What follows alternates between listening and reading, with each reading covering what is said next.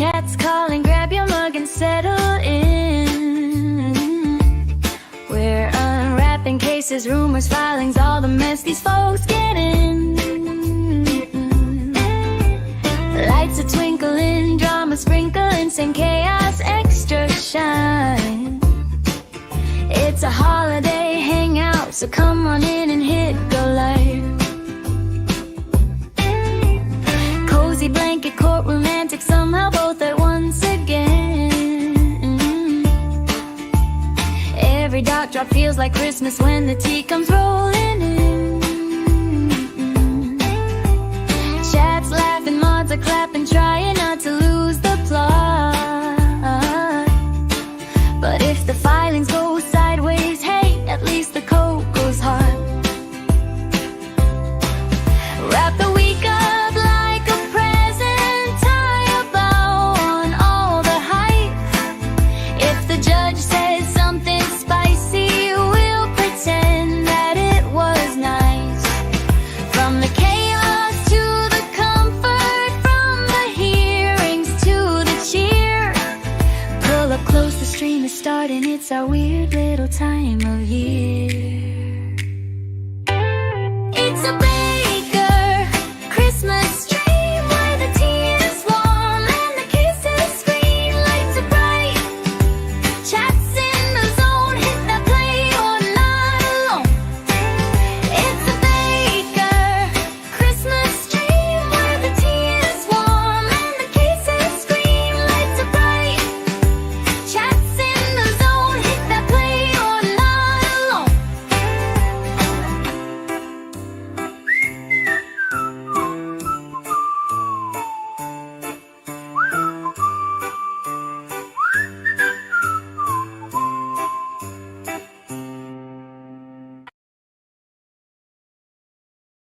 Good morning, good evening, good afternoon, wherever you are, whoever you are, and what, if any, you might be.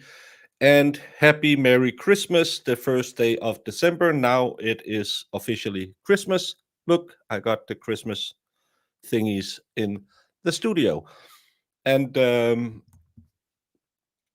I hope you're all ready for something that's not Brian Walsh, because I opened my feed today and I have been a little bit on the do I want to do the Brian Walsh? Do I don't do I want to do the words? And when I saw 10 other channels covering it, I thought, nah, I don't need to do it.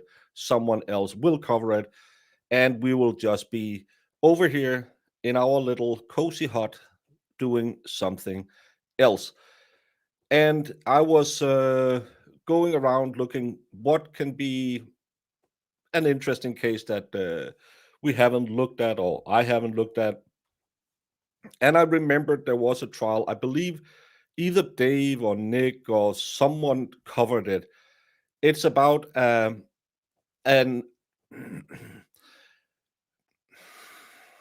a sheet actress who has a young man who is giving her things, and that's what it is. But then they decide to meet up, and apparently he doesn't catch the drift that she is a sheet actress, and sheet actresses might let you believe something and not really mean it. I know it's unheard of that any woman would say, "Oh yeah, you can buy me a drink." No, I don't mean anything by it. It's totally coinciding. But this young man takes it a little bit further than normally, where we would just say, well, F this B word and go home and turn on the interwebs and find something to occupy our minds. This guy allegedly then chooses to move into her house and sleep in her attic and take pictures of her while she's sleeping. And that's not fair, because she is a sheet actress, and when you make your money being a sheet actress, that's not fair to take pictures without paying for them.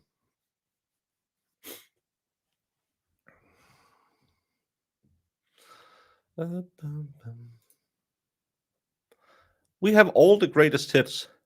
Bedste blev kørt over et rensdyr, da hun gik fra julebankospil. Man siger, julemanden ikke findes, men bedstefar, jeg ved, han er til. See, happy song about grandma being run over by a reindeer. So glad you're out of Canton. I don't think there will be any big revelation from the proctophone in this trial. And if it is, we'll just cover it when it comes out. Again, maybe it's the greatest case in the world. I just don't really feel like I want to do it. I got the Canton fatigues. I'm going to try to follow both trials. Let's see how that goes. Purple, you do you. Yo, Ginger's back. Back again. Still no soul. She said Ginger. It's Monday and words are hard. Good morning, Baker and Chat. Good morning, Deirdre. Well, it's my second stream this Monday, so I should be more eloquent. But I did do cougar class, so maybe that tired me out. You know, those hips don't lie, but my feet are killing me. Grandma gets run over by deer. What protects Sue? Sue's not that old. Come on now. She's still pretty nifty for a woman her age. She can get out of the way from Slay. Bum bum bum. Anything else? Boom bum bum. Anything else?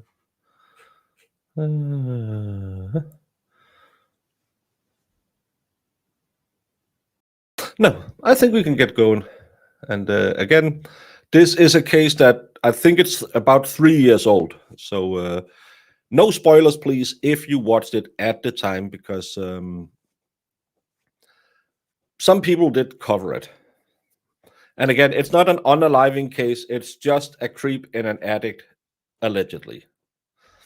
But why does everything has to be unalivings? It doesn't. But let's do it to it.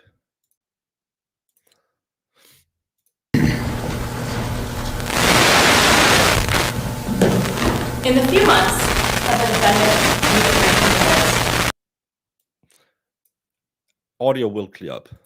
he went from being attracted to infatuated to obsessed with her. To the point where he lost all ability to think reasonably, to control his impulses. And he made a series of very poor, very alarming, and ultimately very criminal decisions. On 5 occasions, between January 20th, 2022 and February 9th, 2022, he broke into Rachel's mother's home in Somersworth where she was living, driving all of 350 miles, 5.5 hours from his home in Bensalem, Pennsylvania. The first time he broke in on January 9th, he used access entry by using the back window, breaking into the storage barn and going through his personal belongings. A few weeks later, on February 7th, over the course of 48 hours until February 9th, he made 4 separate entries into her home, this time coming prepared, with a pry bar in order to open her windows to gain entry, and a to-do list, a literal to-do list that included things like getting a key copy, planting microphones in order to hear her, and putting a tracker on her car. Now, while he's in her house during that 2-day time frame, he makes himself at home in the attic, bringing food and even a cup to urinate in. He does things that are on his list, such as making a key copy so that he can have unfettered access. And he also does things like steal her underwear and photographs of her. Some of these entries, the defendant made. I don't think there was a movie. I think there was an episode on some series on Netflix. I haven't had Netflix in 5 years or something like that, so I don't even know what's on Netflix anymore. But while I was looking for it, I saw that it was mentioned in a Netflix. But again, please, no spoilers. I see him. Yummy. Yummy, yummy, yummy. I got food in my tummy and it makes me feel Happy smelling the panties. No, he apparently took pictures of her while she was sleeping. Made sure. But including the final entry, when he came in around 2 a.m. in the middle of the night, when he knew that Rachel, her mother Victoria, and her 2-year-old son Weston would be sleeping. The defendant broke into Rachel's home for no other reason than he had an obsession with her body, and that culminates that night in that final entry. He goes into her bedroom, lifts up the covers and her bathrobe, and takes a video of her vagina for his own personal pleasure. Now, the facts of this case, from the start to the Yes, the mics will get better, but it's horrible just to start with. I did look at it earlier, and the scratching will go away. No, I did, Holly Mac. I didn't say it was a spoiler you gave. I'm just saying that I know that I saw something about it on the Netflix. finish are almost stranger than fiction, as the truth can sometimes be. Right down from how the defendant first met Rachel. The defendant all the way from Benson, Pennsylvania, and Rachel here living in Somersworth. And that was via this OnlyFans platform that we talked about on Monday. Now, OnlyFans is this platform where essentially a person can have a page or a channel, and other users can access that by paying to subscribe. It can be things like cooking tutorials or teaching somebody to play a musical instrument. But of course, the internet, being what it is, it's commonly used to post pictures and videos of naked women, and the men there that pay to access them. And that's what this initial meeting was. Rachel had a page on OnlyFans where she would post nude pictures and videos, and the defendant was her subscriber, fan, if you will. He followed her page, and they engaged in various sexual banter.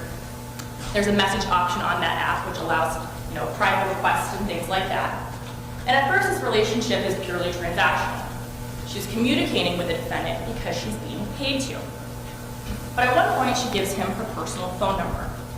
And this messaging transitions from OnlyFans into this more personal realm of private cell phone texts. And as it did, the messages themselves became more personal. Rachel, who goes by Bella online, told him her real name and that she has a young son. She's a single mother. At first, she's engaged. Well, it's actually not that far from the truth, because there was a girl who used to, I don't know if any of you know Camelot. Camelot is a YouTube streamer as well, who mostly talks about culture, movies, stuff like that. And he had a girl on back in the day, and she was also a sheet actress. I don't know how much she did, and I saw yesterday when I was waiting for Monsieur Turtleboy to finish his show, that apparently she does eating streams while in her not fully undressed but kind of undressed state. And I thought, that's very unsanitary. I hope she got a good rinse before she sat on her table and started eating in her underwears. I'm getting older. It takes a little more to get the motor running, and I have concerns about stuff like that. In these text messages because the defendant is buying her things. We first heard a flat screen TV and this fireplace space heater item. Dave, did you cover this trial, or was it Nick who covered it? I can't remember. In the hundreds of dollars, and sending them to her house. An address to send them to her house, and later her mother's address when she moved back to New York. But then sometime around November or December of 2021, these lines start to get blurry between this fake sexual online play into a more personal world where real people are having real discussions and the defendant develops real feelings. So he has her address. And one day he takes this very drastic step and he decides to get in his car and drive again that 5.5 hours, 350 miles to her house, and just takes his chance and shows up. This is December 7th, 2021. Rachel is understandably a little freaked out. She tells him she can't see him, she's a 2-year-old, she can't just drop everything and go out and see the defendant. And he leaves that day without getting to spend any face-to-face time with Rachel. Oh, so good to see you before you go. Been a while. Hope you're doing as good as you can. Did Recovery cover this one? I can't remember. I remember I didn't cover it. I think I was just getting into to trial coverage back then. But I remember I saw parts of it. They still have not actually met in person. A couple weeks later, he does this unannounced visit a second time. And that time, she does agree to see him. And they have consensual sex in her apartment before she sends him on his way. After that, from December to mid-January, he comes up 2 more times, unannounced again, 350 miles. But on both of those occasions, he does not get to spend any time with her. She sends him away. Perhaps frustrated by this, on January 20th, 2022, he again drives that long distance to Somersworth. And this time, not only does he not tell Rachel that he's coming, he never tells her that he's there. Instead, he goes in and he breaks into her home. Now you hear about this home that she shares with her mother. At that point, she had moved in around Christmas back in with her mom in her own apartment. And it's this old Victorian house, it's kind of like a maze. And it's got these 2 back rooms, one's unfinished and the one behind that's almost like a barn, that are attached to the house. There's an old wooden window on that back barn that kind of slides to the side to open. That had been secured by someone with a nail so it couldn't slide all the way. Let's just say we will get into the part about coming later. I remember that part vividly. The defendant is able to break that window and then prop it back up afterwards so that if anybody was just looking at it quickly, they would not be able to know necessarily that the window is broken of this old area of the house that nobody really goes to that often. So while he's in there in that back room, he's going through her childhood schoolwork. We know this because he took a photograph of something clearly important to him, a poem that she had written in grade school called Dear Summer Raindrops. And we also know this because his fingerprints were on the cellophane sheet protector that was used to contain it. So when he leaves, and by the way, that pictures, those timestamps from that are about 3 a.m. in the morning. So he leaves. Rachel and her mother have no idea he's even in town. Not supposed to say no idea that he had been in their house at 3 a.m. And perhaps emboldened by the fact that he got away with it on January 20th without anybody knowing, he returns a few weeks later. He drives all night and he gets to Somersworth, New Hampshire around 4 a.m. on February 7th. So that's a Monday. And as I have said, when he returns, he has a to-do list. This to-do list lays out his plans for when he was there and demonstrates that he is on a mission. And that list, that to-do list, is found there in the notes section of his cell phone. It has things like go to her house, then put a tracker on her car, lockpick her house, find her room and her stuff and get my shit back, get a key copy, put microphones and stuff to hear her, log into her phone hopefully, make sure to be very careful and sneakful around her home. Remember, get her phone and open it, unblock me on everything. It also details her son's name, his date of birth, a description of where her 2 friends live, that she drives a white Jeep. It lists her license plate and the name and number of Nate Wilson, the guy she had been seeing. So over the next 2 days, from that Monday to early Wednesday morning when he's arrested, he endeavors to complete this list. On Monday morning, he's able to get in using a pry bar that he brought up on a few different windows that he attempts to use it on, before he's able to get one open and climb inside the home. He takes Rachel's keys right from the living room kitchen area while Victoria is getting ready for work. Could have been vices. Yeah, might have been vices. Yes, this is the simp trial. Again, please no spoilers. Please no spoilers. Because it is, as I remember, it is a pretty good case. He leaves, and instead of just keeping that key to use to get inside of her house, he goes and makes a copy. so as not to arouse any suspicion, he returned the original. So he sneaks back in the house in order to return the original, and puts the keys on Monday night, which Rachel, by the way, and Victoria have been turning the house into town looking for all day, and puts them kind of underneath the kitchen island, as if to say, oh, we've been here all along. So it's Monday night, and when Victoria comes down the next morning to get ready for work, she sees these keys that she's been looking for all this time and thinks to herself, oh, I thought I looked there a million times, but here are my keys, thinking nothing of it. And while he's in the house returning the keys, he does take some of Rachel's belongings, as I said, for good measure, her underwear, some photographs of her that were around the house, before he leaves again. This is Tuesday morning now we're talking about, to go on a McDonald's run. Goes and gets some breakfast at McDonald's, some hot cakes and hash browns, and brings them back to the house, at which point Rachel and her mother are gone. Question, what's hotcakes? I don't know. And as he enters the house around 10:15, he sort of takes his time, goes around the house, filming the interior, taking pictures of her bedroom all while eating his breakfast. And at some I believe it was the 19th. No, was it the 19th or the 20th of December? 19th or 20th? No, was it? Yeah, I think that was the day he was supposed to have been on my show. We had just talked on the Thursday, and then Saturday morning, I think it was when I heard that he passed. So that was kind of weird that we had just talked and he said, I'm going to Seoul to relax for a bit. And just shows you, enjoy it while we're here, because we never know when the lightning's going to hit. Oh, it's pancakes. Okay, thank you. At some point, he goes into the attic and brings his food up there.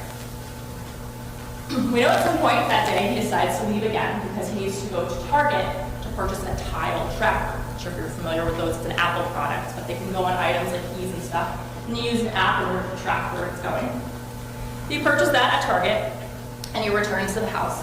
And this is around 9:44 p.m. that he's making that purchase. When he comes back to the house, it's late at night. And while he's debating his next move of whether or not he's going to sneak in and how, Rachel texts him. And she's saying, thinking, he's in Bethlehem, Pennsylvania, that she's drunk, that she's lonely. She's drunk, she's intoxicated, and something she does when she's feeling that way is text the defendant things like, I wish you were here. But at this point, he had been here. Roughly 43 hours he had been here. I'm wearing my Judge Bev t-shirt. I'll allow it.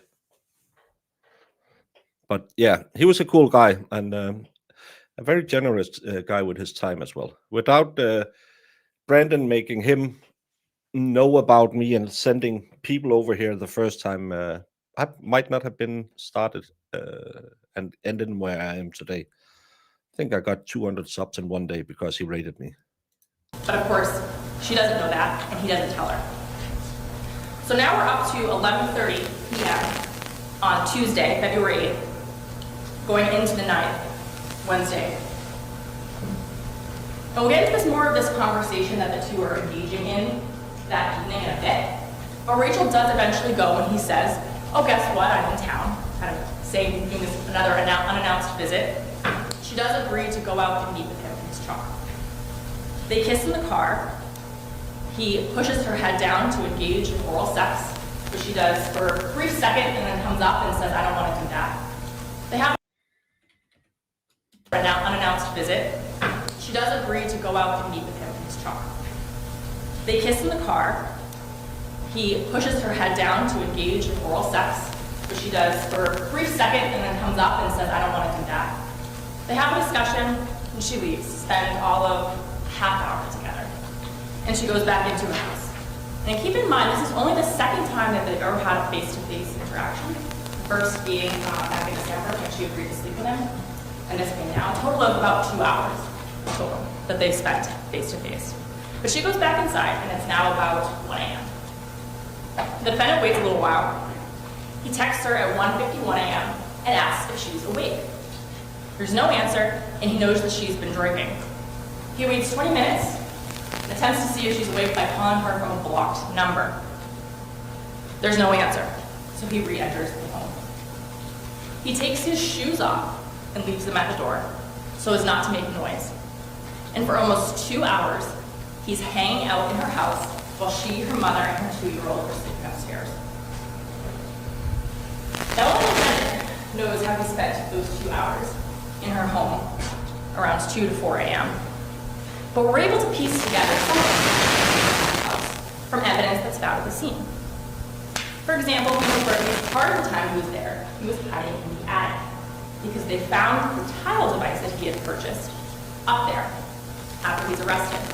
He had wrapped it in blue masking tape as if to conceal what it was, but there it was, the blue tile, the tile that he had purchased. And they also found the McDonald's breakfast food, which he had apparently stored up there for later, as well as some graham crackers that he stole from the cupboard. We know he was up there for at least long enough time that he had to urinate, because the McDonald's cup, which had a previous beverage in it, assumingly, was now filled with urine. We can also piece together some of the things he was doing in the home because of the activity on his cell phone. During those hours where he's in Rachel's home, he's doing things like using Facebook, Instagram, Snapchat. He's listening to music. Actually, his earbuds were found at the scene. He's accessing the flashlight tool on his phone. He's in his notes app, quite literally checking his to-do list. We know that at some point, he came down and was walking around Rachel's bedroom. And we know this because at different times throughout the night, he's doing things like taking pictures of different items that are in her room. For example, at 2:30 in the morning, he takes a picture of her license plate, which was left on one of the rugs. Sorry, not license plate, license. About an hour after that, he took a picture of her cell phone lock screen. But of all the strange things he does that night, perhaps most concerning is the video he took at 3:19 a.m. when he lifts, again, like I said, the covers of her bed into her bathrobe and takes a video zooming in on her bare vagina. After that, he hangs around for about another hour until 4:15 when Rachel wakes up. Remember earbuds if you have kids around you. Some guys are weird. Now you'll hear about that experience from Rachel herself, and she'll tell you that when she wakes up, she initially sees a figure, or thinks she sees. Thank you, Erica. And let us know if there's any bombshells that we need to cover over the weekend. Because as I said, when I opened my stream today, there was 10 people I follow at least that is covering it. I, of course, can recommend going over to Mo in the Deep End, who's going back into trial watching and covering the Brian Walsh case. So go give her some love. Who wants to see? We are not that many here today, so let's do this. I know Aiden talked a lot about sending mushroom pictures to you ladies, but mushrooms and roast beef sandwiches in their isolated state are not that interesting, are they? I feel more it's more one of those things that you kind of do because, hey, I heard that's the cool thing. Some nice titlets or good positioning. I find that more tingling than just a roast beef sandwich. I don't. And again, yeah, if the ladies want to proceed with any endeavors, they will write back, "Oh my God, it's so big. It's I want it." In reality, they are sitting there in their nightgown, thinking, "Seen one, seen them all."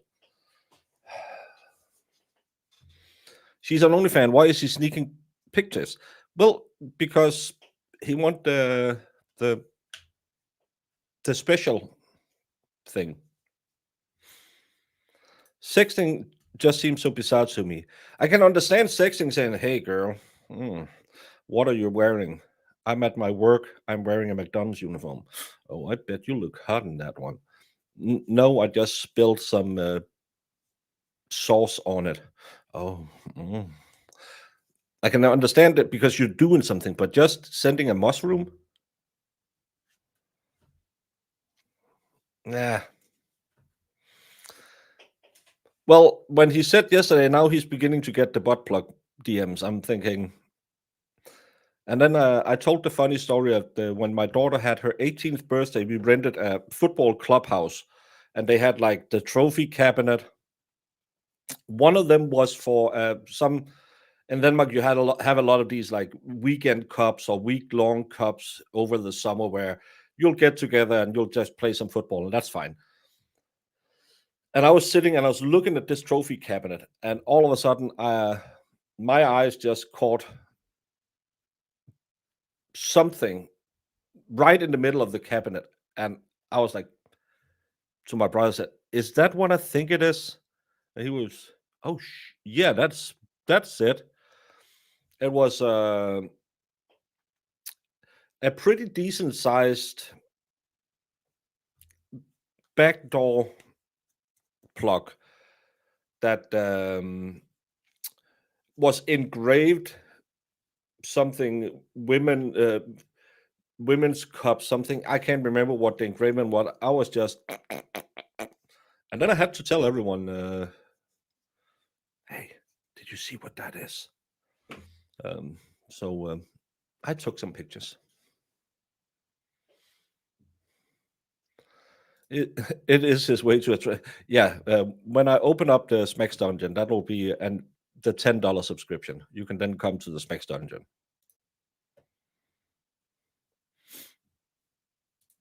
Figure in the doorway, but she's half asleep. And while in the back of her head she's thinking that this could be the defendant, who she knew was obviously around, she thinks maybe also it's her mom, or maybe that she's just imagining it. So she goes around the house to look. She's careful not to wake her son Weston, and she goes into her mom's room, tries to wake her up, and says, "Mom, I think there might be someone in the house." And as they're doing this, they start to hear noises above their head. The defendant, they're at. Don't. No recipes. And then they start to kind of freak out. They call the police. When the police get there and come into the house and walk upstairs, they too can hear these footsteps. Did we get rated by Mo? Mo, you're having a stream later. But thank you for rating, and hello, Mo Raiders. On the attic and roof. They go outside and use their flashlights, shining them on the roof, and sure enough, there is the defendant, and he scuttles over to the other side. They run back up through the house, and the police officer ultimately enters the attic, sees the window the defendant had opened and cut a hole in the screen, and ultimately gets the defendant to come back in through the window, and they arrest him in his bare socks.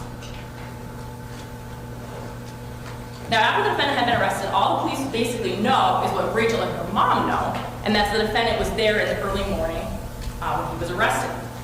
At this point, they haven't gone through his phone, they haven't seen the video he took, they haven't fully interviewed Rachel or him, or processed the crime scene, and they don't really know what they're dealing with. So you hear about how this investigation sort of unfolds, and they have to kind of work backward and figure out that he had been in the house for the last 2 days and back in January. And as I try to talk to him to get his side of the story, he downplays it. He says, "Well, you know, we were fighting, we were arguing. I went in that night, sure, but I was just doing it to get my stuff back, and oh, by the way, the door was unlocked. I didn't break in or anything." And after getting that story, police kind of are finding out more details, almost simultaneously. Seeing this video on his phone, finding the urine, the McDonald's, stuff like that in the attic, and they go and they confront him with these details that don't really fit. Empire, I caught that one as well. Is it just was it just his bare socks, or was it something else? That's the thing I was thinking about. Oh, and Pixie, thank you for 25 months. Oh, that's amazing. So long. I think you're one of my first subscribers. 25 months. That's a lot of babies. But thank you so much, Pixie. And Holly Mac gifted 10 memberships. Thank you so much, Holly Mac. And welcome to the Coach Karen Kell. Michelle Garside, maybe? Ralph, Texas Mitchell, Jerkfist Jones, Salty Buzzard, Nicky Y'all, Just Joking, Sleepless Sleuth, It's Wax. Thank you so much, Holly Mac, for gifting this one, gifting 10 memberships.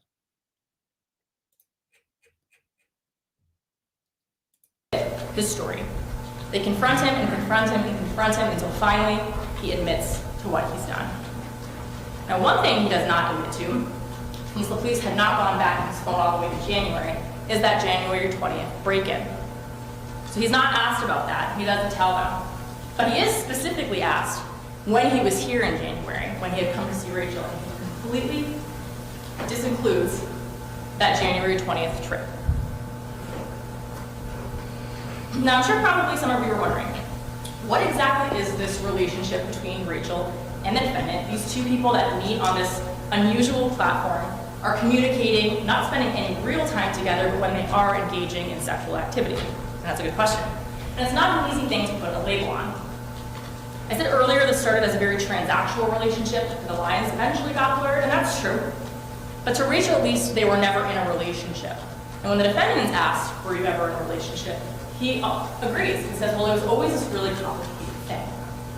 In order to get the full picture, it's important to know about where Rachel was at the time. She was 24 years old, a single mom. Despite posting videos of her naked body, which you would think maybe she's a confident person, she actually had incredibly low self-esteem. She had bad relationships with men, and she was drinking a lot. And so when the defendant comes along, showering her. I just can't believe that can be true about a woman who makes her money in that way. I think that's massage therapist talk. These compliments and gifts, and clearly enamored. She liked it. She even encouraged it. She flirted. She spent her free time on the phone with him, FaceTiming him, free of charge. And even though she didn't really want any sort of real relationship with the defendant, this conversation that she has with him over text messages doesn't necessarily reflect that. And especially true if she had been drinking and texting the defendant. At one point telling him she kind of liked the fact that he was a little obsessed with her. Now when he would make his surprise visits and this person that was online is suddenly on her street, sure, it freaked her out, but part of her was also flattered. She wanted to be wanted. She wanted the attention from men, good or bad. And another part of her felt guilt. She knew she encouraged his feelings, and it was partially her fault that he would drive up all this way, spend all that time coming to see her, because she would say things like, I wish you were here. And part of that guilt sort of manifests in the sleeping with him. At times, Rachel was hot and cold. She would go from saying, like, this is too much, you have to stop talking, I'm gonna block you. And then she'd go back to talking with always these kind of hyper-sexualized overtones to the messages, since that is how this relationship initially started. And you'll see some of those messages. You won't see all of them. We'd be sitting here for a full extra week, but you'll see some, and you'll see that especially the This is in New Hampshire. messages that they exchanged on that day, February 8th, leading up to when he's arrested. And it's very indicative that day of how they spoke to each other over the course of this time frame.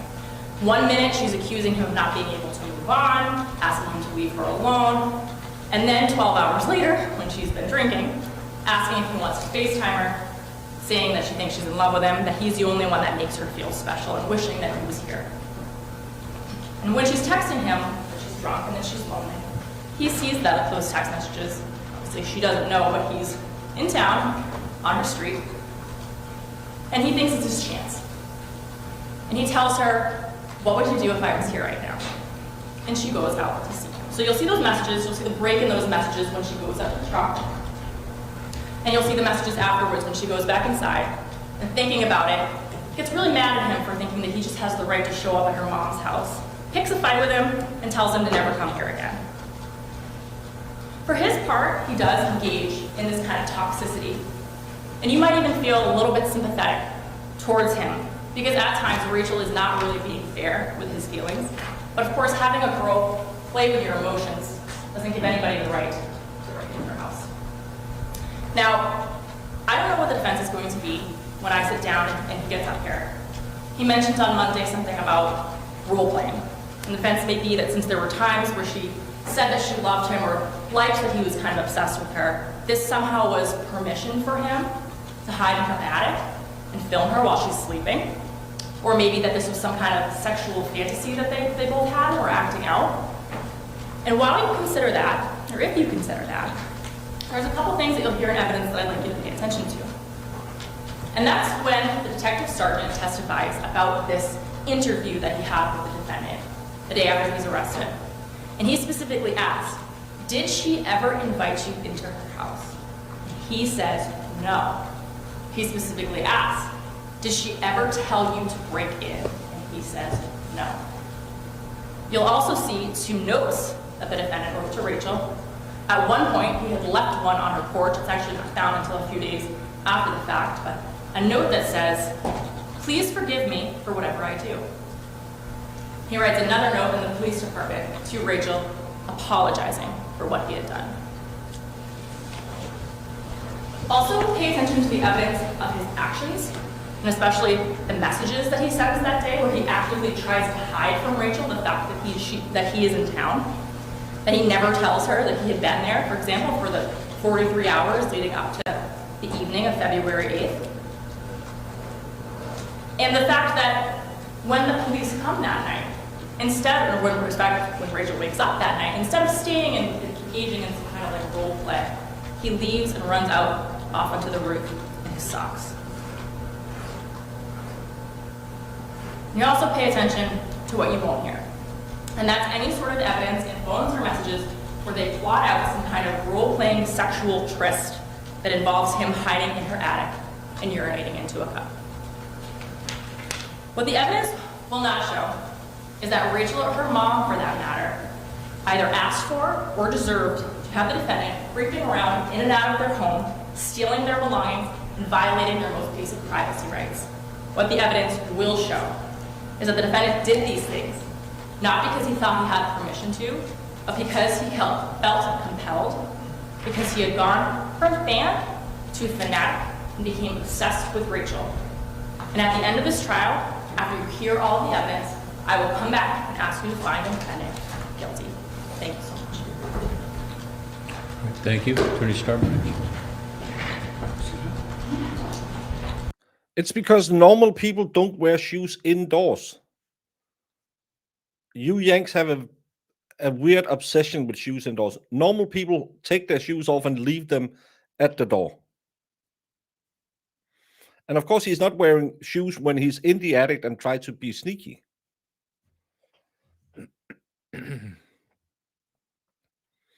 Think this is your first New Hampshire trial. I have covered Adam Montgomery twice, and Bradley Yawn, I think, was also out of New Hampshire. So I've had a few New Hampshire trials.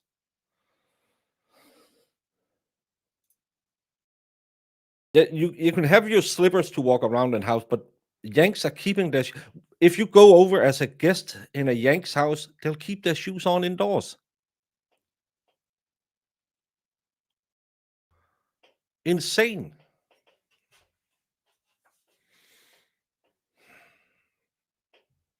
Oh yeah, the pew pew guy outside of the bar as well. I can't remember his name. That was clear self-defense, but he got thrown in prison. We don't like New Hampshire a lot. No, this is a pure stalker case. We needed something else.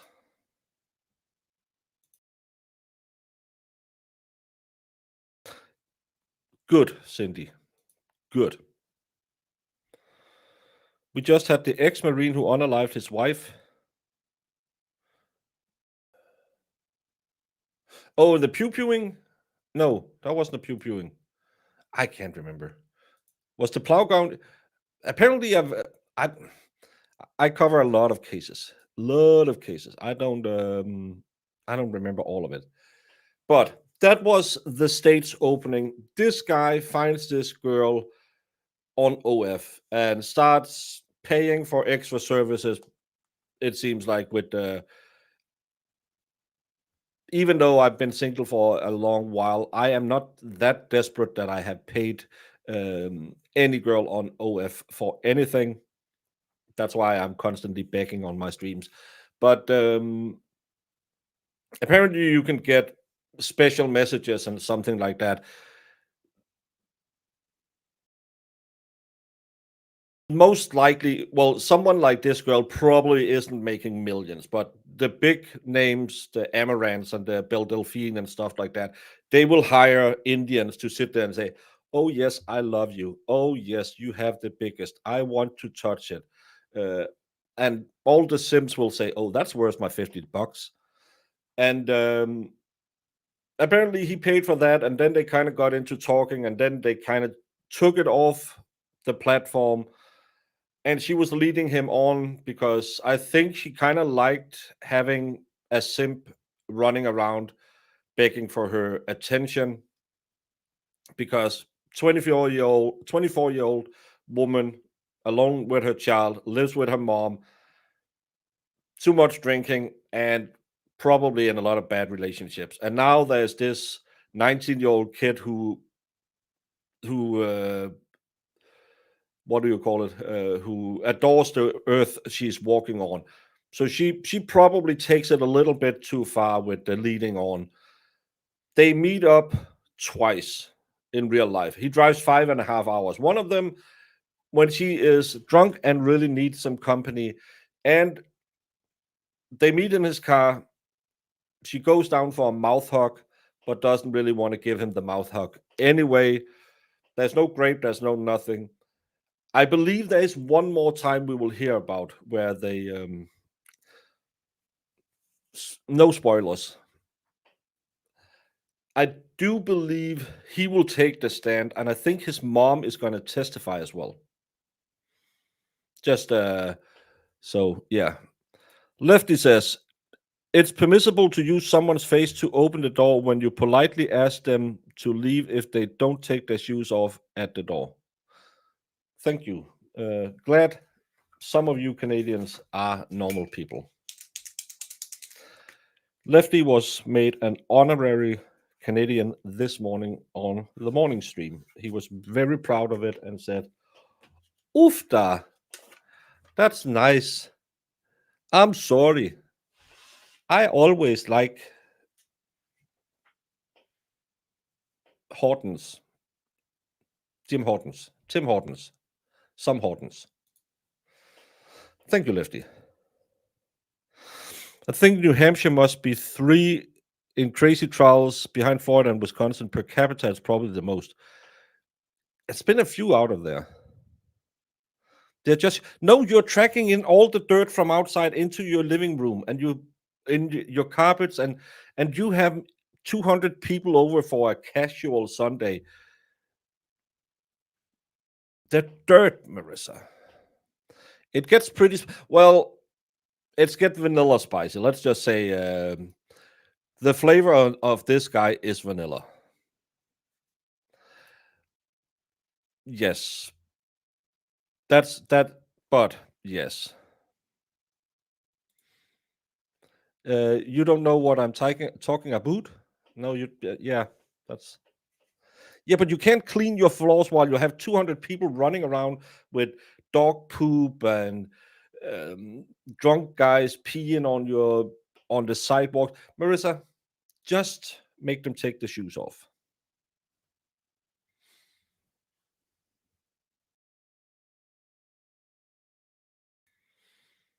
Well,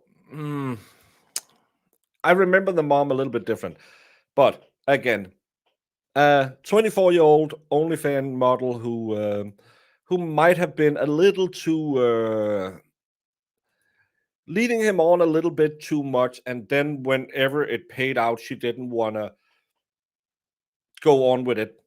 It's a story as old as time that mixed signals and a guy getting obsessed. It can happen to women too. I have been told. Never ever seen any proof of ladies going absolutely crazy and wiretapping their boyfriend or going into their boyfriend's phones or anything like that. I heard it happens, but I never heard anything about that. Good morning.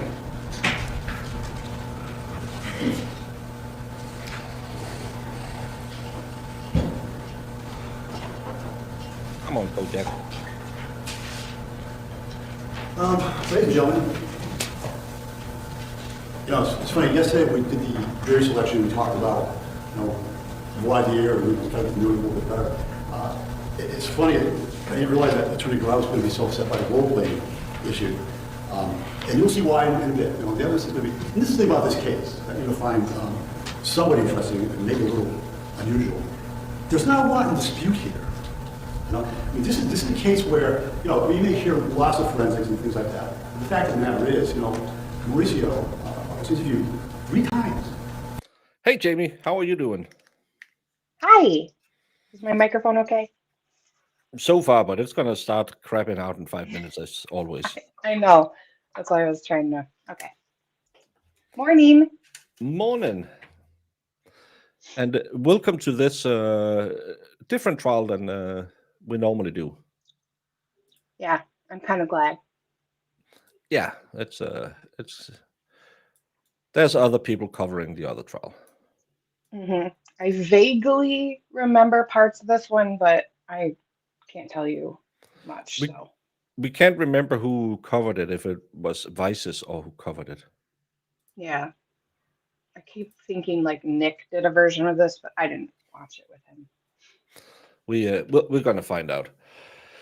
Spire says, why did the ceiling fan start an online business? Because it heard everyone was making money on OnlyFans.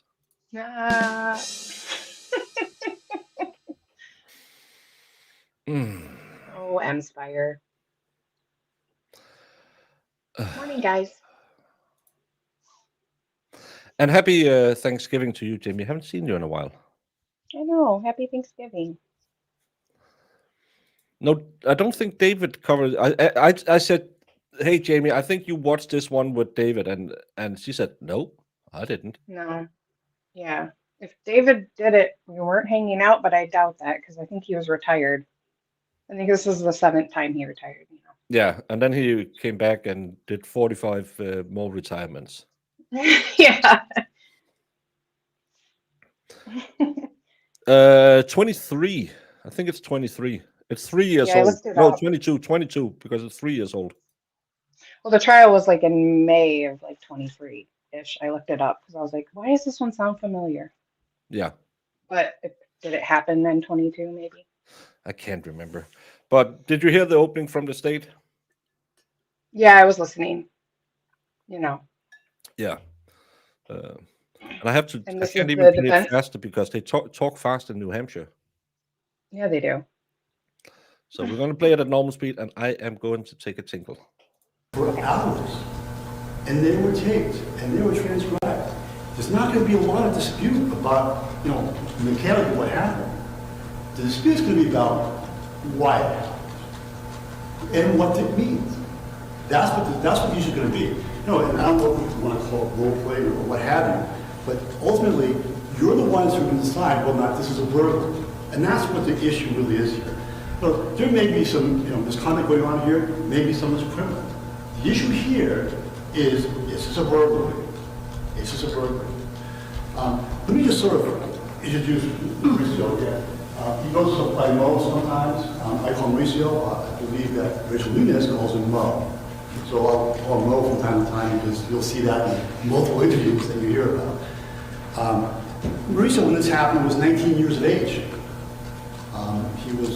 He really a baby. Rachel Nunez, of course, is 24. He does live in Pennsylvania. He lives here with his mother, so that. But she's here by herself because the rest of the family is down in Pennsylvania working at the family restaurant. They have a Mexican restaurant in north of Philadelphia, and it's a group effort. The whole family works there, as does Mauricio. In fact, Mauricio practically worked to death, and really doesn't have a lot of time to do a lot of socializing outside his work. The complaining, witness, Rachel Nunez, They meet on OnlyFans, and as you heard from Attorney Garage, it's a site that's used to sell material, or some people call it content. The person makes content, there's a subscription service, and the person subscribes and buys the content. This is typically the extent of any kind of connection the purchaser and the content maker will have. Usually they don't have, there's no personal phone numbers exchanged. This is unusual, and this is where things really go south, because there is a relationship here, and a relationship which she actually welcomes, not just tolerates, but welcomes. Financially she does well. He's generous, and he gives her money and gifts outside the OnlyFans site because she wants them. But let's make no mistake about it. They make that drop into the friend zone, and then into more of a lover issue. They become lovers, and there's no question about it. They had consensual sex twice. They are lovers by definition. All right? They cross that line, and one of the things that is concerning about this case is really what he is a client. And she knows it. She's known this right along. She's been playing him right along, and it's in her interest that he doesn't know, and he doesn't know that he's a client. He thinks that they actually have a mutually enjoyed relationship, and this is what this is the trouble with this case. Is that this isn't your usual burglary, which is economically motivated. People think to themselves, burglary, well, that's when some guy in the mask breaks in and steals a silverware. That is not this case, not even close. Like I said, there may be some issues, maybe there was an invasion of privacy. You'll have an opportunity to determine that. You'll have an opportunity to determine whether or not this is a burglary, or is it really a criminal trespass? Is he really trespassing and taking pictures he's not supposed to be taking? Burglary, folks, is the unprivileged or unlicensed entry into an occupied structure. Okay? That also can be a trespass. What makes it a burglary is the intent. What makes it a burglary is what was his intent when he crossed that threshold. He has to have the intent to commit a crime before he goes into that house. Okay? He has to go into the house with that understanding that I'm going to break in to steal silver, or to do some such thing, to steal what have you. It's obvious from the indictment. Say it's not really clear either, because that had more of a invasion of privacy. I'm not really sure. But this is going to be the issue: is what was his intent? And honestly, a lot of the stuff that you've heard in the opening, the mystery seeking out the fingerprint people, people doing forensics on the cell phones and things like that, and it's going to take hours to get through it. The fact is, not necessary, because largely everyone's in agreement about what happened here. And the reason why everyone knows what happened, because she told them. 3 separate interviews, 3 separate detectives, and it wasn't pleasant for Mauricio. Remember, he's 19. This is a shock to his system. Not only is he finding out the sad truth, which he's a client, now as he finds out, he's also finding himself in facing police officers for hours and hours and hours. And it's all going to come down to what's the intent was.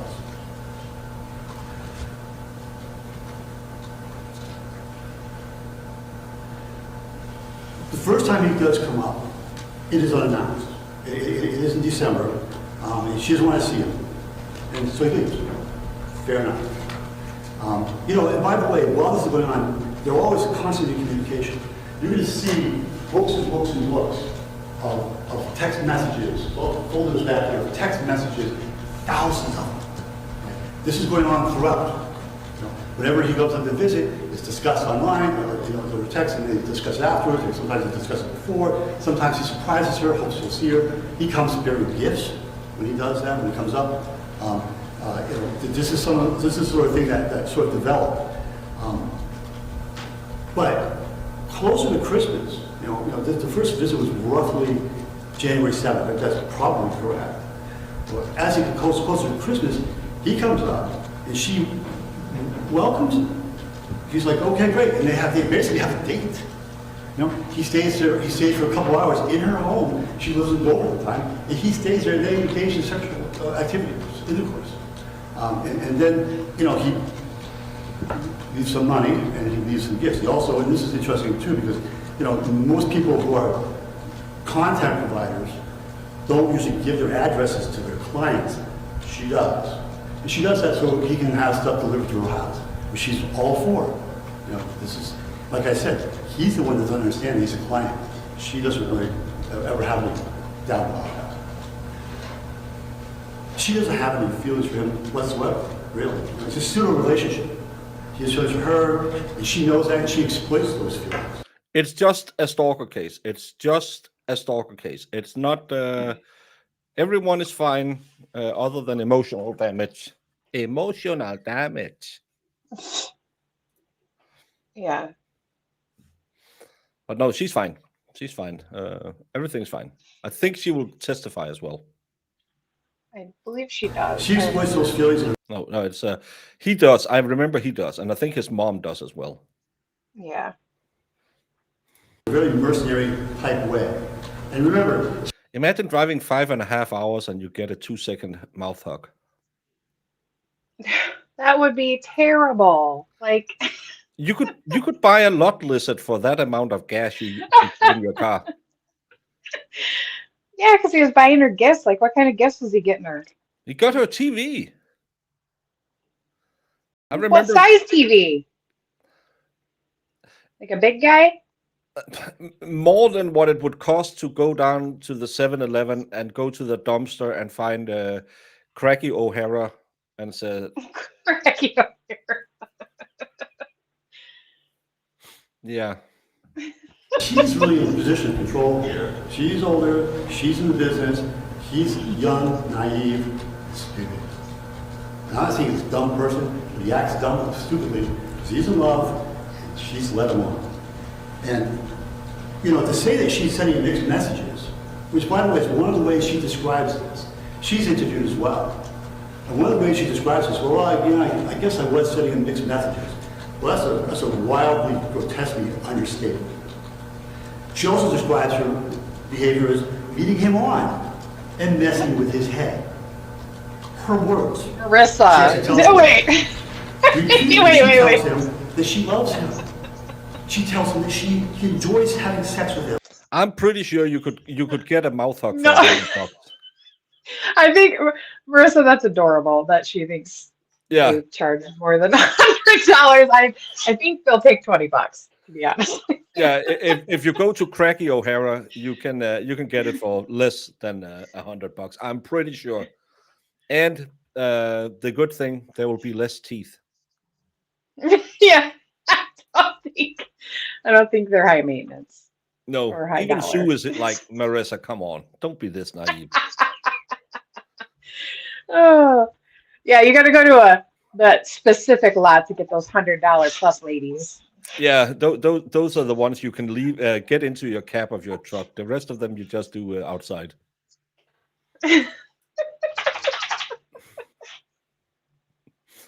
Wouldn't not listen. I don't know what is the preferred. We have to get T-Rex in here. He's the lot expert. Well, it reminds me of like trick or treating and like how you go to like the rich side of town to get the better stuff. I guess maybe whatever side of town you go to, get a quality lot lizard. And Courtney says those lizards are scary. Who are they to come between true love? Yeah. I mean, hey, do what you gotta do. No, I can't say I've seen that. And believe me, folks, he's ready to believe that. He wants that more than anything else in the world. So when she says to him that I love you and I love having sex with you, he's on cloud nine. He's floating now. You know, this is the tragedy here. Is that, you know, he really got to do it. And at the end of the day, there he sits. He's still 19, or maybe he's 20. You know, this is the tragedy here.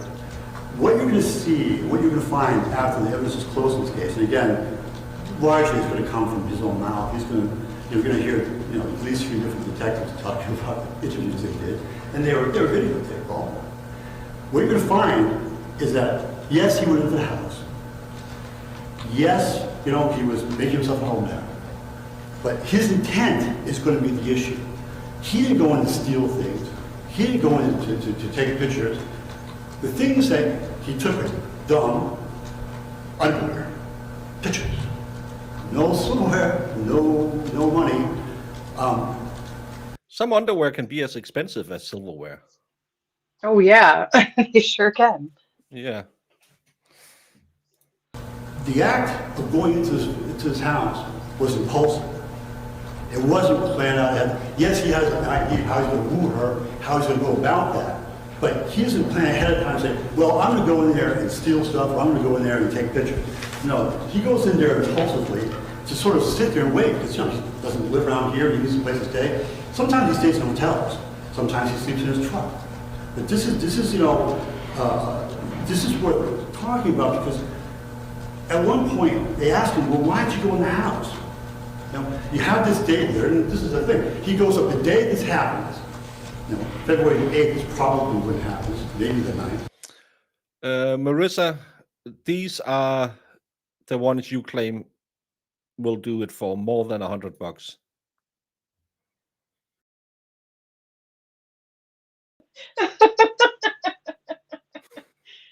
Oh my God. Yeah. I love that. that get dropped in Discord instantly. Exactly. I mean, they're better looking than most, but still. Yeah. Did he say 20? No, he was 19. I think 19. Yeah. I was going to ask you how old he was, because I thought I remember at 18, 19. Yeah.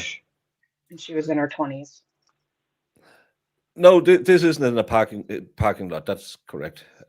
RSX fan will find a real lot lizard. He's sorry now. Someone around him. When this happens, they actually have another date. He picks her up. He goes out to her house. You know, he waits for her. She comes out. They go off, and they engage in more sex, fellatio, basically. And after that, they have a fight. And some of the things she says to him is, "Well, I'm going to throw all your stuff away," because she's got some stuff. She's got she's got sunglasses. She's got something his mother gave him. She gave him a special hat, a beanie. She's got the sentimental value. She's got that. There are some things that she has. Also, the TV set, she keeps trying to, they get in a fight, and she'll say, well, just take the TV and go. Or I'm going to throw the TV away. Just take it and go. Take the fireplace and go. You know, they have this fight, then they make up. Oh, yeah, I can remember this. She got an electric fireplace. That was what we were talking about all the time. Yeah. You wanted an electric fireplace. Mm-hmm. I do remember that little piece, and I was like, well, those things are nice. Yeah. I don't remember where I was talking about that, though, because I definitely wasn't on the stream watching this. No, but that's more than a $20. Oh, yeah. My brother got one, because that's where I saw it, and I was like, that is nice. And it was like $400 at least. Yeah. Was it to keep a muffin warm? Jamie, I like we can do these streams. That's not so important as a live trial. Yeah. It gets the crazy out in people. And we we get to have fun. One more viewer from 69. Oh, we just hit 71. Oh, dang it. Somebody leave, please. And never mind. Marissa, Celestial says, Marissa, I love you. You are concerned about the financial well-being of the lot lizard. She was. Now she's going to go take up more. If not more. Yes, she's going to make a fundraiser. Starts to get a little smart and says, you know, this Saturday, is terrible. I'm raising money for lot lizard. He actually tries to get away from her. She reinitiates the contact. She reinitiates, and she actually says to him things like, I actually enjoyed having someone obsessed with me. I like this game we're playing. I like this. So this is the problem. This is the problem with this case. You know, she's 5 years older than he is. He's her client. And the tragedy in this case is he doesn't know that. He doesn't know that. And when he went into that building, into that house, it was impulsive. You could just easily say, well, he took graham crackers, he must have gone in there to eat something. He doesn't know what he's doing at this point. He just goes in. Frankly, when you talk, when the council talked about the to-do list, he actually says in the to-do list, what are you going to do in there? And he says in his to-do list, get my stuff back. None of that. He's getting his stuff back. Period. So at the end of the day, you're going to have choices. At the end of the trial, we'll all address you again. And Attorney Rod and I will give you our views of the world. Which will be different, but you're going to find that the evidence is going to be somewhat, consistent with whatever his view of the evidence really is. But you'll be given the law by Judge Howard. And Judge Howard's going to talk to you about what your options are. And you'll have options, perhaps to convict him of stuff that he did, or maybe you'll find he did nothing. But at the end of the day, you're not going to find that he went into that house with a purpose to commit any kind of crime. Period. Thank you for your attention. Thank you. All right. Attorney Ramos, are you calling the first witness? So his explanation is she was actually leading him on, and he is the victim here because he wanted to get away, but because she liked having an obsessed fan, she kept him in there, and they had two consensual sexual encounters. Okay. So Princess Chelsea is volunteering to be the head of the new Lot Lizard Union. Marissa will be the chairperson.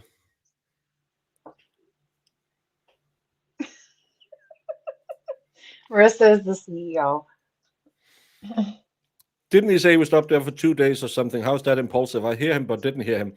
He drove 5.5 hours. How is that impulsive?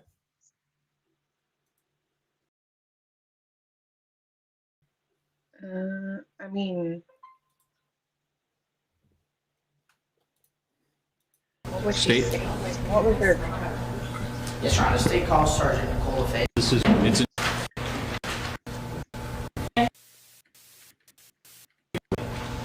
the penalties of perjury. Please be seated.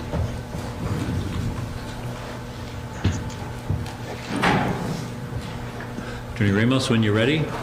Your Honor. Sergeant Fay, can you hear me okay? Yes, I can. Perfect.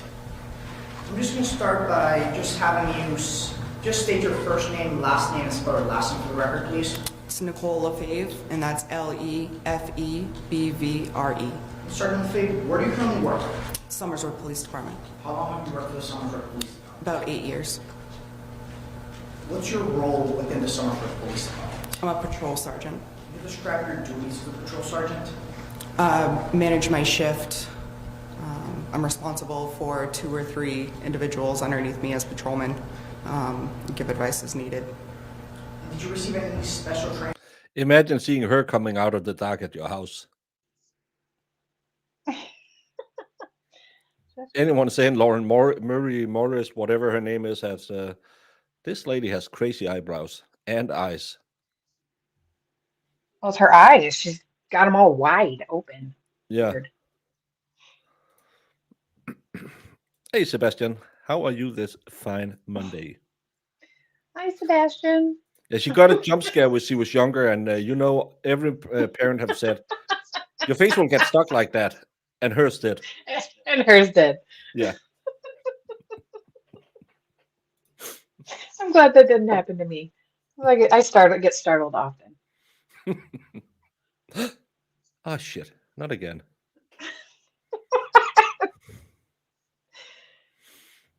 In order to become a police officer? I did. I went to a 16-week police academy in Concord. No. On February of 2022, were you a certified police officer in the state of New Hampshire? Yes. I just want to ask you about that time frame, and specifically direct your attention to the early mornings or early hours of February 9th, 2022. Were you working that day? Yes. And at some point during your shift, did you respond to 34 Highland Street in Somersworth? I did. Why did you go to that address? Got a call about a noise complaint, possible raccoons up on the roof. The caller really wasn't sure the cause for the noise. Now, can you describe, did you respond by yourself or? I responded, yeah, with one of my other officers, Officer Self. Now, once you arrived at 34 Highland Street, what do you do? How do you control that scene? So we made contact with the calling party, Victoria Burke, who told us that she was hearing some noises up on the roof. So she immediately brought us inside, kind of showed us the layout of the house, and showed us where the noises were coming from at that time.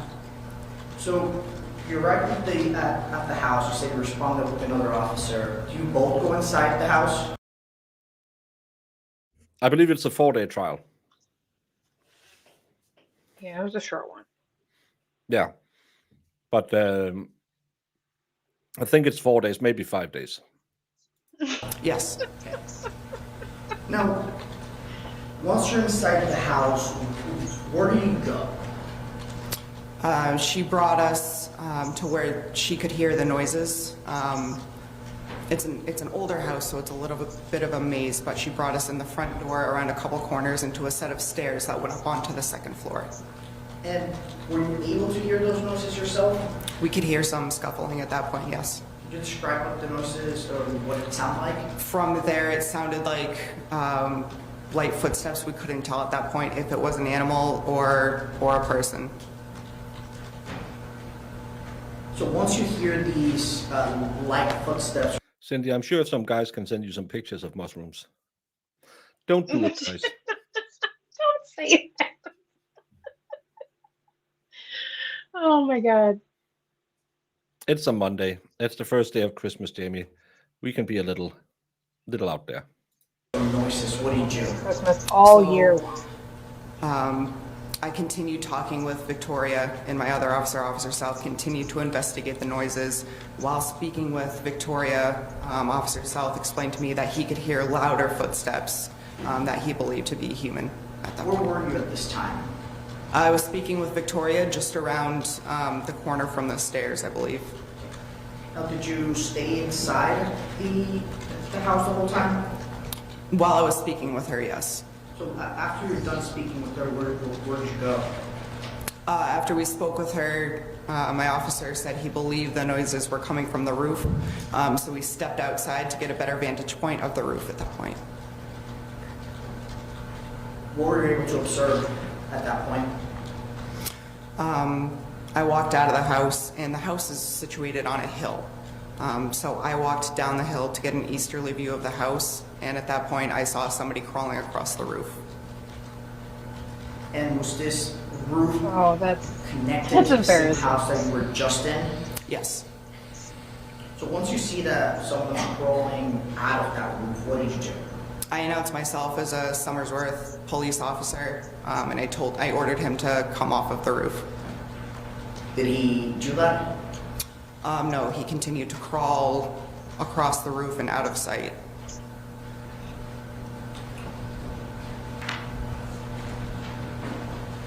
So now,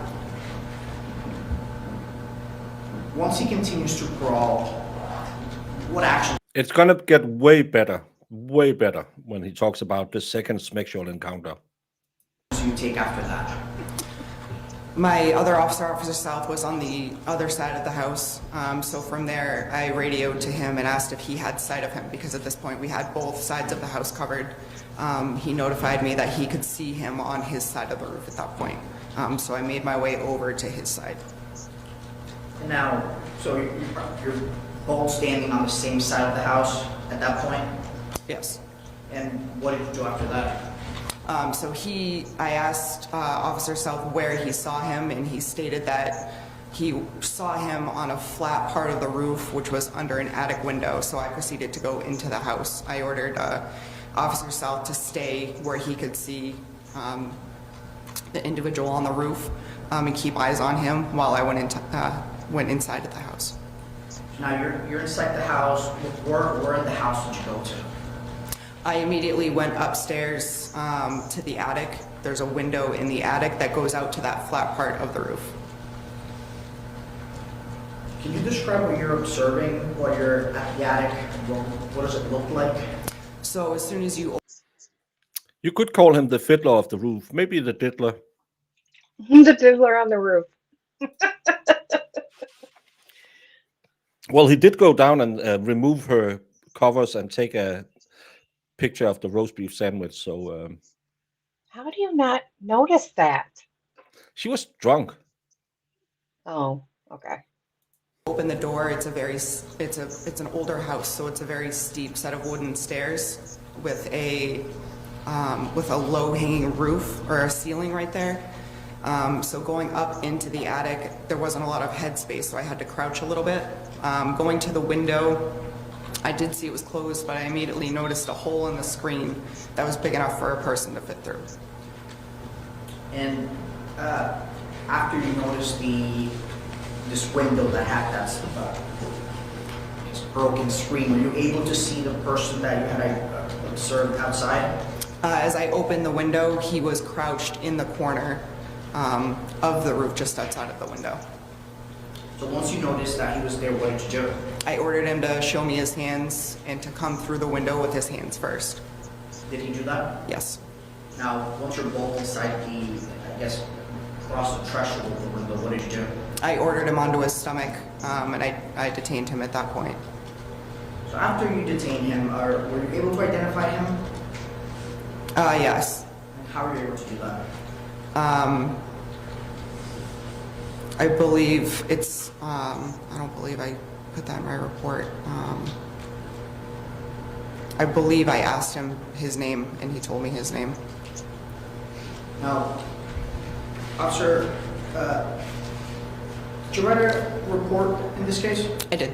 And is that, looking at a copy of your report, refresh your recollection? Possibly. Awesome.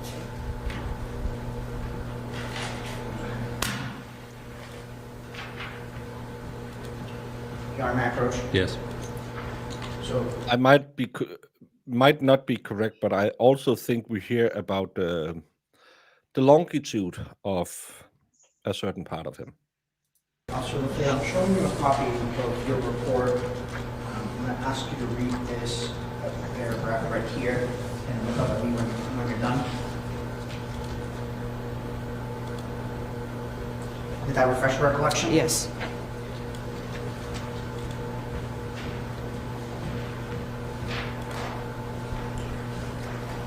So, Officer LaFay, I'm going to re-ask you the question. Were you able to identify the individual that you had observed? Yes, I was. And how were you able to do that? By his Pennsylvania driver's license.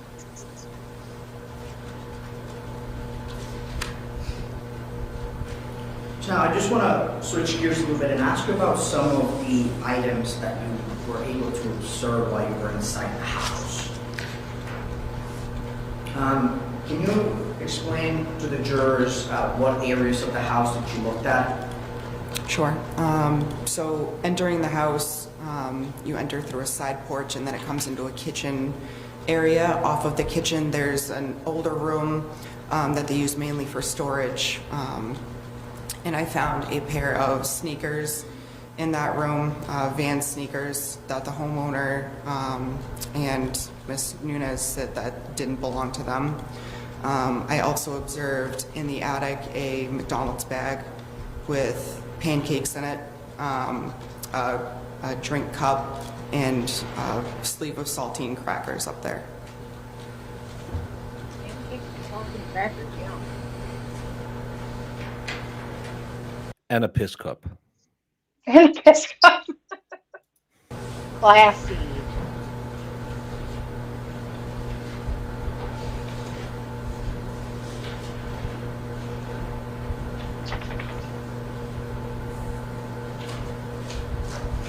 Today, Junior. Am I approach? Yes.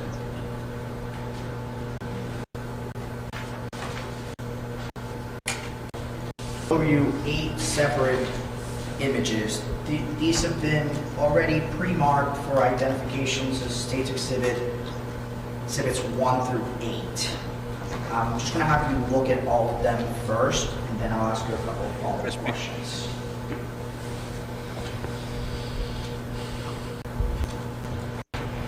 So, Sergeant, do you recognize all of these images? Yes, I do. Where were these images taken? In the attic space. And when were they taken? The date, the 9th, February 9th morning. Do States Exhibit 1 through 8 for ID, all the pictures that I just looked at, fairly and accurately show the condition of the house and the items that you looked at when you went to 34 Highland Street? They do. And at this point, I move to strike the ID and enter these 1 through 8 as full No exhibits. objection. All right, so there's no objection to 1 through 8. The ID will be stricken. They'll be full exhibits.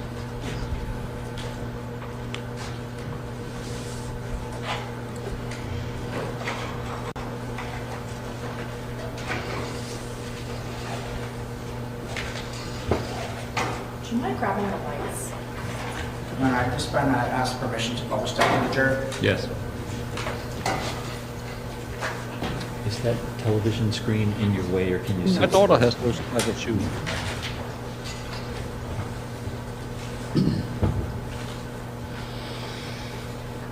That big. So Sergeant Fay, we're looking at that big screen.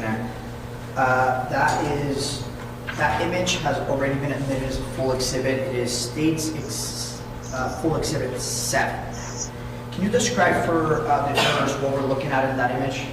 That's a pair of black and white Vans sneakers that were found inside of that room off the kitchen. Were you able to identify who those shoes belong to? I took them as evidence, and I believe ultimately they were identified, yes. Now, did they belong to anyone that lived at 34 Highland Street? No.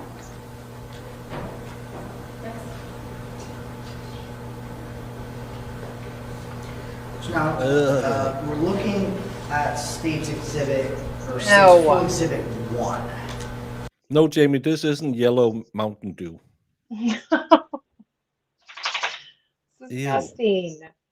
Ooh. Ooh. What's included within that image? It is a McDonald's cup, a sleeve of saltine crackers, and appears to be a hash brown from McDonald's. And where in the house were those items located? Those are in the steps going up to the attic.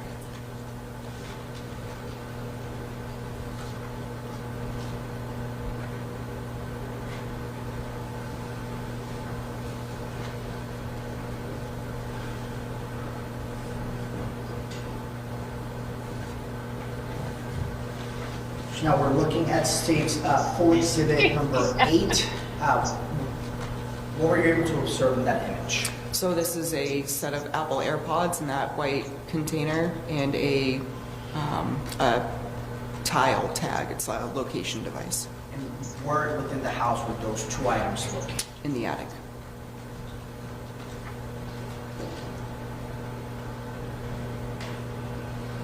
Yeah, maybe you need to recycle, Sue. So with that one, we're looking at State's Full Exhibit 2.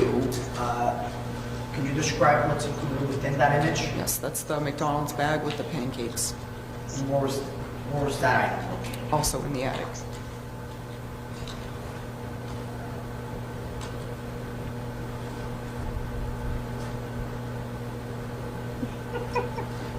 And that is State's Exhibit 3. Is that a larger version of that same picture that we just looked at? Yes.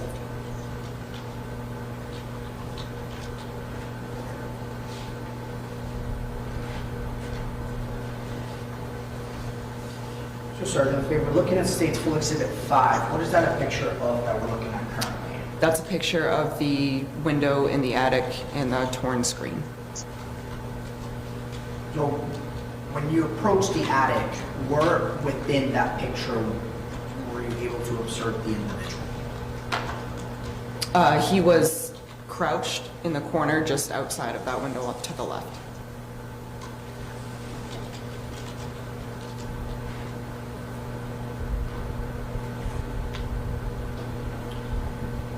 This exhibit is State's Exhibit, or Full Exhibit 4.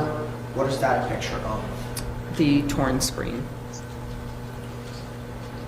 Now, where did that window Where did it lead to within the house?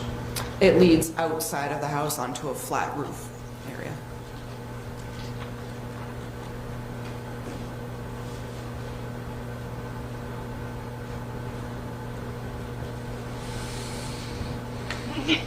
This last image is State's Full Exhibit number 6. Can you describe that image? It's a water bottle. Where was that located? In The the extra large cup. All the back of me.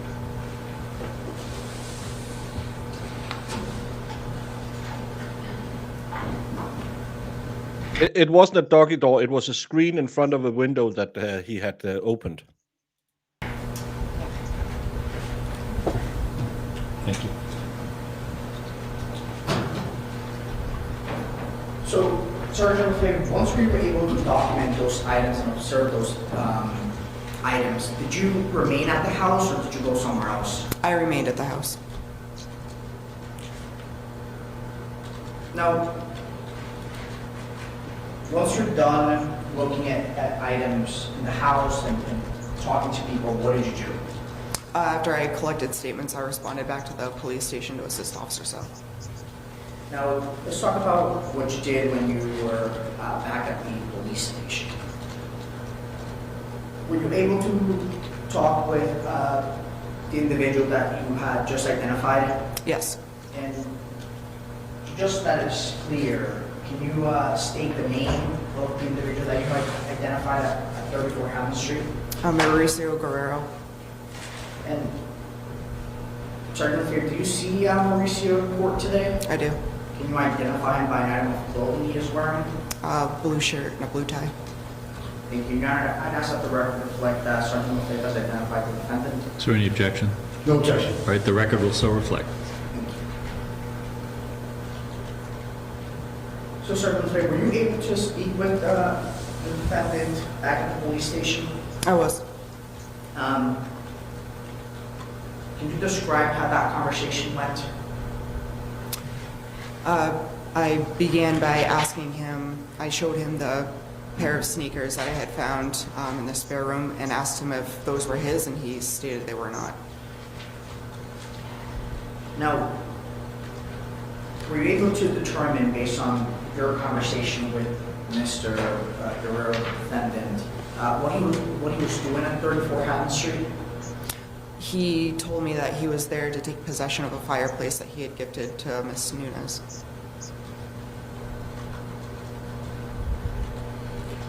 And did he have permission to come get that fireplace? Objection. Sustained.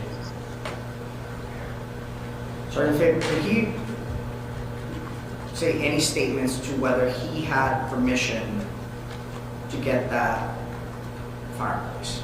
I'm objecting. Why don't you come up?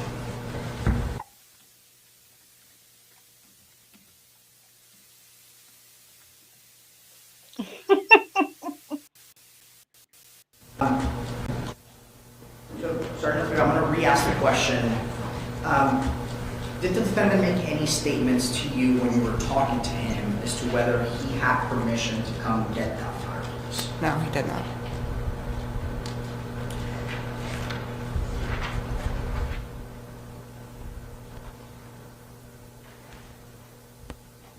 I just want to clarify, did you say, was your answer no, he didn't make any statements, or no, he didn't have permission?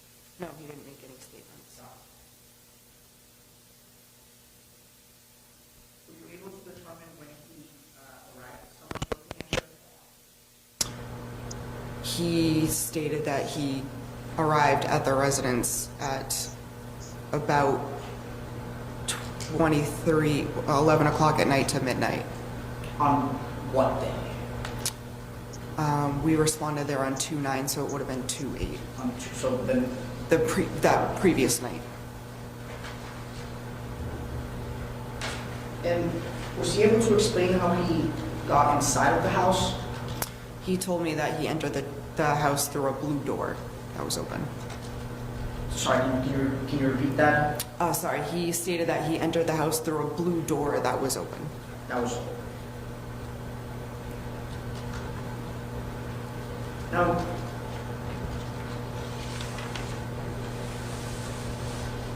how did he end up in the attic from that conversation that you had with him? He stated that he was in the house and that when he heard Officer Self and I, he ran.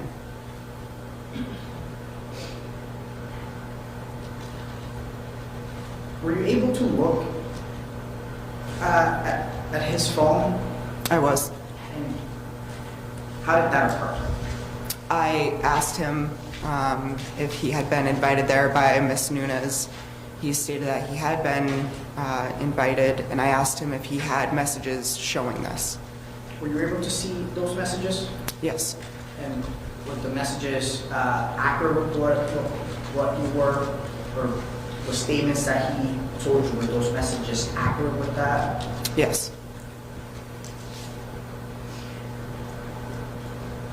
And Sergeant Lefebvre, So she did invite him? yes, I forgot to ask you this, so I just want to make sure that it is clear. When you Oh, I have a phone, sorry. saw the defendant back at the attic, what was he wearing? A purple sweatshirt and blue pants. Did he have any shoes on? No, he did not. Can I have a brief moment? Yes.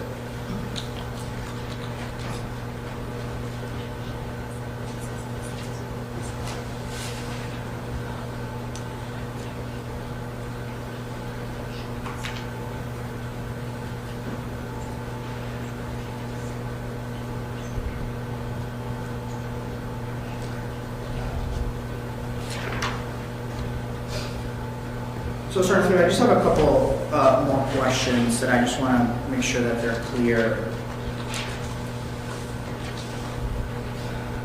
Did the defendant explain this relationship that he had with the person that lived at 34 Hammond Street? He said it was an on again, off again thing, that they would go a couple months talking to each other, they would block each other and then talk to each other again.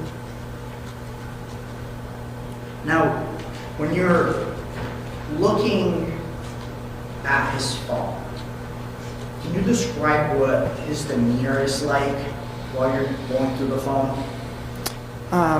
He was just kind of sitting in our booking area. He didn't have any sort of demeanor to him. To me, I didn't believe that he was taking this seriously. Objection. Sustained. So, ladies and gentlemen, the last comment will be stricken from the record. You're not to consider it in any way.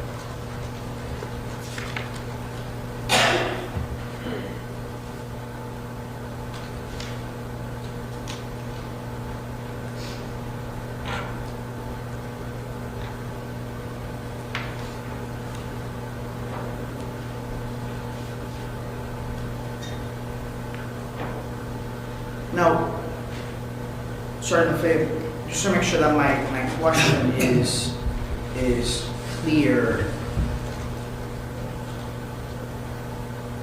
were you able to hold his phone in your hand and look at the entire conversation? Yes, I was.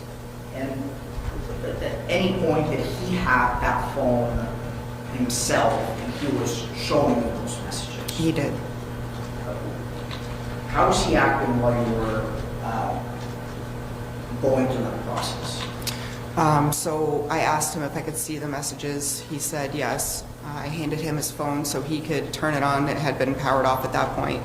As he turned the phone on, he appeared to scroll and delete at least one message before handing me the phone.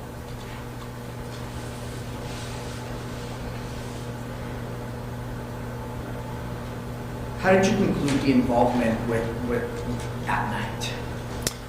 I left the booking area and I made contact with our Detective Captain Sunderland in the hallway. I briefed him on the case that we had, and he asked if he believed that Guerrero would give us permission to download his phone.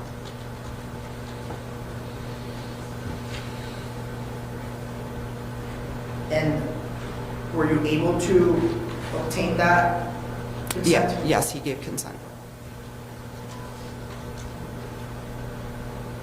So, sorry, if I just have one more picture that I want to show you. When we got my approach. Yes.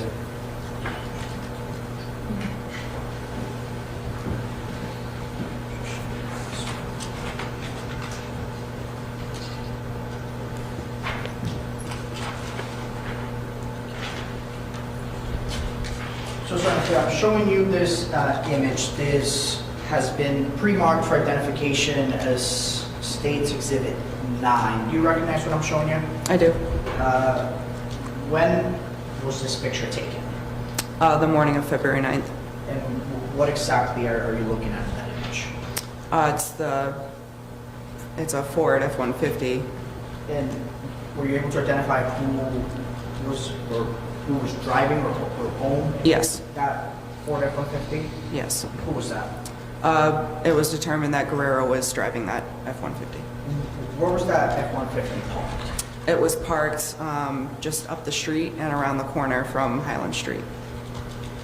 Does that image fairly accurately depict what the Ford F-150 that was identified to be owned or driven by Mr. Guerrero looked like? Yes.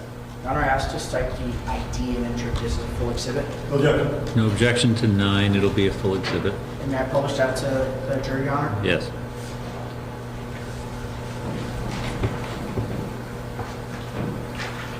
So, Sergeant, okay, can you just describe briefly for the jurors where in relation to Highland Street was this truck parked? Yep, so the truck is situated on Grand Street, just past that house with the white trim on the right is Highland Street. Would someone on Highland Street be able to see that truck? No, Is there a direct line of sight from that street to 34 Highland Street? no.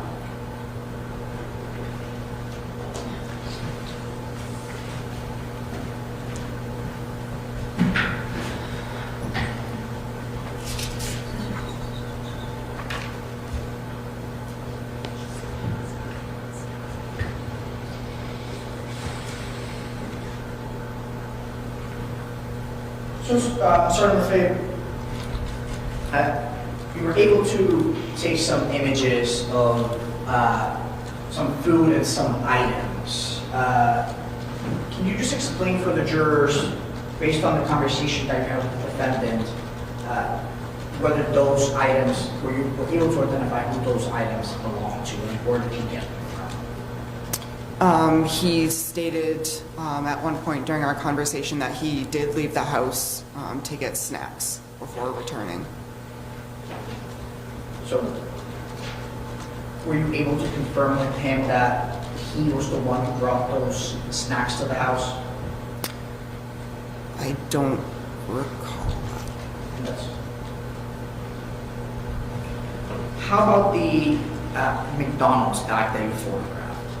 Yes, he did state that he went to McDonald's.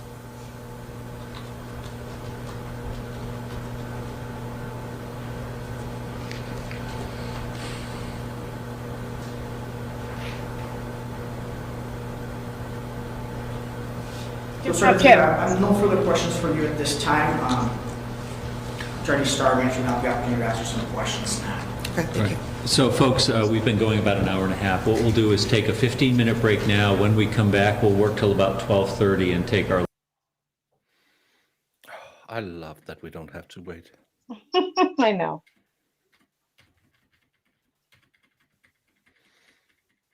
Boop, boop, boop.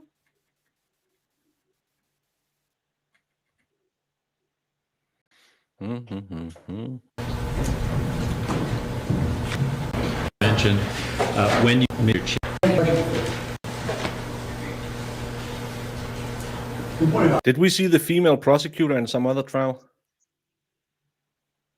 We haven't watched a lot of New Hampshire trials. We actually have. Adam Montgomery's 2 trials, the pew-pewing at the nightclub, the snowplow. I thought we haven't seen more than one or two, and then when I started saying everyone was just no, we watched and a Marine who unalived his wife, and yeah, I don't remember anybody. No, I don't remember any lawyers, to be honest with you. in her spare time she probably goes to a furry convention dressed as a chameleon. Maybe. That tongue was something else. I missed it, but I don't want to see it again. So. Well, I'm just I might go to New Hampshire if anyone has her number. Sergeant, Good morning. have you read that? Remember the rabbit girl, Jamie? Yeah, that was the snowplow, the one with who had her emotional support rabbit. I guess I didn't realize that one was in New Hampshire, but yeah. What if you brought that stupid rabbit? We were like, wait, what is this? Is this for real? Did she have it in a carrier at first and then brought it out? And we were like, No, I can't remember. And that rabbit was just, what the fuck am I doing here? never in my life have I witnessed our society being like, I have anxiety. I need to bring my rabbit everywhere I go in stressful situations. Just start using that. I'm just take my dogs everywhere.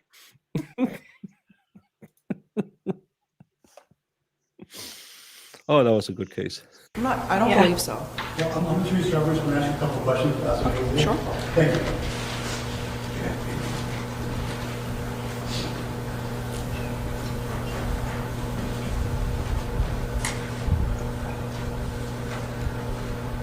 Just a couple of questions. Now, you spoke with Maurice, is that correct? Yes. And you were the first of, was it 3 interviews all told? I'm honestly not sure how many interviews he had after me. More than one. Okay, yes. It was you, Officer Barrow, interviewed as well, correct? I'm not sure. I wasn't aware of that. Sergeant Sutherland, did he interview as well? Yes, Okay, so it's at least 2 that you're aware of. correct. Okay. He agreed to talk to you, Yes, and he agreed to give you the phone and provide you with it. yes, And you asked him some questions about, well, what the heck you're doing here, right? correct, And one of the things he told you was, well, he's there to get his fireplace. correct. And he said he got there around 11 o'clock that evening, correct? Correct. At the house. Sorry? Correct. Okay. And he indicated to you that he was invited by Rachel, and she came out and spoke, correct? Yes, One of the things he told you was that their meeting or their engagement didn't end very well. Is that fair to say? He- He told you that he was assured they were in a relationship, correct? correct. You could construe from that they broke up or someone's ending the relationship, right? Right. And he told you that he was afraid that he was going to give away the gifts. I'm sorry, that she was going to get rid of the gifts that he gave her. She was going to throw them away, right? He stated that he asked permission and she said she was going to throw it out. She was going to throw them away. right? Yes. Yes. Okay. Throw it out. Jerk.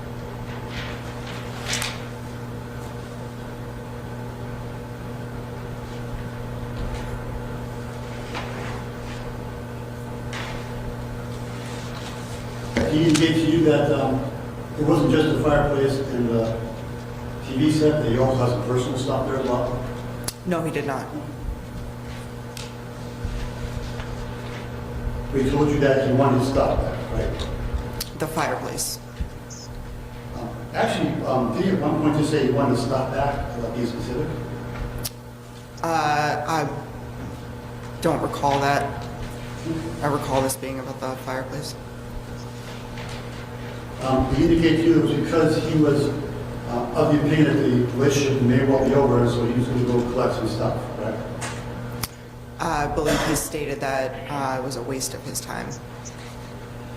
Do you recall, if I were to shoot a transcript of your meeting with Mauricio, could that refresh your memories of what exactly he said about getting his stuff back? Yes. Page 6. Any questions with Your Honor? Yes. I agree. I'm going to show you. Go ahead and read this to yourself. So much. So, you can read the whole page, if you would focus on line 12, and then when you're done, if you can tell me if that refreshes your memory.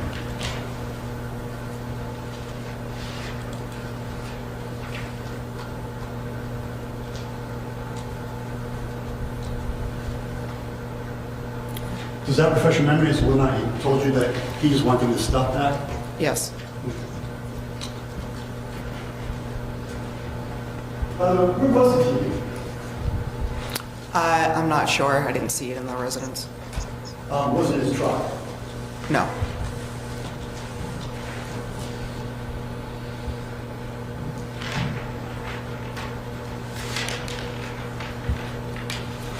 But he did tell you that the TV was frankly too big for him to carry, right? Yes. When you first arrived, or at least at some point, you actually encountered Rachel Nunez, correct? Yes. And she told you that she knew Mauricio through OnlyFans, correct? Correct. And you specifically asked her if she and Mauricio ever had a physical relationship, right? Correct. She said no, you had never had a physical relationship, right? Correct. You found out later on that was a lie, didn't you? Mauricio told me that they had had a relationship. Let me put it this way. If she in fact had a physical relationship with Mauricio, then she lied to you, correct? Correct. Thank you. Nothing further. Thank you. Redirect? Yes, Your Honor, briefly.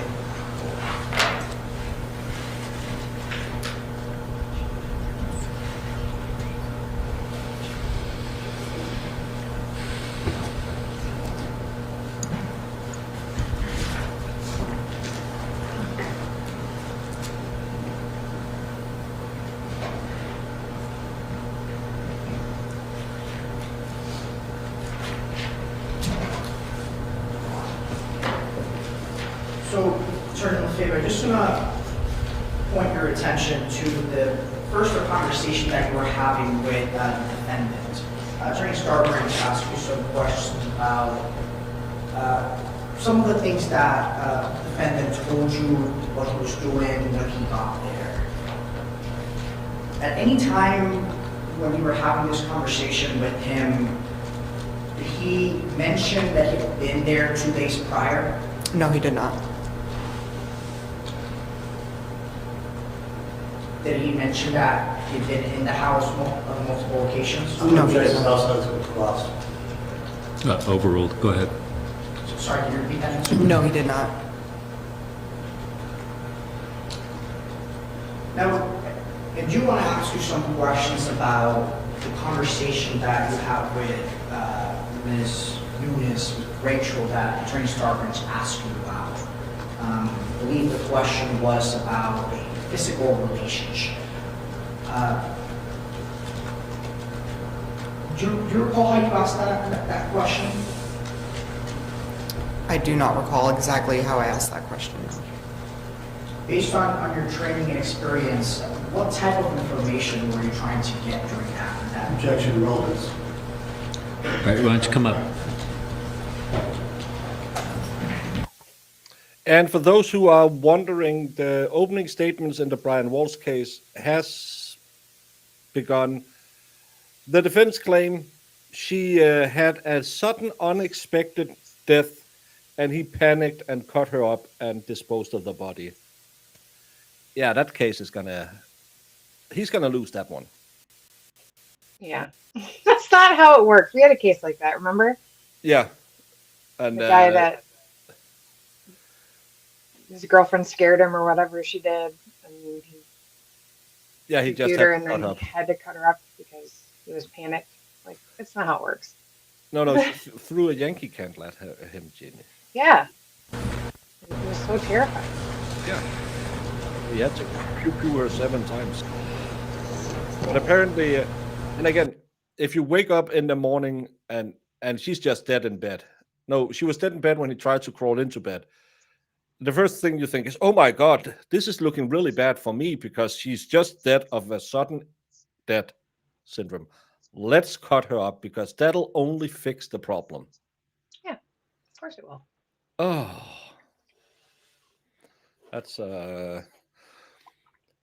and they can't prove it because there's no body. So how are they going to prove she had sudden unexplained death?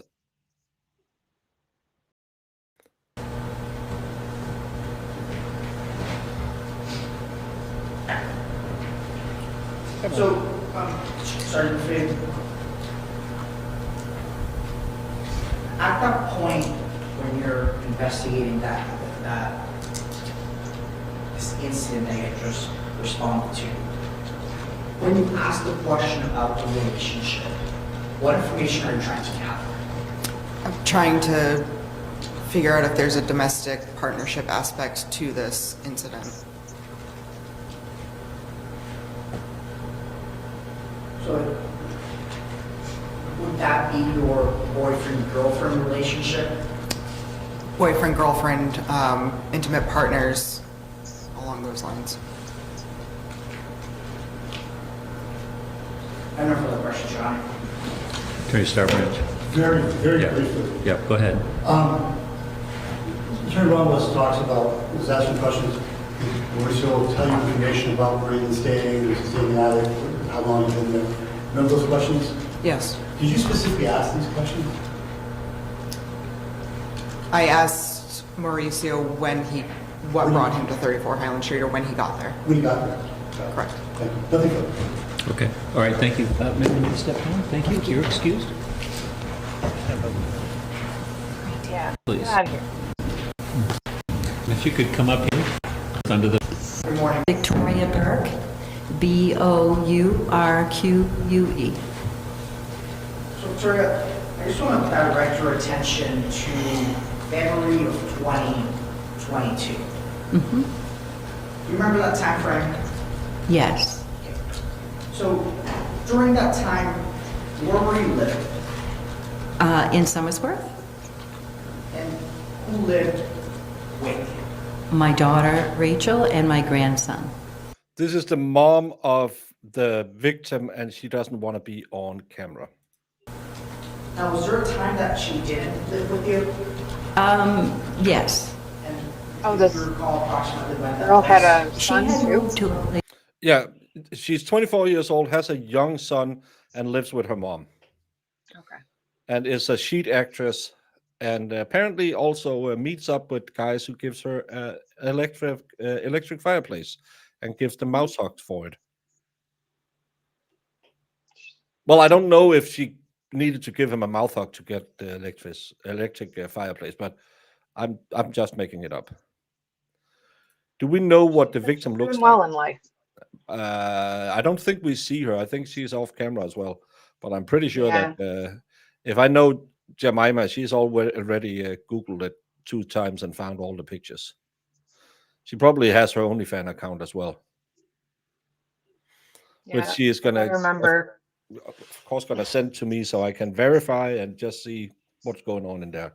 Oh yeah. Not for any pleasure, Jamie. Of You course know, not. I don't do stuff like that. You're celibate. I am a virgin, yes. Yeah, I'm pretty sure if I remember correctly, she doesn't appear on camera either. So No, I believe those two are not on camera. I believe his mom is on camera. yeah, I think most other people are. Place in Dover. It didn't last long there. The walls are really thin, and she didn't like the. No, it was like you could hear everybody, so she wasn't comfortable there. And Okay. And do you recall approximately when she moved back in with you? it was around I think they keep Christmas. saying her name is Rachel Nunez. Now, Victoria, I just want to point your attention to the night of February 8th into the early mornings of February 9th. Do you remember that time period? Yeah, I remember Monday. Yeah, he has stalking charges and breaking, and I think did he steal something as well? Or intent to steal? Rachel Nunes? Yeah, what I think that's what they keep saying. I know they keep saying Rachel.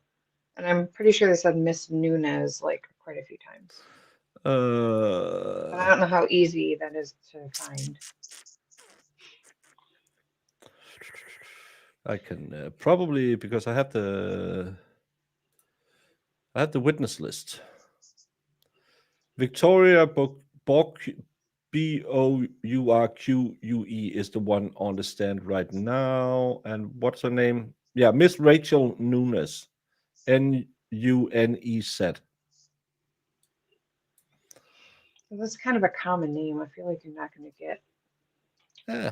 Monday, Tuesday, and I'll Wednesday. make it So are you talking about Tuesday? So Tuesday into Wednesday. Wednesday morning, yes. So during that time frame, Trust me, my was Rachel living with you? Yes. I already see it. And at some point during that night, were the police I looked called up to that your lady house? who got Yes. I just want to start by asking you, why were they called? Rachel had texted me that she saw someone in the doorway around 4 in the morning. And then she came into my room and we heard something, and her son was sleeping with her in the front room. So we went back in that room. So you stated that Rachel had texted you, your daughter had texted you. Yeah. And she came in to your room. Yeah. So had you been able to hear any noises in the house? You know, I did hear something, like around the time she texted me. I probably thought it was her going to the bathroom or something. Now, approximately at what time would you say you normally go to bed? 9 or 10. Okay. So during this time, were you asleep? Were you woken up? I wasn't woken up until that time, like 4 or so in the morning. Okay. Yeah. So before 4 in the morning, how were you woken up? I think the text came, and I was trying to go back to sleep.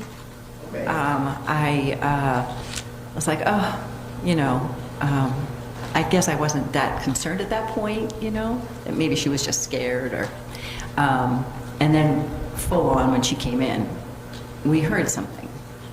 So now, you're both in the same room, and you hear something. What did Yeah. you do after that? We went immediately to, Weston was sleeping, my grandson was sleeping, and so we went into her room where he was, and then she called the police.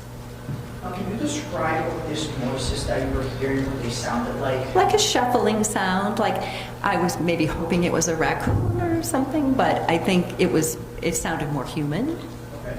and then that was concerning, and that's why we went back into her room. So now, when Rachel comes in to your room, Yeah. can you describe her demeanor? Concerned, scared.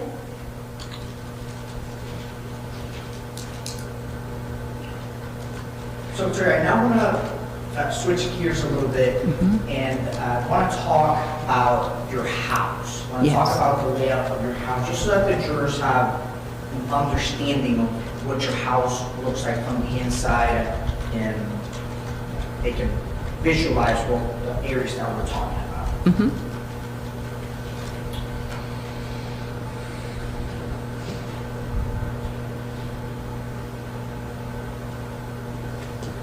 Just want to ask you some preliminary questions.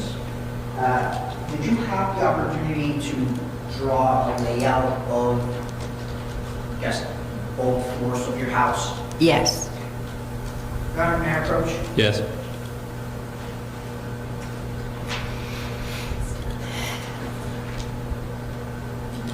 Actually, I can't find anything.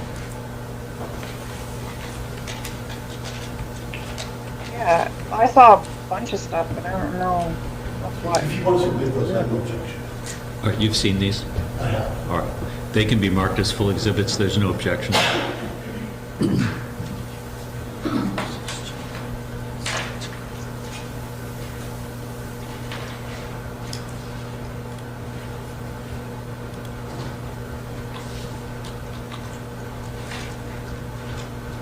show you one at a time first, then we're gonna talk about the Okay. So, I'm currently showing you what has already been admitted as a full exhibit. This is State's Exhibit 16.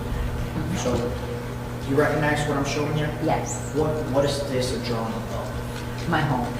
And is this, can you describe it? First floor, second floor? This is the first floor. This is facing the street. This is the front of the house. My neighbor's driveway here, my driveway here, and my neighbor's house. Yeah. I get an OF TwitSwat account recommended, but I can't show any of those pictures. But it says that that's in LA, but it could be someone who has changed their address or something.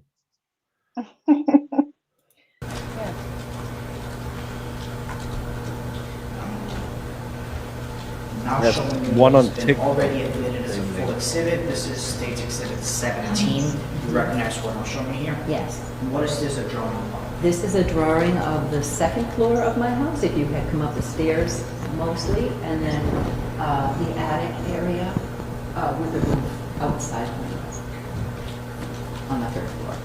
Your Honor, permission to publish both of these to the jurors Yes. and have the victim step out of the... The witness? Yes. Sorry, apologize. It's okay. Do you want to hold them? Do I come down? You can step down, ma'am, yes. The only thing I'm going to ask you to do is to try to pick your voice up because we don't have a microphone too close to you there. Sure. Hey, Kojak's a lollipop, and welcome, Ireland. Love Ireland. We do. That's where who is it from Ireland? Dodo. Oh, yeah, Dodo is from Ireland, I think. Yeah, Northern Ireland. Okay. I'm picking up my glasses on Wednesday.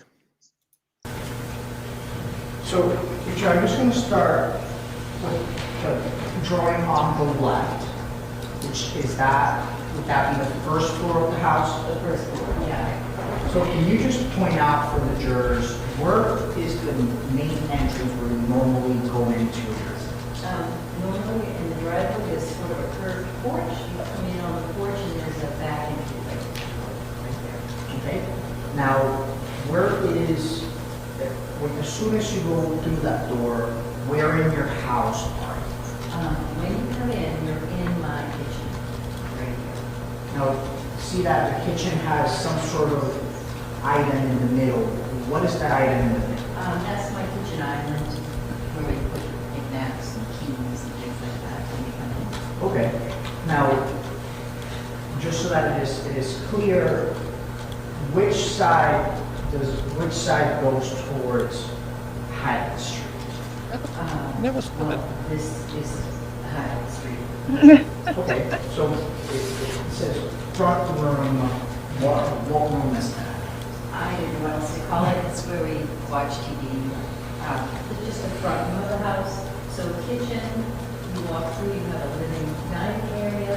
You walk through, there's a front room sort of where we watch TV. And then this is the front main steps of the house. We don't normally use that entry. It's old between two doors. It's kind of funky, but we don't use it usually. And then this is the stairwell going up. So see that at the back of the house, it lists barn. Yes. You describe what this barn looks like. Yeah, so the house is quite long and got a lot of rooms in it. Beyond the kitchen is sort of the older kitchen is sort of been torn down. We have it someday. You walk in, this is an old kitchen sink and an old kitchen toilet with another door. And then this is the barn area. It's rough lumber, it's storage, and where we just keep all my old stuff. Can you access that main house through the barn? There are two windows, one here and one here, and there's a door here. So if you came around the back of my house and around the porch, there's another entry. And this door lets you in here, and you can either proceed to come Now, let's talk a little bit about the second. For now. So now let's talk about the second. So you mentioned the stairwell. So where does the stairwell lead to? Okay, so if you came up the front stairs, you would land up here, and there's a bathroom right in front of you.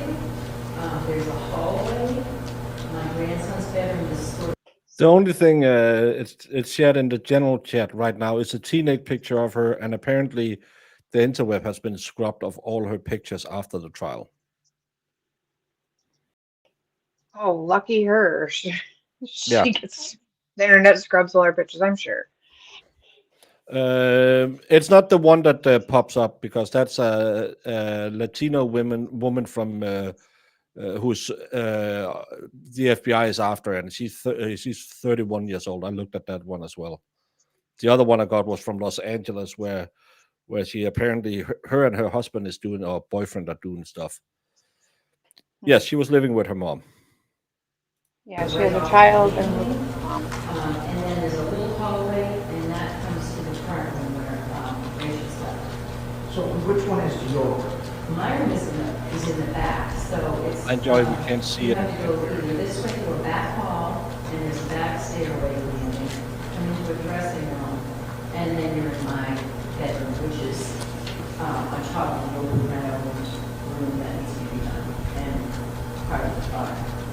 Now, see that to the right, what appears to be the attic of the house? Yes. So how do you get to that area? So,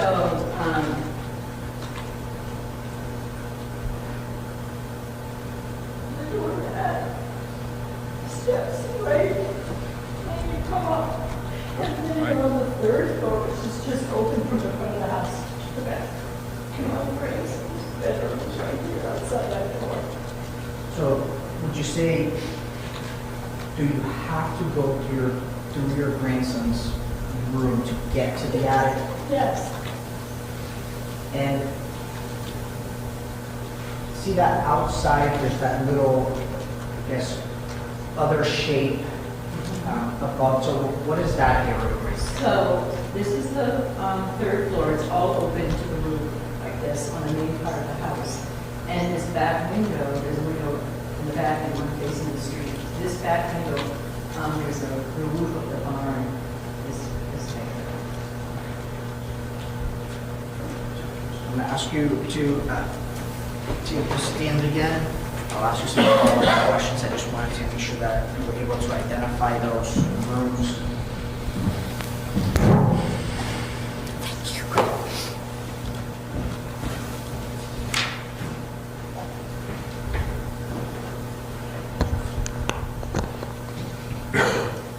So, Richard, you mentioned that you remembered Monday, Tuesday, Wednesday. Yeah. So I just want to ask you some questions about the days leading up to the night of Tuesday on into Wednesday. Mm-hmm. So did you notice anything strange the days leading up to that Yes. Yeah. There was things that were off in the house. I had seen a window open. One morning when I had come down, it was open like this much in my living room. It was like a bay window, and the little window on the left was open and cold air was coming in. I'd seen some doors that I swear were shut and locked, and they were open, including like the front doors facing the street, and the back barn door. So I just was kind of like getting to the point, like, what's going on? You know, I didn't quite put it all together. I didn't know. But yeah, I had noticed some things that were off. Okay. Now, was there anything missing? On Monday? Yeah. So on Monday, I moved my daughter's car. I have a single driveway. I moved her car out so I could get to work, and I parked her car across the way on Grand Street. And I brought the keys in typical fashion, put them on the kitchen island. And then I did a few things. I had to go to work. And then they were missing I know Rach couldn't find them and had called me, and I was like, I had looked around a little bit, but I had to go to work. So that became sort of the thing, because she was stuck and couldn't go anywhere. She only had one set of car keys. So once you realized that the keys are missing, what did you think you had to do at that point? Well, we had to get a key made, which is kind of expensive. It's like $400, I think. Had started calling around, and we had looked everywhere. I looked on the road, thinking maybe I dropped them from when I moved her car, and looked under the kitchen island, looked everywhere I could think of.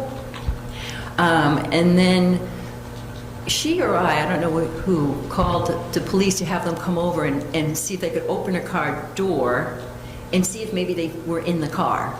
So it was kind of like a big thing. We noticed it, Now, at some point, were you able to find those keys? Well, yes. So the police, they opened her car up, no keys. And then I think the next morning I was planning on getting a key made so she'd have a key. And I went into the kitchen, and on the floor, I had the key was on like a mask back in the COVID days, like a fabric. I had tied it to that. And I saw them underneath my kitchen island, sort of peeking out. Have you looked there before? Yeah, yes. You got on my approach.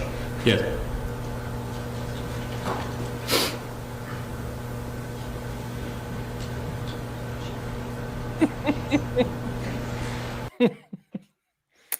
On behalf of Marissa, please, everyone, stop sending her pictures of lot lizards. She stand corrected. Lot lizards doesn't charge $100 for a blowy, but you don't have to send her more pictures, please. I'm getting the bottom of the barrel ones too. Yeah, she's getting the one where crack is too expensive for them. I'll take $1. Yeah. Those kind of lot lizards. What do you have in your pocket? Yeah, 50 cents. I'll take it. I can hear them jingle. Just give me what you have in your pocket. Yeah. A button. And a quarter. Yes, Miss Jessica. Marissa is starting a union because she thinks that a blowy for anything under $100 is not okay. So lot lizards unite and get $100 blowies. It's gonna be like minimum wages. It's just gonna take out a lot of competition. Yeah.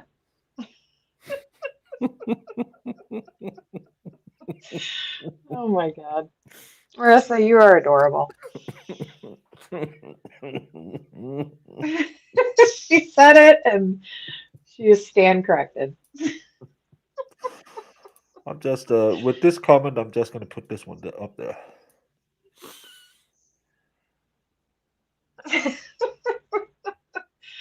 It's pretty bad when you can't tell the difference. Yeah. That's probably not a really nice thing to get close to. Yeah. I love that Marissa is just, that can't be true. Imagine if her husband opens her phone and like, why the hell do you have DMs filled with meth heads? It's a bunch of roast beef sandwiches. Like, honey, those aren't roast beef sandwiches. Oh.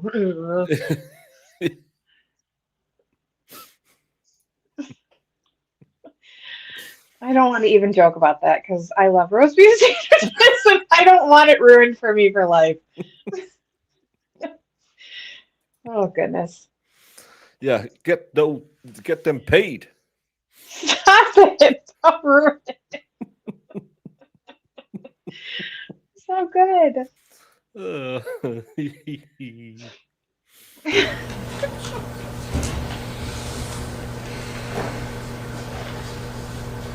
do. A good Arby's roast beef is delicious.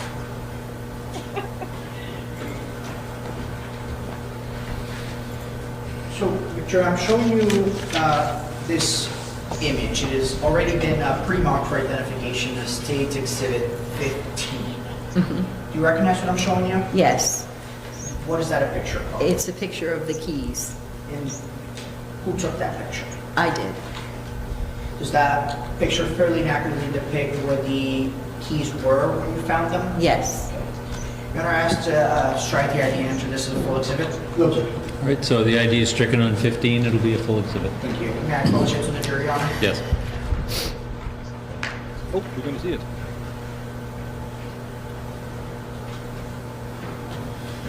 So, Victoria, can you explain to the jurors what we're looking at? It's a picture of the keys because I was like, oh my God, I can't believe I found the keys. That's like nuts, you know, because we had already looked there so many times. So I see that there's I think it's easier to recognize whatever the pictures Marissa have sent than. Is this keys? I can't. That's why I asked you. I'm like, what is that supposed to be? It looks like like either a pair of underwear or a bra or something crunched up, stuffed under somewhere. Not that I would know Yeah. anything about that, because I don't sleep in attics and steal underwear. I borrow it. Yeah. I cannot tell at all. It doesn't. This looks kind of like a cup on a bra and like the strap. Of Is that like those are supposed to be keys, right? Keys. yeah. Is that like the keychain? Like, does she have a ridiculous keychain on her keys? Like me? I'm terrible. But doesn't this look like it's some thicker material? Yeah, I don't know. It's just very, very big to carry around. A floorboard is like 10 centimeters or something. Maybe 5. I don't know. Depends, but still, it's going to be this big or something, which is at least 6 inches.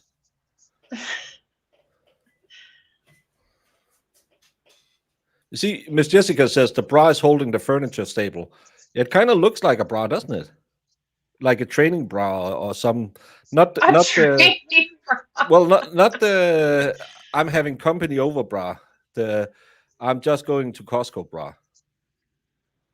Well, How do you know about our situational bras? well, I do a lot of research for cases, Jamie. I know. You know that. You're well informed. Was that a Victoria's Secret bombshell bra? I don't. With her being an OnlyFans model who gave head for an electric furnace, I don't think she has much Victoria's Secret underwear. She has many standards. I love everybody's randomness. Oh, she already said she had a vid mask tied to the key. Just listen to Rihanna instead of me sitting here speculating. I still think this part looks like a bra. Oh, I'm pointing, you can't see it. This part looks like a bra, and the other part looks like a G-string crumpled up. Again, what do I know? 2 different colors in that image. Can you describe what each color, the material, there's 2 different types of wood. Can you describe what those items are? Are you talking about the fabric mask? So there's like a blue piece of wood. Oh, that's the bottom of the kitchen island. Well, I do have a T-shirt saying "female body inspector," so I could assist. So the blue is the kitchen island, and then the light brown is what is that in relation? That's a shadow of underneath, like it's on 4 legs, so there's a little, space. Okay, so you mentioned that the key was attached to a mask. So is that the mask that we're looking at there? Yes. Okay. Now, just so that it is clear, so we looked at the image or the drawing of your house, and you stated that kitchen island is right When you come in. through that door. So, when did you go to? I guess you said you were looking at moving Rachel's car. Yeah, that was the the morning before, So the morning prior. Monday, and that was Approximately what- Tuesday. So approximately at what time would you say you were going to move Rachel's car? I can't remember the exact time, but I know I had to go to work, so I have to be to work by 9. So sometime in the early Yeah. morning? And what point, how long were you out there? Moving the car, Yes. 3 minutes, 4 minutes, So once you moved the car, where did you go? back to the house. And is that when you dropped the keys in the kitchen island? Yeah, I mean, that's where I would have put them. Okay. Now, once you drop the keys, I just want to make sure, the kitchen island. How long until you realized that those keys were missing? Well, till this morning, I think I took a photo of it probably like 8 in the morning because I walked in already to like, oh, we got to get a new key made. Oh my God, there they are. You know. So, before you found them, when you put them in the kitchen island, when did you realize that they were not there? You mean from the day before? The day before? Oh, when I had come back from moving the car, you know, I wasn't thinking like, now exactly where am I putting these? I just put them where I would have put them. And then I believe it was before I left. I couldn't find them. Hold on, there's an objection. And the objection? Come on up. Minutes? You say you went in the house. Uh-huh. How much time passed until you couldn't find the keys again? 5 or 10 minutes? So from the moment you come inside the house, you put the keys in the kitchen island area, 5 to 10 minutes pass, and then you can't find the keys. Right. Were you still inside the residence at the time? Yes. And was that before you went to work? As I recall, before I went to work.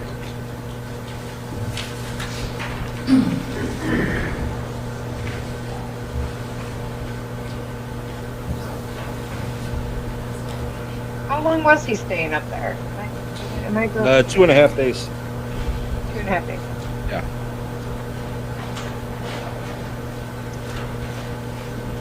Just Jessica. So, 2.5 days. Richard, that picture that we're just looking at, who took that picture? I did.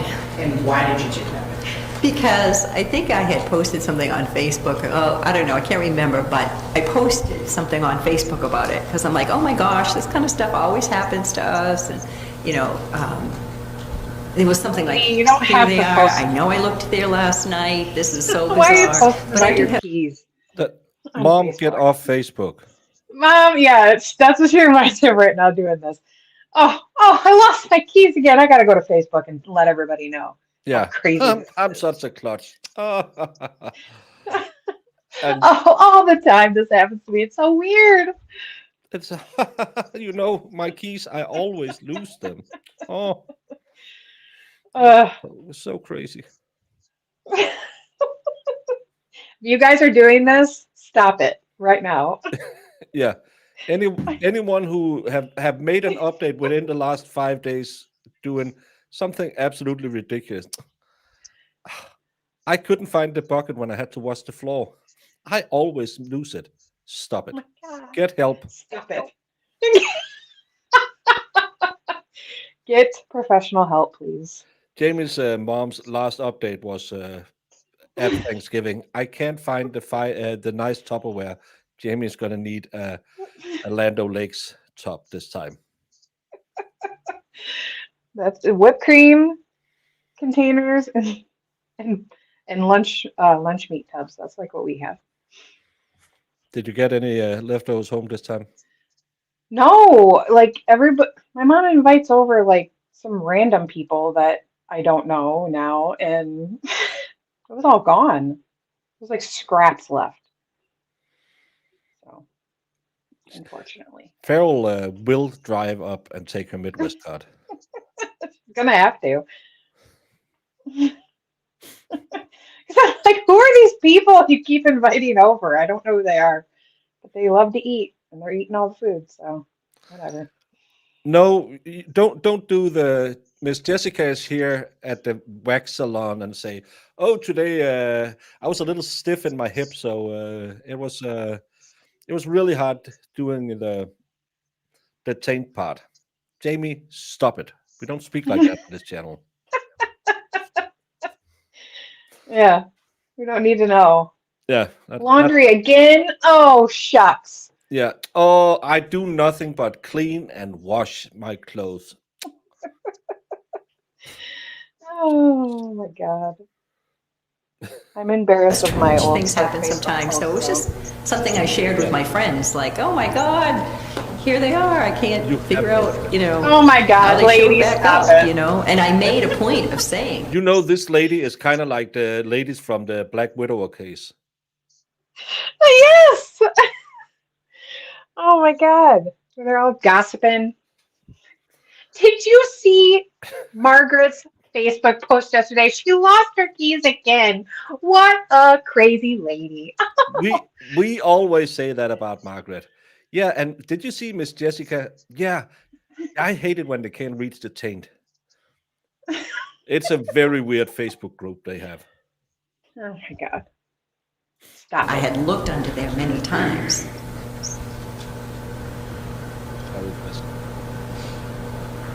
Marissa's gonna. So now, sure, I know we were just talking about the days before the night of Tuesday into Wednesday. I want to move a couple of days ahead in time Okay. and ask you some questions about the days after February 9th. Okay.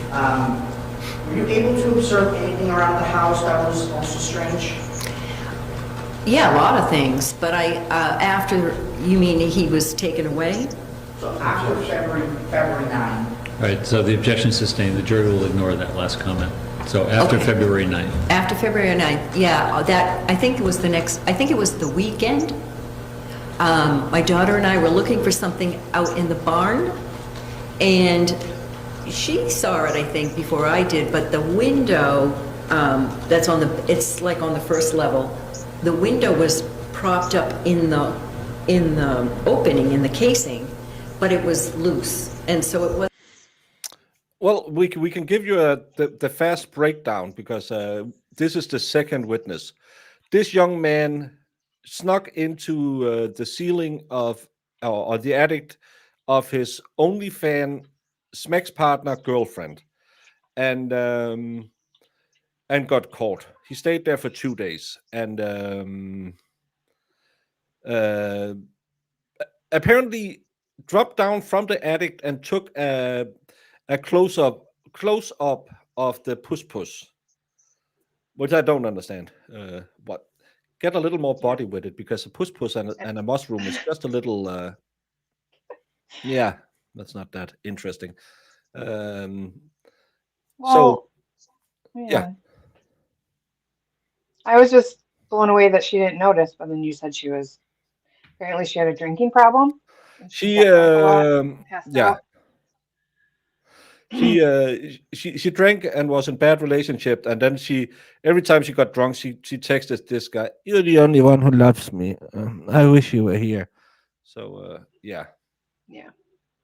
Wasn't quite, you could see daylight, you could see that it wasn't attached. Your Honor, may I approach? Yes.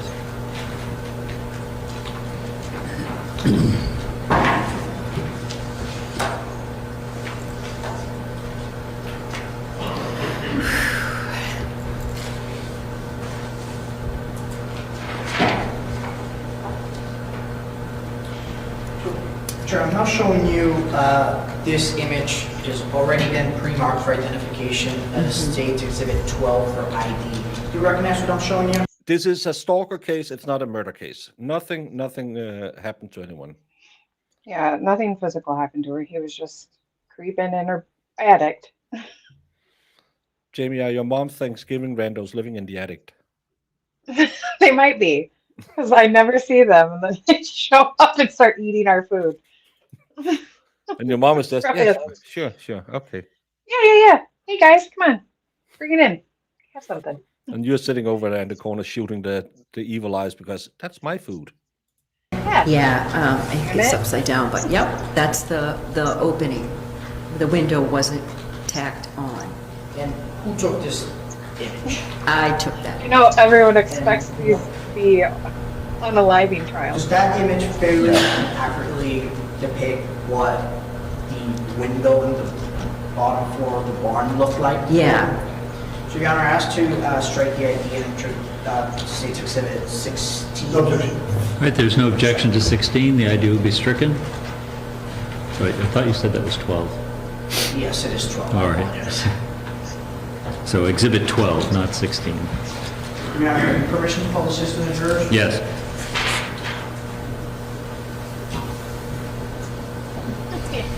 Yeah, Chrissy, a little light talk.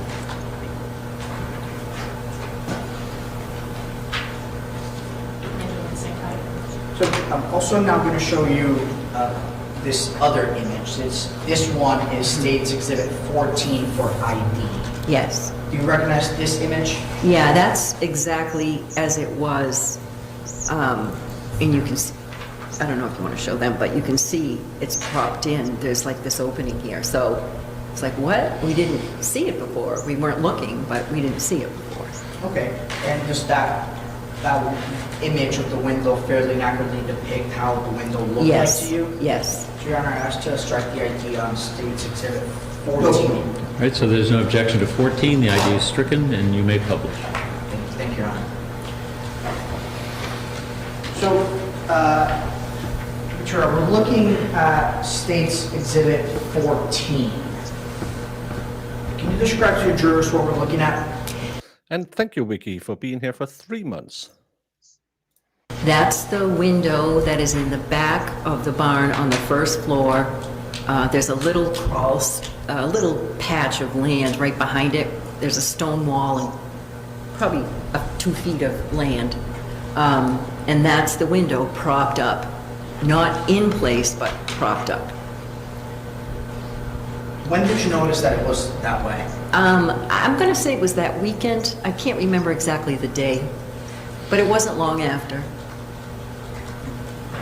State's Exhibit 12.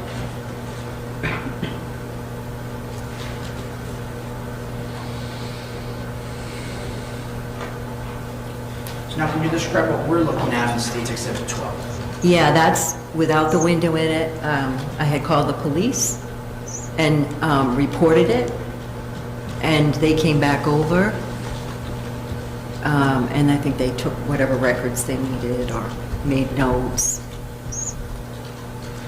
So timeline-wise, was it first you observed it as... Yeah, the way it was, and then I think I called the police, and they came right over. They inspected the area out and back, too.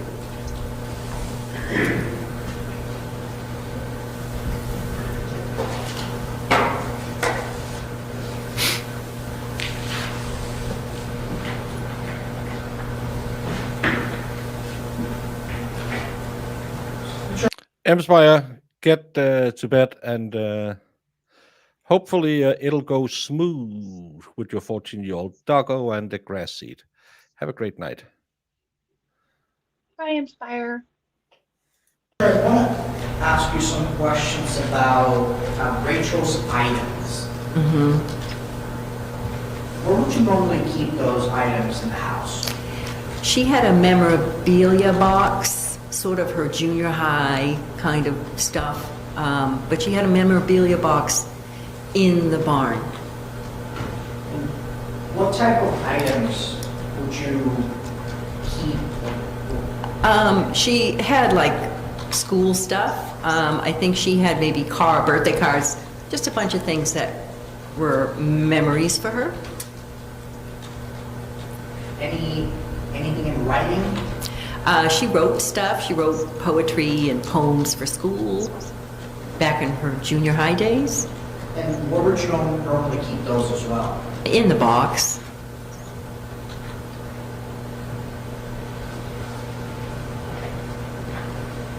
At some point after February 9th,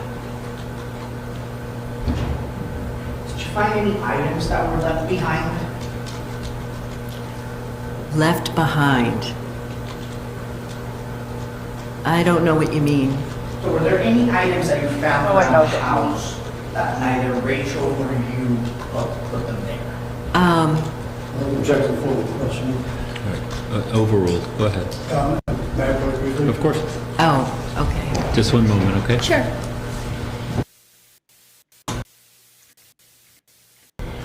Looks like a shipping label, you know?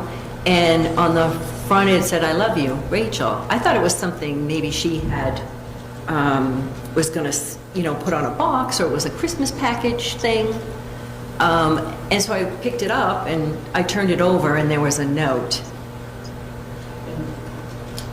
Do you recall what the note looked like? Yes. Your Honor, may I approach? Yes.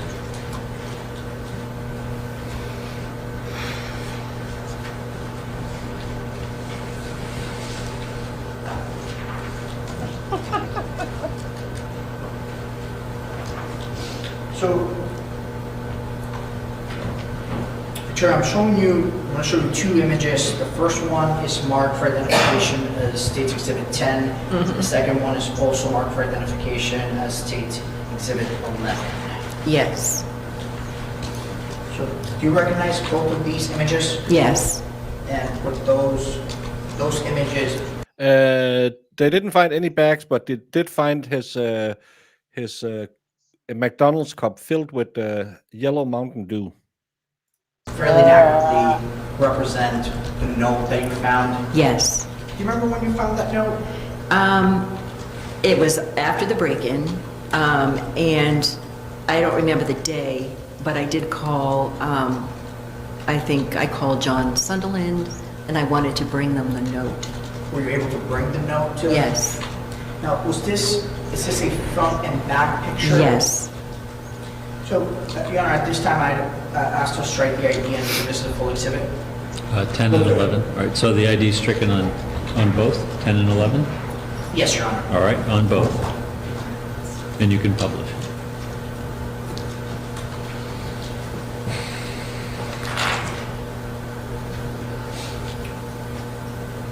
So, Trey, can you identify where you found this note?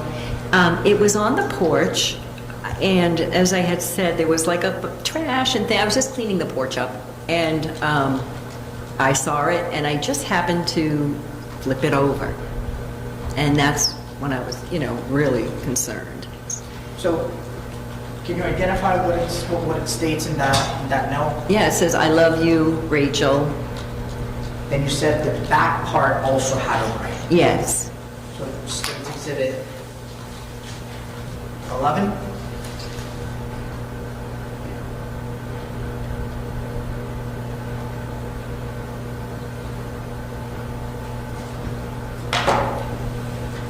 Are you able to read that from here? I might be better off reading it from here if I can. This really scared me, but it did say, "Please forgive me for whatever I do. I'm sorry, goodbye. Love you, don't you ever doubt it, like ever. I don't know why I am so stupid." So I'm not reading that probably in the order, but that's what it says. And so once you found this note, what did you do with it? I called John Sunderland right away because I was scared. No, she was cleaning the porch after they had found the guy in the attic, which was the day after she had lost her, 2 days after she lost her keys. Were you able to hand them? I went to the police station with it, yeah. And I think I tried to put it in a bag so, didn't have any fingerprints or anything, but.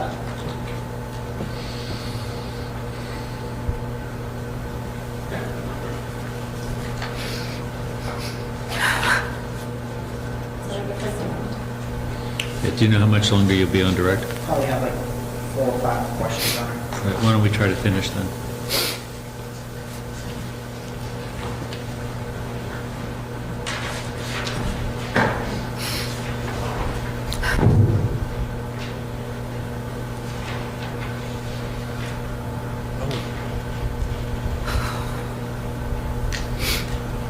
May I have a brief moment?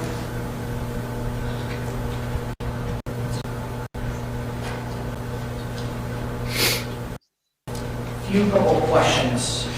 Just want to turn back into February 8th into February 9th. Okay. Did you go into the attic that night? Wednesday morning. And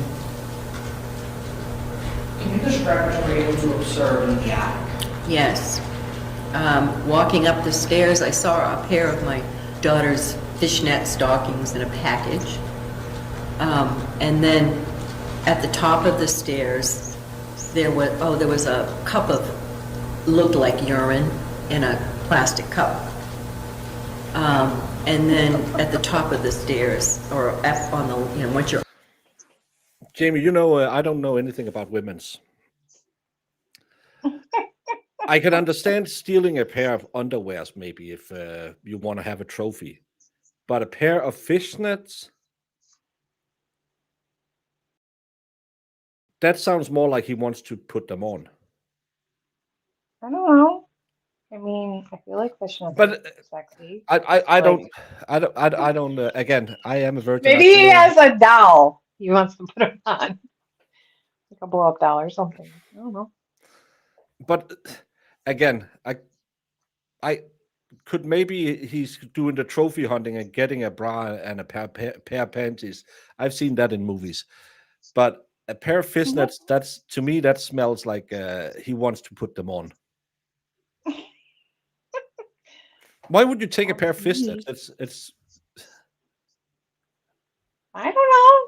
Maybe they look good on, but it's not like you can sit at home and look at them and think, oh my.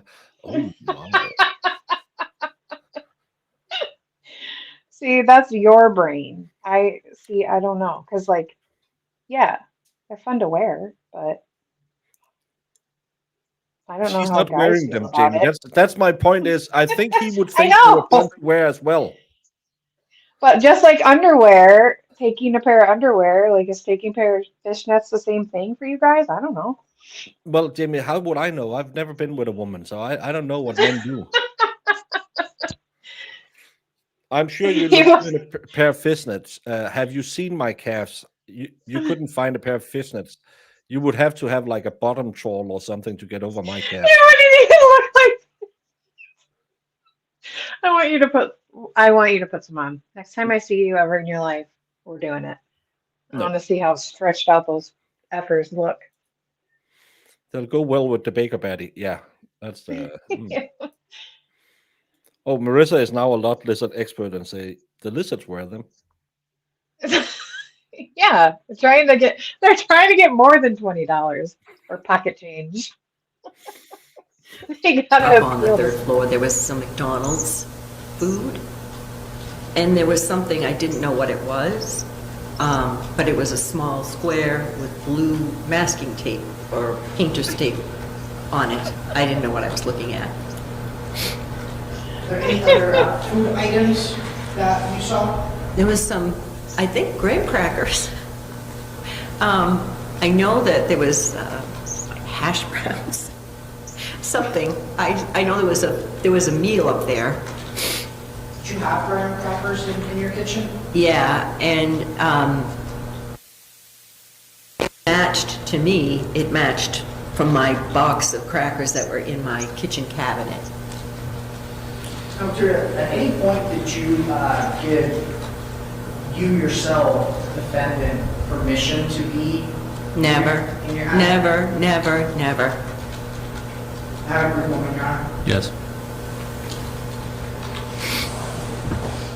Which I have no further questions for you at this time. I think we might take a break now. Attorney Sargent will probably have some questions for you. All right, folks, so we're going to take our Oh, I like watching trials at this speed. nation. Thank you. Yeah, have fun. Speed day one.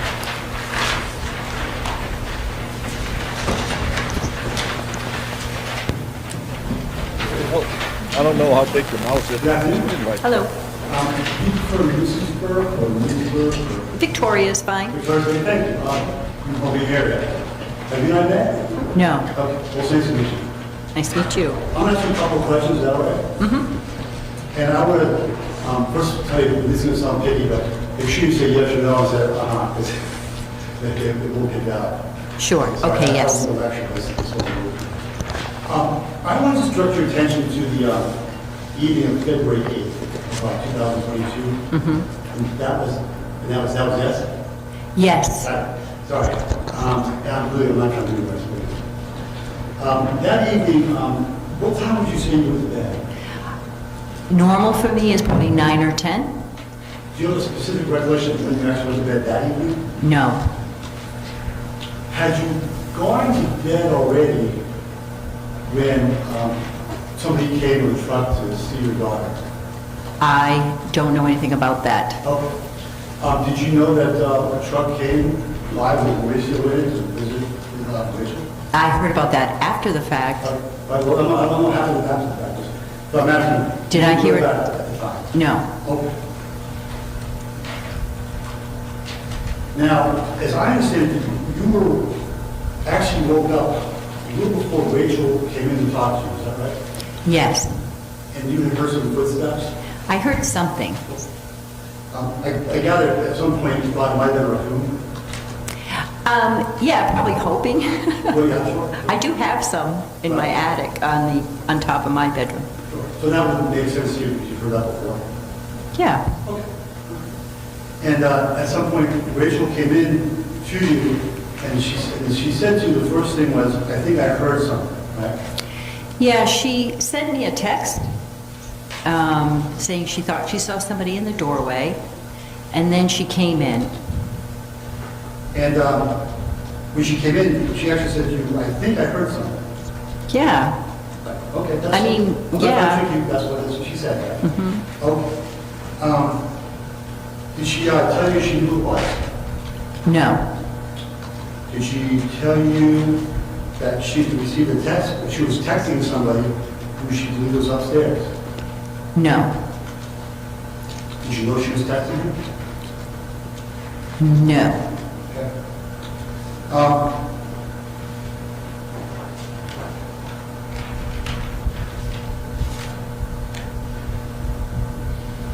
You indicated to me, you indicated in your direct examination that Rachel was the one who called the police, Yes. and you were actually right there next to her when she did that, right? Yeah, we were in her room. And in fact, have you been able to listen to the 911 calls and then play that for you? Recently. Okay. And you agree with me that Rachel doesn't sound like she's really tearing up, does she? That's her way that she talks, more or less. I understand. Understanding that, you agree with me that the 911 tape, she doesn't really sound upset or scared, right? I don't agree with you. If I play that for you, would that help? If you want to play it, go ahead. Thank you. He's a little combative. There being no objection, go right ahead. I thought we'd bring it down there so this is perfect here.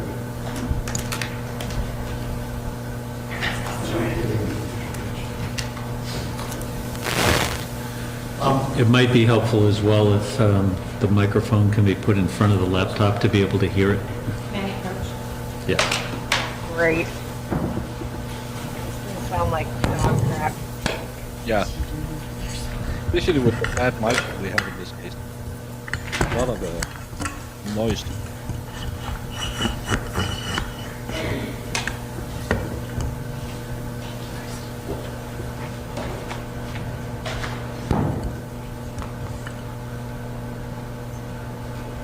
If you just listen to what this key is playing for you and see if that recognize it.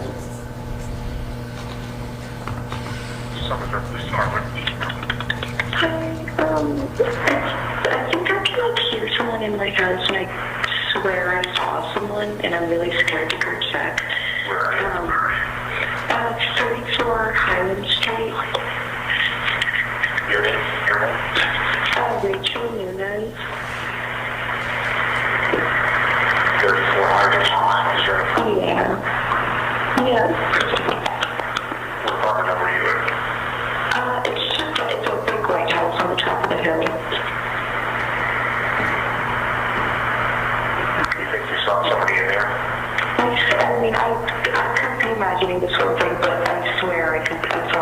I can like hear something that's like in the attic. If you hear something up in the attic. Yeah. And for you, It could be. you're fine. It's not a very man. Okay. I'm taking a call from an 8034 Highland Street. They hear something in their house. They're not sure. It could be something in the attic. Request the police to come check it out.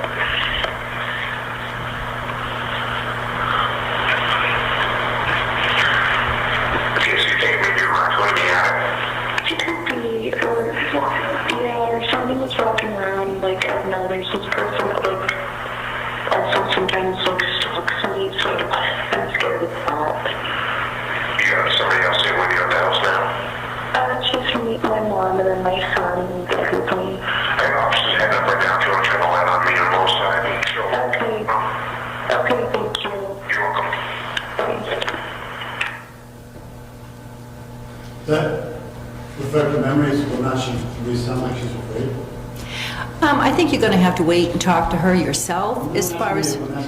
That's her demeanor. She doesn't scream and carry on. She would just be calmly talking because she just talks that way. You'll agree with me that she didn't tell the dispatcher she knew who was up there, right?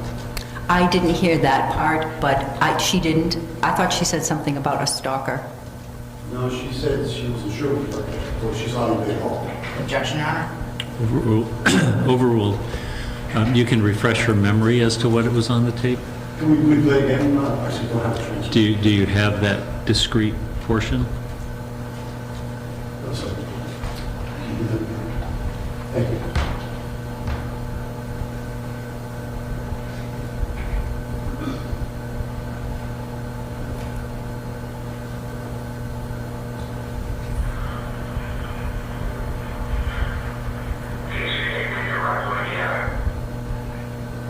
I hit the whole thing, and I'm not sure. You'll need to bring it to the microphone so we can hear it as well. That's okay.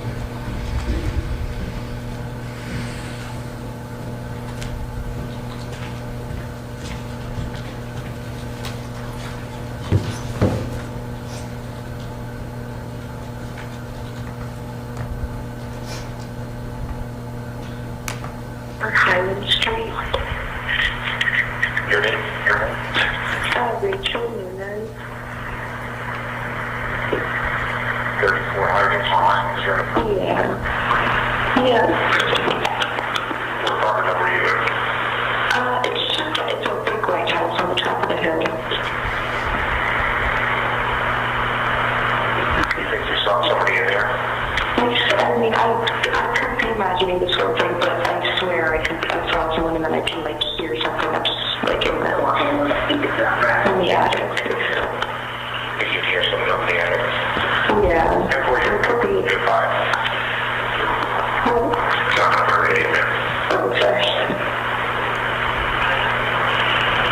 I'm taking a call from an 8034 Highland Street. They hear something in their house. They're not sure. It could be something in the attic. Request the police to come check it out.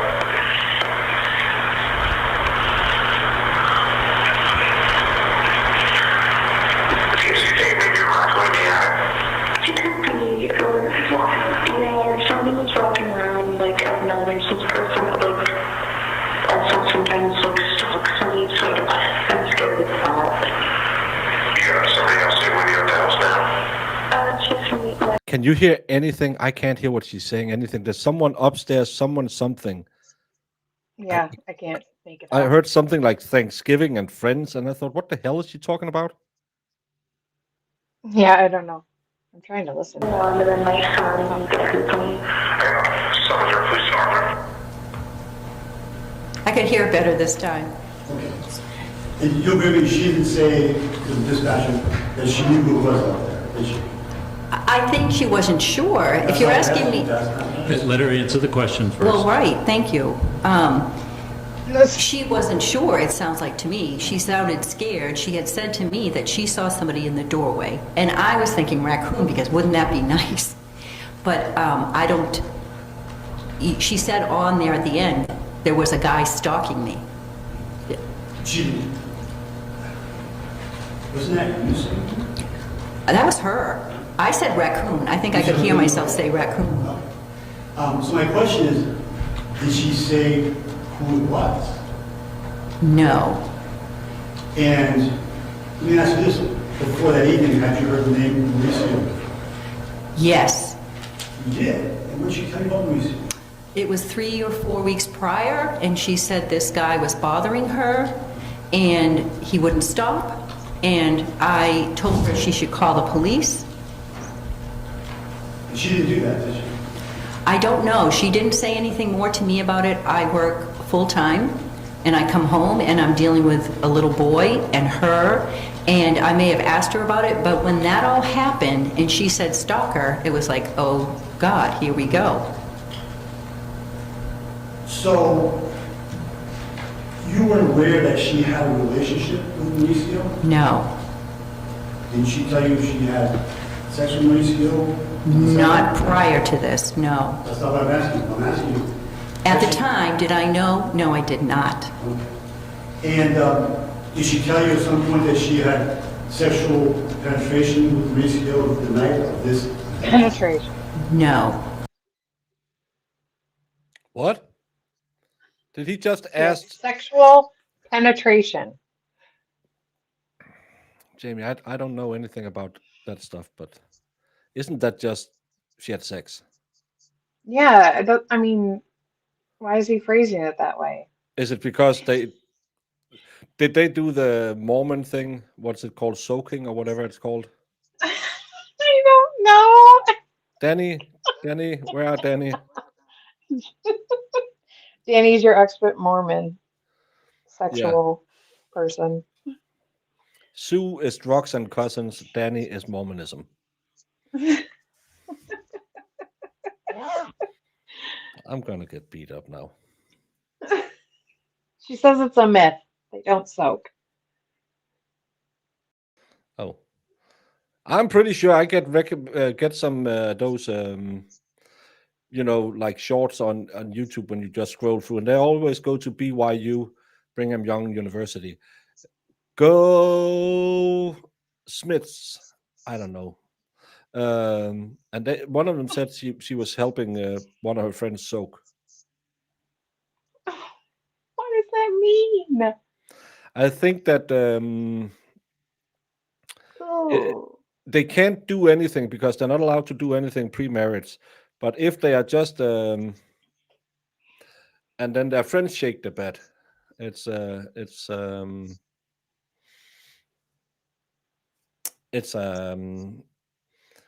kind of like a loophole. So I think they that's penetrate and just I don't. shake. Again, How I'm do you not say- Mormon. Jamie, I'm a virgin and I'm not Mormon. I just see shorts on YouTube. I'm just trying to imagine how that would work. I don't know. I don't know, Jamie. That's you just stick the third leg in and not shake it all about it. I don't know if you stick it in or you put it behind the thighs or whatever, but I think it's well. Wait, Jamie, what? You don't even get to penetrate anything? Well, if she's got thick thighs and she's a little sweaty, it feels the same. I'm told. You would never know. Okay. Yeah, I don't know. I Well- think you've been doing it wrong. That will be this week's Living on a Budget. Soaking, is it a myth? And We are full service channels. and we need pictures. No, I don't think we're gonna need that. Yeah. It's not the hokey pokey. We'll see how this works. Did you know that? No.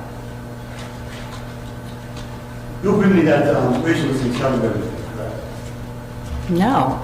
You want to hear that? You want to do that? You'll bring that. Rachel doesn't tell you everything. Does everybody tell everybody everything? No. I did not know that. The question I You have- certainly do, Miss Does Rachel Facebook tell you? poster. No. I bet it's kind of like Courtney Clenny. She was running her OnlyFans account. No, honey, you need to shift the light. No guy's gonna want that. Come on now.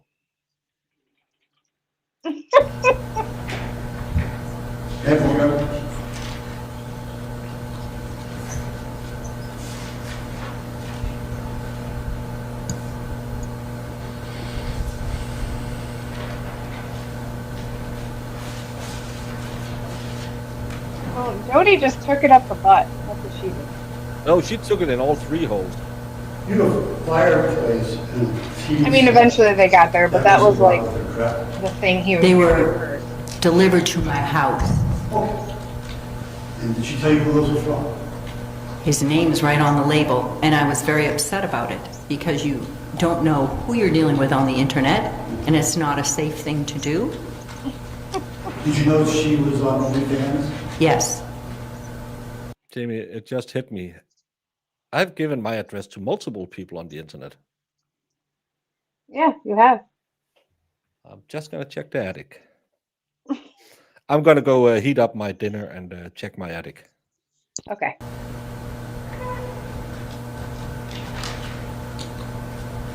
Thank you, looking for Right, Are we direct? Yes, Your Honor, just briefly.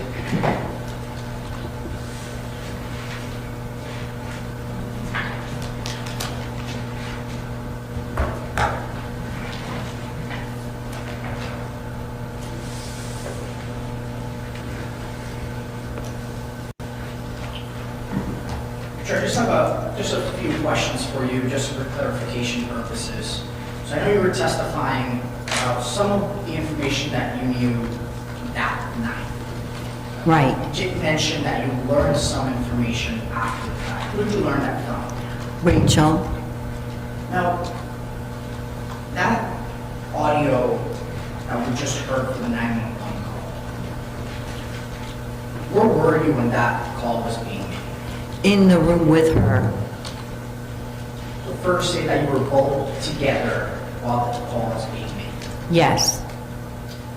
Were you able to tell in that close vicinity if there was anyone else right there at that time? We heard something, but it's not like I knew exactly what was happening at that point.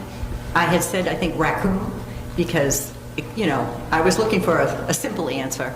But when she was talking and she said, oh, the Stalker guy, that concerned me because she had mentioned him before and was upset about it. Now, were you able to also hear during that audio call Rachel mentioning her being scared? Yes. What was she scared of? Hold on. Sustained.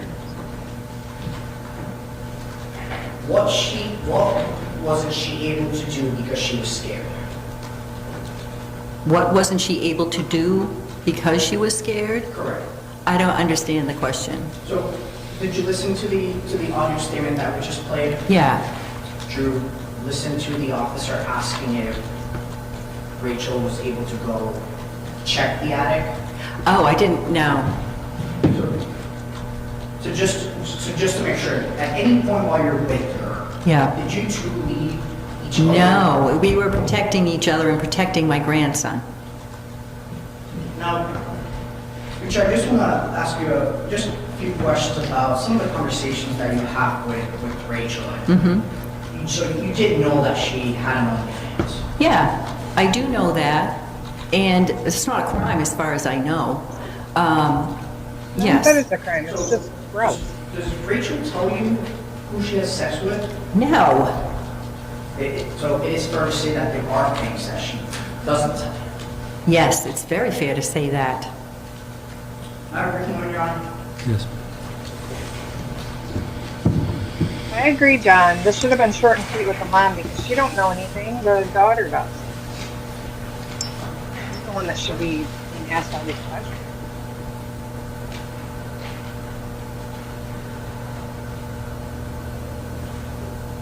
So, Victoria, even though you did know that she had an OnlyFans, Mm-hmm. was Was who she was having sex with something you wanted to know? Objection, relevance.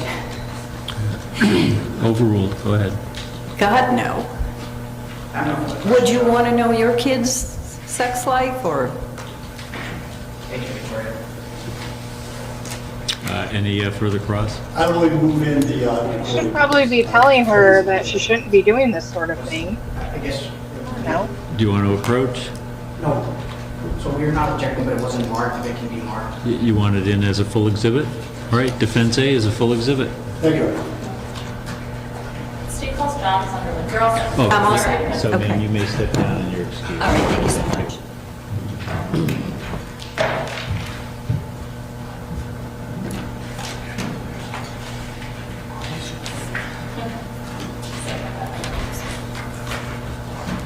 Maybe she should have been asking more questions. Maybe her daughter wouldn't be home like a child on OnlyFans at 24 years old.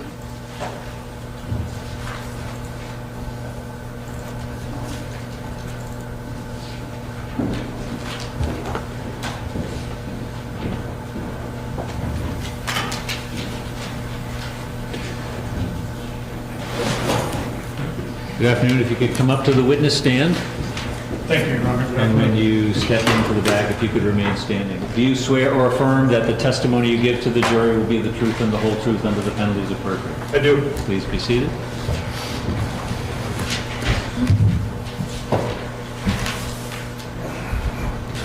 Sir, can you please state your full name and spell your last name for the record? John William Sunderland, Sunderland. And sir, what do you do for a living? I'm the captain of the Investigations Division for the Somersworth Police Department. And how long have you been the captain of the Somersworth Police Department? About a year. You're in prior to that? I was a detective sergeant. And how long have you been in law enforcement for? Since about 1997, minus 1 year. So I want to direct your attention to Wednesday, February 9th, 2022. Were you on shift that day? I was. Were you working in your capacity as a detective sergeant? I was not. I was filling a vacancy as a shift supervisor due to staffing issues. And so when you came in that morning, guess what were you expecting to do that day? Work patrol shift. I was expecting to supervise day shift of the Somersworth Police Department. Like out on the road? Yes, in uniform, out on the road. And when you came in to work your shift, I guess, did that ultimately happen? Not really. Okay. And why is that? When I arrived for shift, I met with the off-going shift supervisor to kind of debrief and see if there were any issues that were going to carry over into day shift. That led into her briefing me on this situation. And who's that? That would be Sergeant Nicole Lefebvre. And so you're briefed by Officer Lefebvre, or Sergeant Lefebvre, excuse me. And do the two of you kind of like work out any sort of plan for follow-up about the burglary that had happened the night before? Objection. Any question? Yes.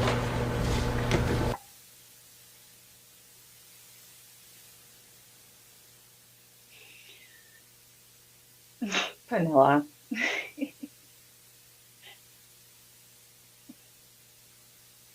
She had a lot lizard OF account. Probably.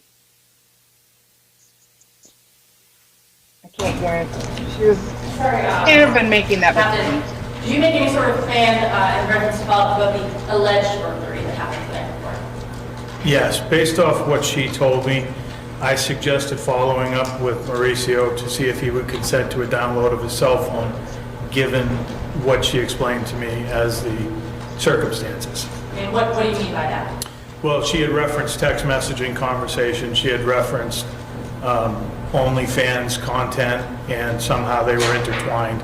It appeared that Mauricio had been talking to Rachel at some point, and given the fact that there were communications, I believe that they'd be relevant to the investigation.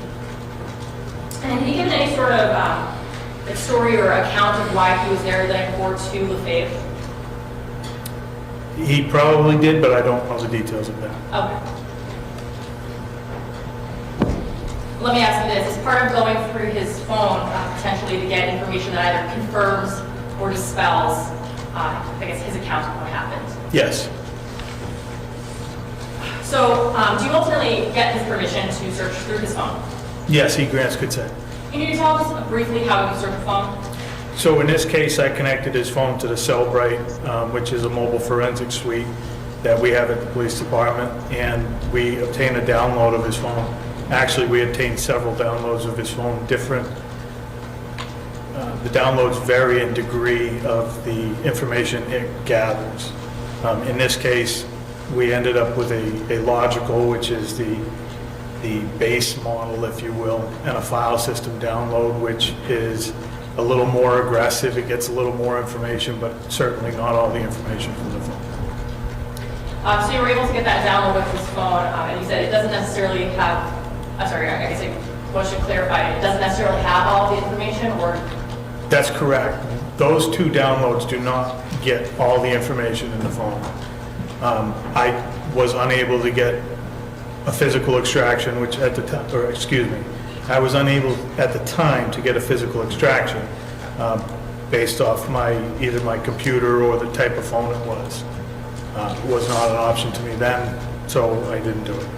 But are you able in that download to get things like text messages, Yes, phone calls, yes, and pictures? yes. And, downloading the phone, does it require you to physically have the phone? Yes. Are you able to give it back and still maintain that download? It's probably a better question. Yes, we give the phone back, well, we can give the phone back after a download. Once the information is downloaded, it's retained in the computer system. So you ask his permission, you take the phone, you download it. Where is the defendant? At that time, he's meandering around the lobby of the police department Why? because his car was towed, his car was at Eddie B's towing yard in Maine, and he didn't have his phone. He couldn't make any communications to try to find a ride. He didn't have any money. His money was in the truck. He had no place to go, so he was just waiting for his phone to be given back to him. Sounds Were any reasonable. arrangements made to get anything out of his vehicle for him? Yes. What was that? Dispatch had been trying to get in touch with Eddie B's to at least get him some of his property and the shoes, since he didn't have any shoes at the police department. They were struggling with that, so I suggested one of the day shift officers go over and retrieve the belongings from the vehicle. Can you tell me who that was? I believe it was Officer Matt Barilli. So you're downloading the phone, so you eventually give it back to the defendant that morning. I do. And prior to giving it back to the defendant, do you look at the actual download from the software to the physical phone itself? I looked at both very briefly. I looked at the download on my computer to make sure it was consistent with the phone. I also looked at the phone to see what apps were open on the phone at the time it was last active. And what apps did you note were open on the phone at the time it was last active? There were apps for messaging suites. I don't remember if it was what specific messages. I don't know if it was the native messages from the phone or social media messaging. Social media sites were open, and a note was open in the phone, and the Tile app appeared to be open in the phone. Can you tell me what you mean by a note app? So most cell phones have a note app where you can go in and you can manually take or enter notes into your phone. So you give the defendant his phone back. Yes. When do you actually go through the download itself? It was probably pretty close in time to when I gave him the phone back that I started going through it, but I don't have an exact time. When you're going through this phone download, what, if anything, I guess, are you doing or are you looking for? So I went and made sure that I had both message threads. One of the things that was told to me was that they were messaging and Rachel was using two different phone numbers. So I opened that up to make sure that I had that, and given that there was a connection to OnlyFans, I went in to check the videos to make sure there was no video on the phone that would indicate she invited him over or anything like that. Did you find a video of her inviting him over? I did not. What did you find in the video set? The first video that I clicked on wouldn't open. The second video I clicked on was a video of female genitalia, and the next video that I clicked on was a video that showed the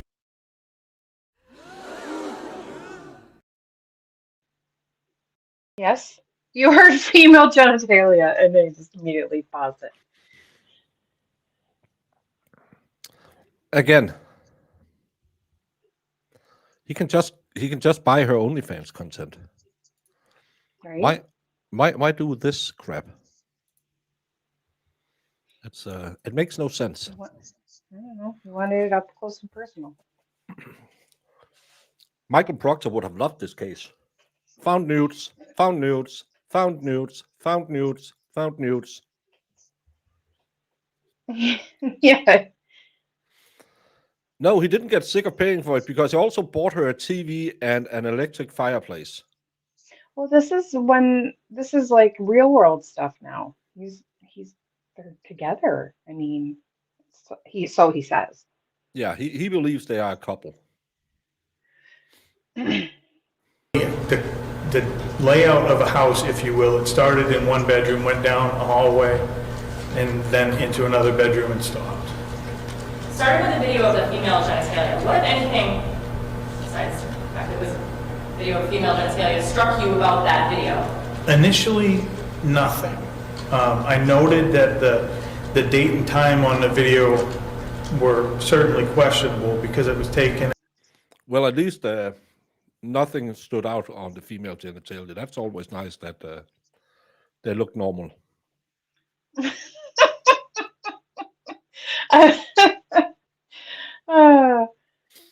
Yeah.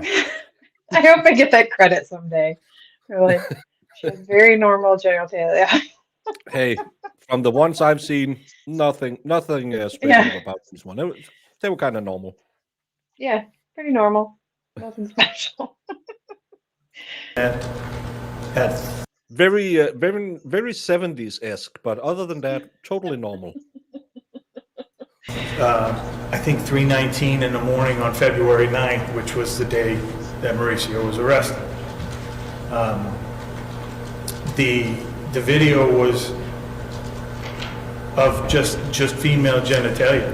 It appeared that it was taken in a manner that the person taking it knew he was taking the video, but the person that was having the video taken may not have known, because it appeared that in the video a comforter, if you will, was lifted, exposing the female's genitalia, and that's how the video was taken.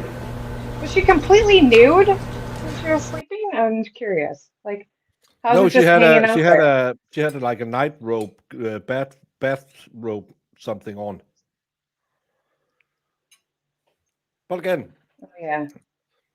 well, she had a small kid, but again, there's nothing wrong in sleeping in the nude. It's No, there's nothing wrong with it. I was just curious because, like, they're saying he lifted it up and it was just right there. There's a there's a crotch. They took she had like a bathrobe on or something. She probably stumbled into bed drunk with her bathrobe on and then just passed out, and then he went down there and got a little bit of the mud flaps. Yeah, that's what I was curious about. And the video of the home, what, if anything, did you kind of note about that? In that video, I noted that the bed, the room that the video started in, had a patchwork type blanket in it, which is consistent to what the person in the video of the vagina was laying on. I also noted that as the camera left the room, it appeared to go down into a second floor hallway with a banister on the left-hand side, and then into another room, kind of giving me an indication it may have been a Victorian-style home. That is the type of home that Miss Nunez and Miss Burke lived in. And I also noted that video was taken on February 8th, or around 10-something in the morning. So did you continue a further search of the phone download at that point? No, at that point, my computer had actually kind of froze. Okay. So what did you decide to do at that juncture? I think at first I went to see if Mauricio was still in the lobby so I could try to talk to him. But he wasn't, so I ended up kind of making contact with Officer Burrill, who had gone to the truck. And I guess what, if anything, did you learn from Morel? When he went to the truck to get... Yes. I had dispatch. Did you do anything about, I guess, did you do anything to maintain the security of that truck? Yes, I had dispatch contact Eddie B's and place a hold on the truck. And did that just because you believed something could be relevant to the investigation? Yes, I believe there was actually evidence in the truck at that point. Oh. Now, you said that you checked to see if Mauricio was at the police department. I'm sorry, I don't remember if you said he was. He was not, he was already gone. So what do you do next after that? At that point, again, with Officer Burrill, I showed him the 2 videos that I had seen, and I did that because he was now familiar with the contents of the truck, and I wanted him to come to the house and try to see if anything in the truck would match something in the house. So did you in fact go to the house? I did. And did you go with Officer Burrell? We did. And so roughly, like, what time is this? You know? Probably after 10, but before 11. And when you went to the house, who did you meet with? Rachel. And did you explain why you were there? Vaguely, What but do you mean by yes. that? I didn't tell her the details of the videos that I had seen, but I told her about finding videos on Mauricio's phone that concerned me, and I wanted to see the second floor of her house to see if it matched what was in the videos. And how did To see if the curtains match the drapes, or The carpet, you mean? yes, that's what I meant, Jamie. Or the flappy curtains? Okay. Either way. See if the mud flap matched the truck. she appear? What was her demeanor like when you were telling her this information? At that time, she was concerned and probably confused. So what did you do after that? Rachel brought us up into the second floor of the house, and that's where I saw the patchwork style blanket was in her bedroom. There was a white comforter in her room. I think at the time it was on the floor. The hallway with the banister was the hallway leading from her bedroom out to her child's bedroom. So that at that point it confirmed that those videos were of her house.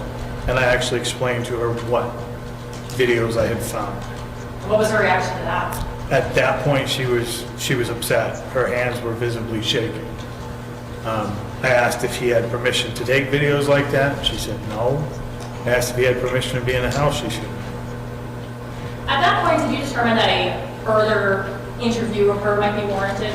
I did. I suggested a forensic interview, and she agreed. What's a forensic interview? So a forensic interview is an interview conducted here in this building in an office downstairs. It's conducted by trained forensic interviewers. It's not conducted by police. It follows a protocol so that people come in for the interview. They're asked, why do you think you're here today? They give an answer. The interviewer starts developing rapport with the person being interviewed, and then they start asking the questions. They ask open-ended questions so that the person being interviewed provides all the answers. And it's all recorded. So it's best case scenario. And then on top. I love Plushy Mama. Do you think they did a vagina lineup? Do you think they snuck some roast beef sandwiches in there just to see?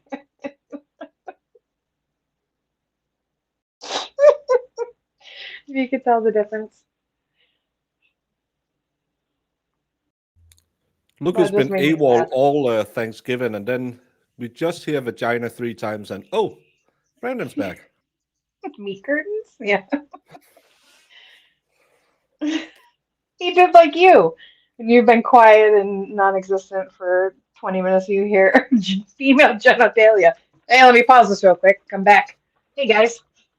Well, I was out heating my food, Mm-hmm. and I just came back at the right time. You know me, Jamie. Yeah. I am a degenerate. You are, well, yeah. You always show up at the right time, no matter what. And hey, Slidey Pie over on Rumbles. Hi, No Slidey. members for Brandon so far, no. Yeah. Maybe you'll have a Christmas miracle. top of that, officers or DCYF or detectives and other interviewers are sitting in another room watching the interview. So if there's something that's missed during the interview, somebody should catch it. The interviewer will take a break during the interview towards the end, check in with the team, make sure there's nothing that wasn't answered. So the purpose is to get a good interview. So you scheduled that with her? Yes. But that would be done at a later date, is that right? Yes. So it would be fair to say you didn't formally interview her right there on the spot? No, I asked some basic, bare minimum questions. Without saying specifically what was said, did she indicate to you anything anything that she might have noticed over the last couple of days? Yes, there were several things that were odd to her, both her and her mother. Okay. And based on that information, did you explore other areas of the house? I did. Can you tell me about that? The first thing we checked out was the attic to the home. Inside the attic, so her attic goes up a few steps, then it turns 90 degrees to the left and goes up the rest of the way into the attic. As we walked up into the attic, right after the bend on the first couple of steps right there was a half-eaten hash brown. There was a package of open graham cracker cookies. And I think there was a McDonald's cup in that spot. As we went up into the attic the rest of the way, thank you. There was a McDonald's breakfast still in a bag. There was a water bottle. There was Didn't even eat it? an iPod Waste. case that had iPod? No. Those things you put in your ears from Apple. AirPods? AirPods. There was a case of those, and then there was something on the floor wrapped up in blue painter's tape. Did you open that blue painter's tape? We did. And what did you find wrapped in the blue painter's tape? It was a tile. So a tile is a tracking type of device that uses Bluetooth or wireless technology. You could attach it to your keys or something else, so if you lose them, you can find them.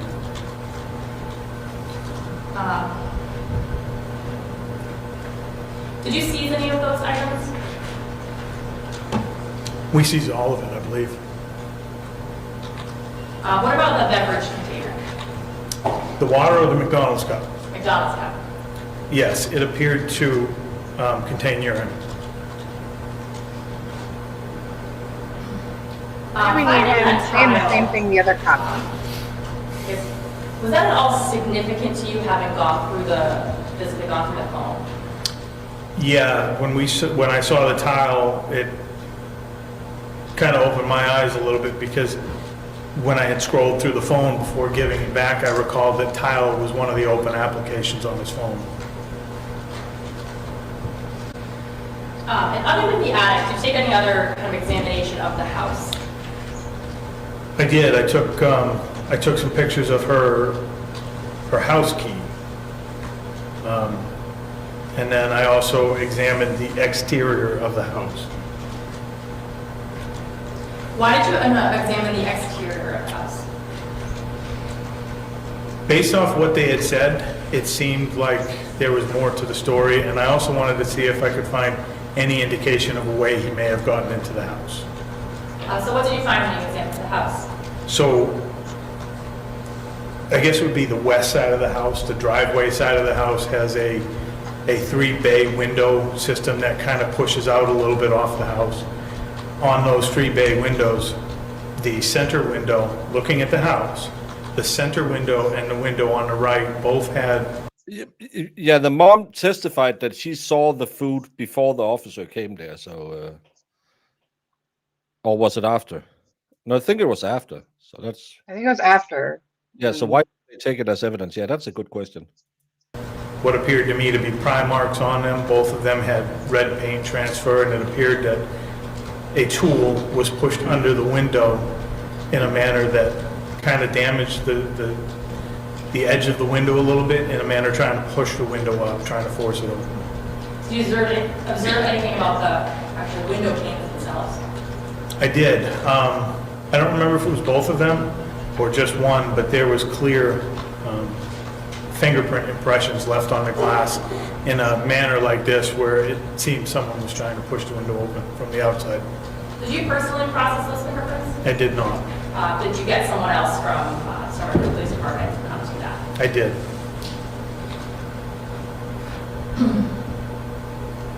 So did you, at that point, leave the house?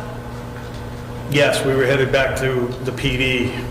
And did you become aware of anybody that had come back to the PD? Mauricio had come back to the PD. He was directed back to the PD by Eddie Bees to find out what he needed to do to get his truck. And what did you do at that point?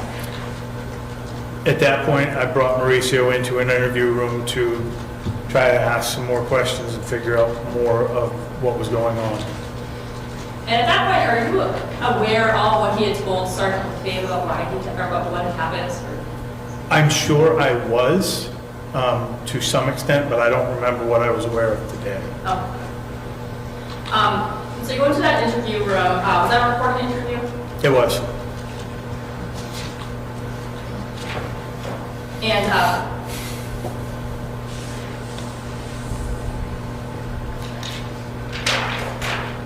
just going to approach. This is the transcript. This is the second.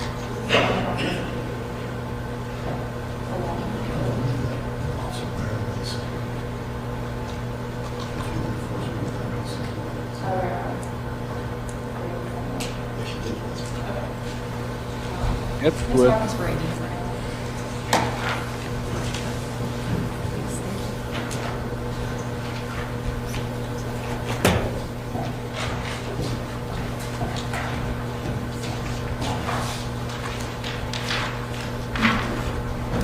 So, I'm going to go through some of this interview, and I know it's very lengthy, so we'll just, we'll go through it. If it's okay with Attorney Starbridge, she can follow along. So I'll refer to page numbers. And Yes, ma'am. when you first sat down with, I guess, Mauricio, what was your tactic? What were you trying to do? I was trying to confront him on the additional discoveries, the video from the day before indicating he was in the house, and try to figure out if he was in fact the cause of the damage to the windows. So did you confront him specifically with the pry bar and ask him whether he used that pry bar to get into the house through the window? Yes. Okay, what was his response? No, he did not. If you need me to refer to pages, I can do that. Did you ask if he was sure about that? I did. And what's the answer? He was sure. Did you ask him if his fingerprints were going to be on the window, pushing it from up from the outside? I did. And what was his answer? No. Did you confront him with your suspicions about potentially stealing one of the keys a couple of days before on Monday? I did. And what was his answer? No. He claimed he wasn't even in the area yet. When did he say he got to the area? In the beginning, Yes. I believe it was 11 o'clock that night. So the 8th. Yes, 11 o'clock at night on the 8th. Did you confront him and ask him if Rachel specifically invited him over that night? I did. And what was his response? He said she did. Did you specifically ask him whether she invited him in? I did. And what was his response? No, Did he quantify why she would not invite him in? it's her mother's house. Did you confront him again about this suspicion that he was there on Tuesday morning? Yes, Was that? yes, And what was his response? no, Did you flat out ask him if he had been breaking into the house since before that night? yes, And what was his response? no, Did you ask about the background between he and Rachel? I did, And did he tell you how that they started communicating? yes. What was his response? Could you give me a page number? Yeah, 13.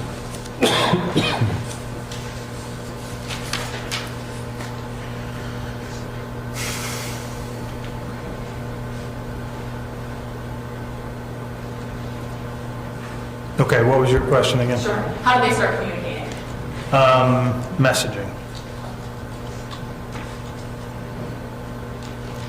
Did he say how they were messaging or what application? Was it line 9 to 10? Here,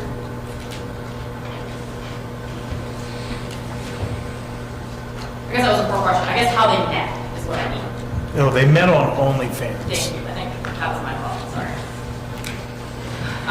And did you ask him how this kind of relationship, for lack of a better word, kind of progressed? I did. And what was his answer to that? That's 13.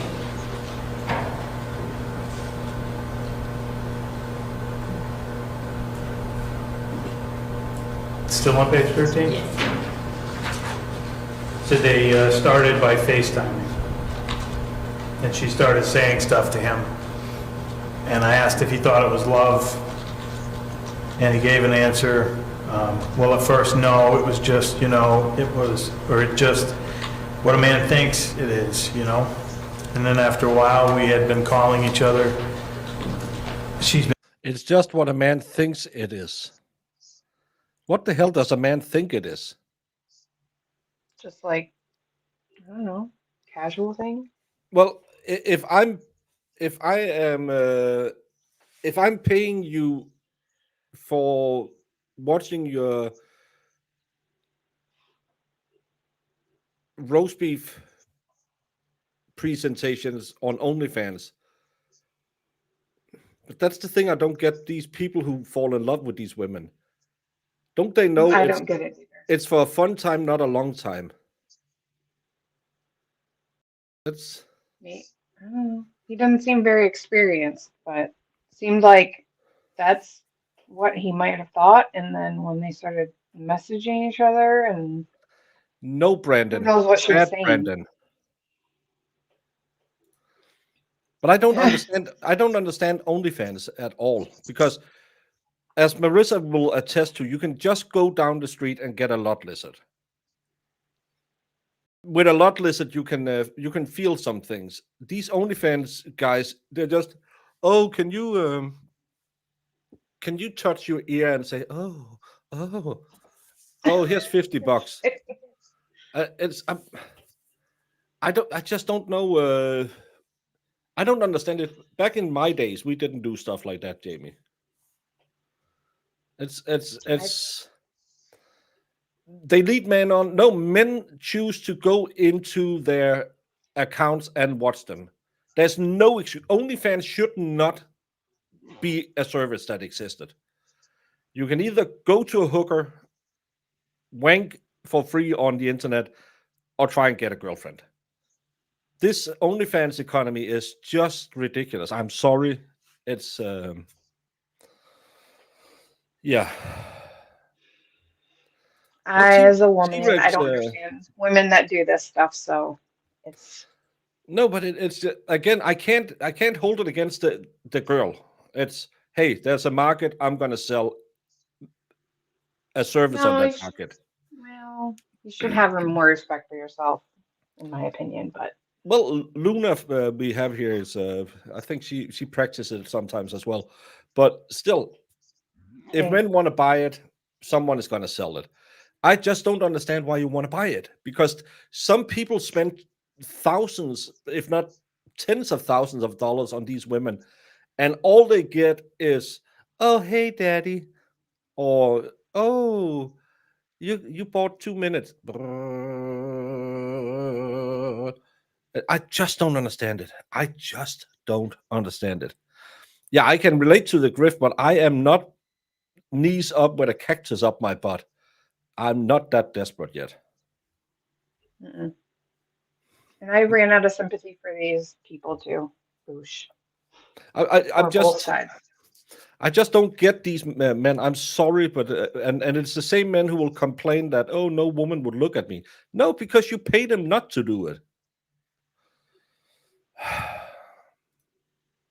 Yeah, it's the same, exactly the same, and that's the same when all of this mushroom pictures going around.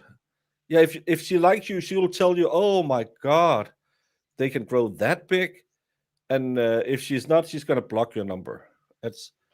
And she really doesn't get much out of it. She's just, oh Jesus, we have to go through this. Can we just meet up, get a dinner, and then we can find out if he's gonna put me in the upright position. I don't feel bad for men that fall for it. You're ridiculous, but I also these women that take advantage of it. It's kind of gross. Yeah, they are experts in it, and yes, it is making male loneliness issues way worse. I don't know if any of you are on Instagram. There's this lady who always slides in and tell you what men really think about. And I saw a video where the green flags for dating. How should we know? Again, it's hard enough for a man to go over to a woman because if you're not tall enough, rich enough, beautiful enough, she won't look at you. You're a creep. And then if you get a chance, you have to say the right thing, wear the right thing, eat the right thing. There's so many hurdles men go through. I can understand why you would rather pay a pleasure girl than try and land a woman. But I just don't understand why you would sit at home and have an online relationship with this. I can understand going to a pleasure girl because there is a transaction. You give her money and fluids, and she pretends she likes you. That's yeah. That's yeah. I just don't get it. I'm Mm-mm. sorry. Young men, go try the real thing. I want to try the real thing. That's my wish for Christmas this year, Jamie. Punching It is the real thing. Punching your punching the V V in 2026. Yep. And calling me and then I asked another question. You can keep going. Said sometimes you're nice to each other, sometimes you're mean to each other, right? He said at first it was just nice. I said okay. Mauricio said it was nice, and then the second week it was just like at first. She would be like, "I want you here, come over," stuff like that, and it'll just be like at when she was on her phone, like when she was drinking. And some of the times I couldn't tell because I didn't know her when she smashed, like drinking kind of, and then it was, what's it called? I sent her a fireplace. The defendant tell you at some point that they had sex. He did. And did he start to say about how she would treat him basically after they had sex? She was nice and then she was mean. She liked him, she loved him, and then she hated him. Did you specifically ask? That's called a relationship. She liked him, she loved him, then she hated him. Brandon, I'm pretty sure you can recognize that scenario because every other day Brandon comes in here, his wife is standing over his bed with a pillow in her hand. So I don't think that's unusual. Is a fireplace a green flag or red flag? It wasn't mentioned in the one I saw, but Jamie says she likes a good fireplace. They're good. Yeah, they're cool. There wouldn't be a market for it without men paying for it. No, that's what I'm saying. I don't understand. But go pay the lot lizard, the streetwalker, because you get something out of it instead of this weird. I'm talking to someone in Australia. Stop it. About the times that he came up to see her. I did. Did you ask specifically about the times he came up in January? I did. What was his answer to that? So there was one day in January where he came up, because he came up to go to Portsmouth. He didn't come up to see her, but she was gonna come to Portsmouth and see him. That's his answer, right? Yeah. So he tells you that he's coming up, but that they're gonna meet in Portsmouth. Did he tell you the date of that? I'm sure it's in here. Page 23 to 24.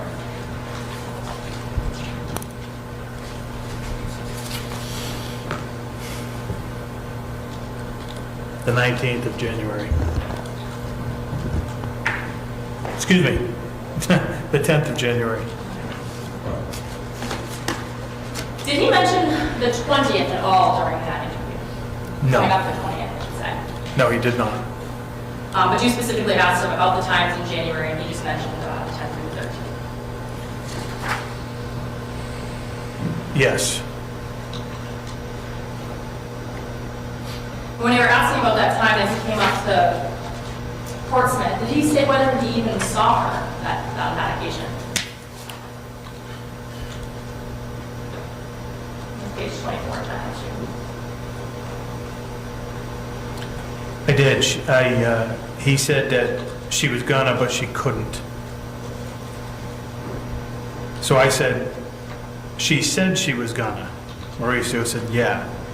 I said, did she come see you? No. Okay. His answer was because something happened at the house. I'm like, okay, I'll stay. And my response was, of course, she just didn't want to see you, but didn't know how to say it. What was his response to that? Most likely, probably. I'll get back to the night of the alleged burglary, the night. And he had told you that he arrived at 11 p.m., is that right? Yes. Did he talk about what happened once he got there? Or whether he Yes. met with Rachel? Yes. Okay, and what did he say? What page? This is 30. Excuse me, 26. 26.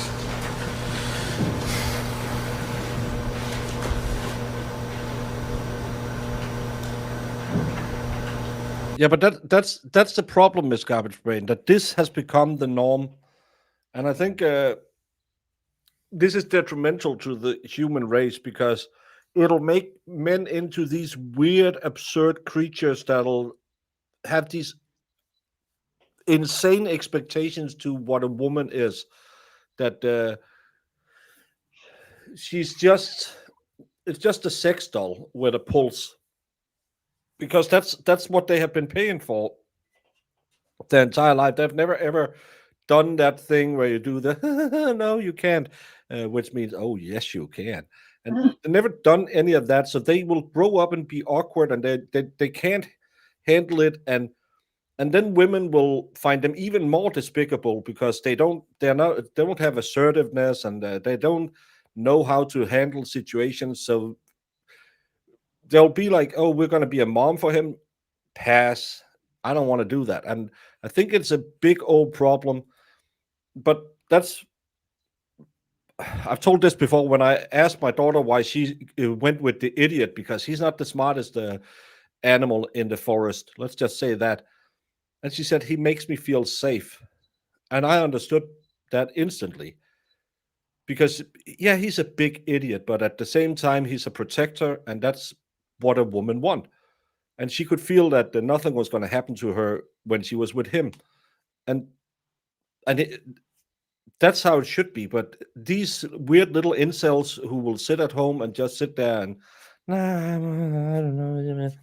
No woman is going to say, oh, I want that guy to be the father of my kids because he can take care of a family. And But I will say, women are a problem too. Sure.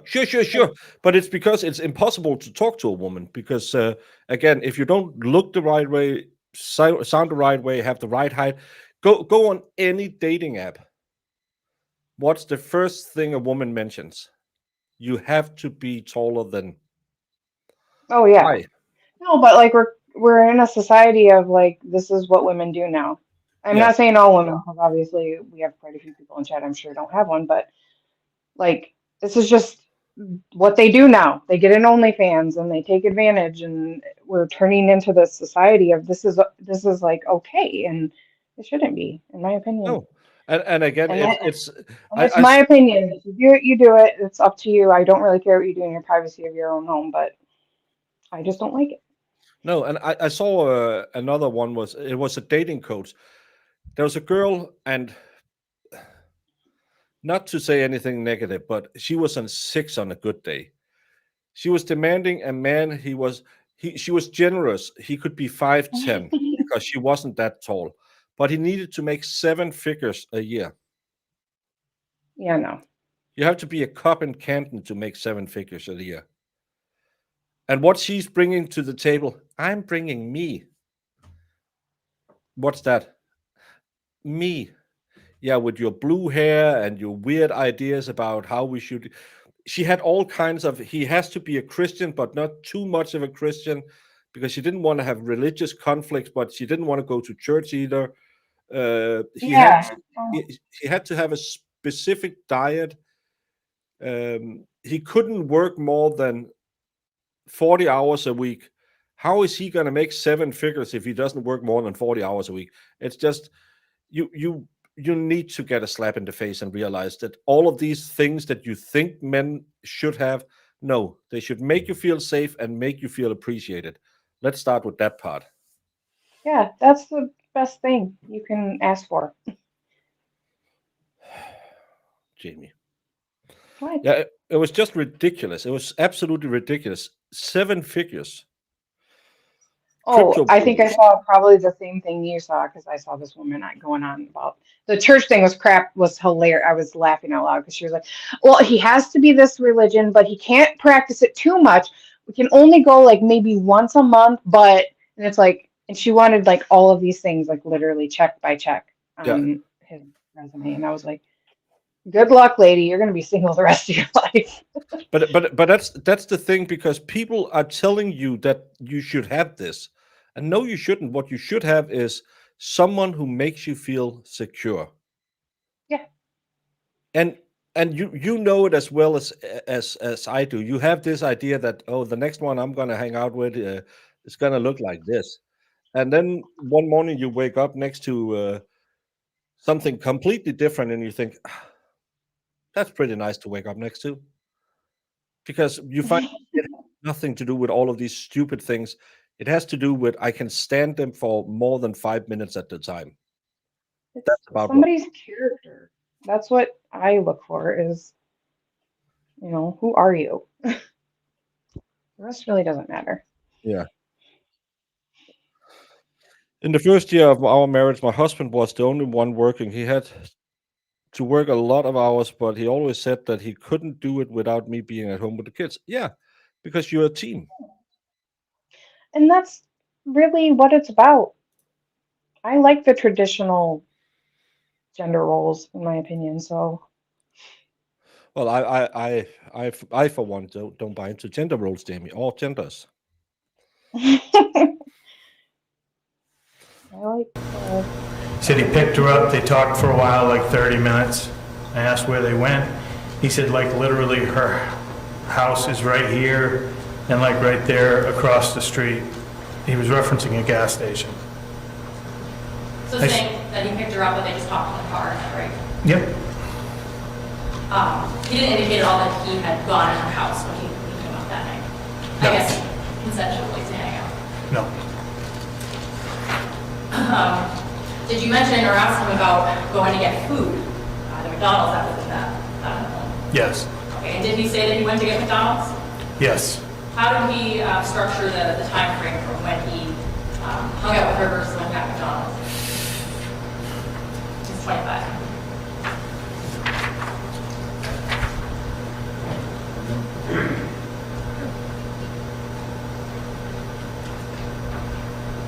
Du is a massage therapist.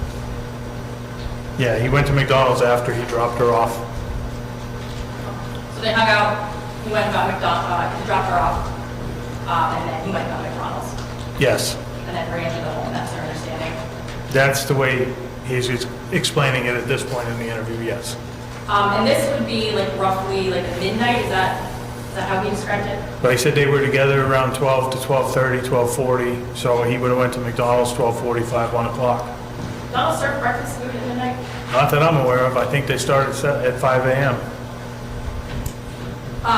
Did you again confront him with his belief that he had been in a house earlier than he was saying he was? Yes.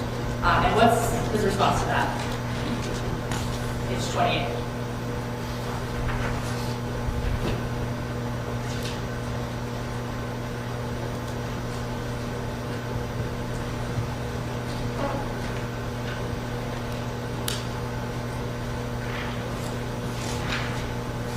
Come on.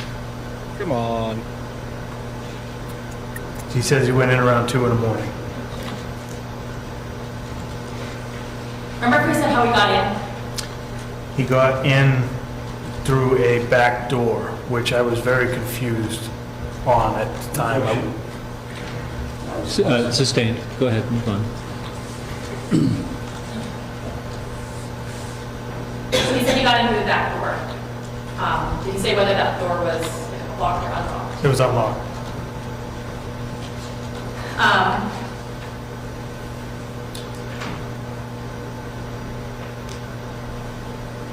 Did you confront him again with this, I guess, belief that he had used a red pry bar to open the windows?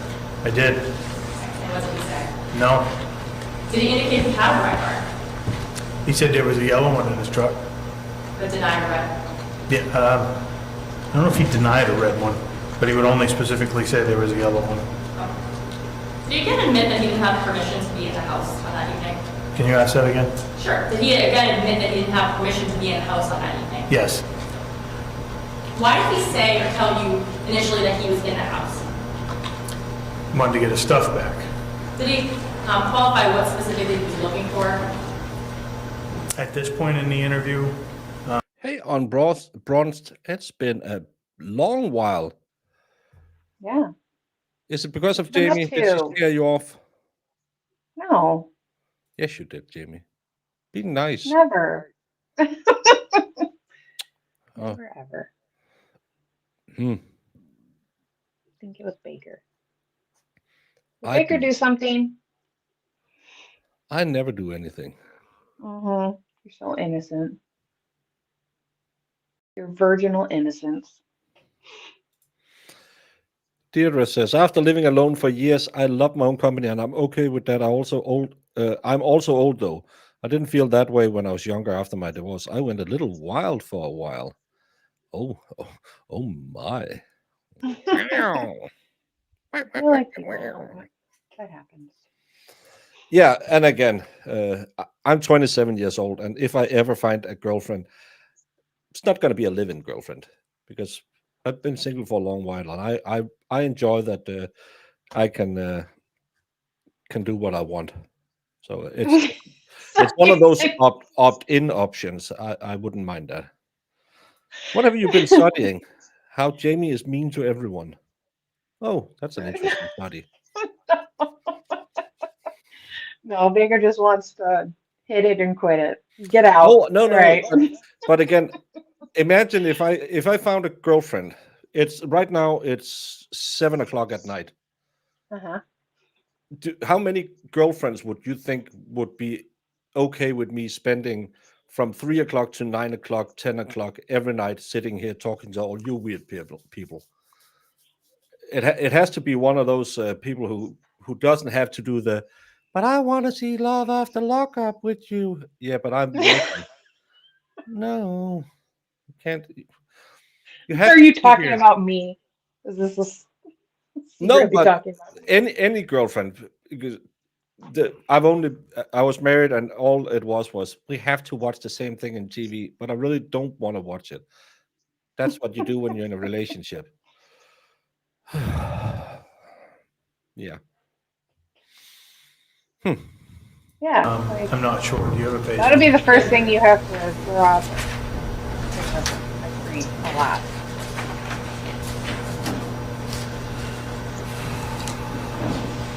Well, I don't know many women who enjoy streaming YouTube content all night.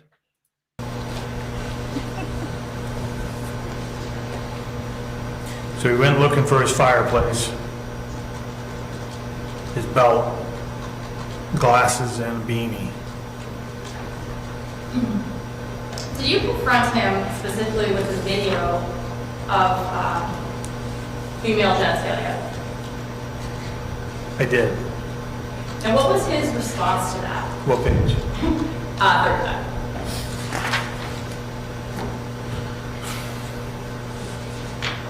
Why didn't he read this report before he got there? I don't know. I hate it when they're sitting there reading and don't know what they're answering. You're allowed to do it.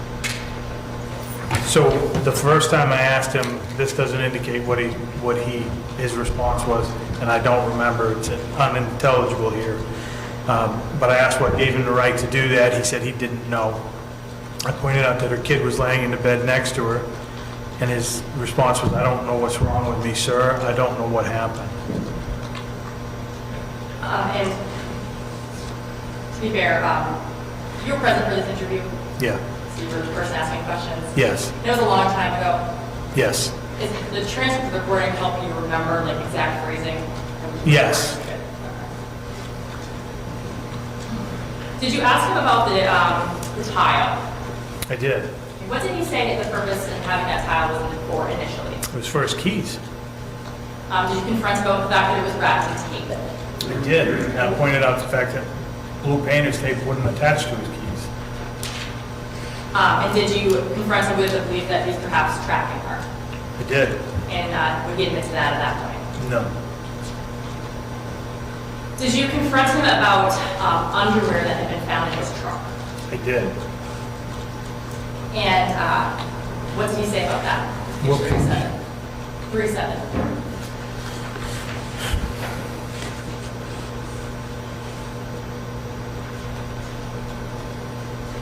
I said, what about the panties? He said, those are hers, aren't they? Excuse me. I said, what about the panties? Those are hers, aren't they? When did you take those? Mauricio says, I don't know. So he didn't specifically deny taking the underwear at that point? No. So at this point, you had confronted him a few times with the information you had found. And what was your success in doing that? A little. So what did you do at that point? At that point, I stepped out of the interview room to try to find another officer in the building that I could have a conversation with and explain to them that I wanted. Wasn't it fishnets? Did he take pantyhose as well? Panties, like underwear. Yeah, that's Yeah. what I meant. So he Yeah. took fishnets and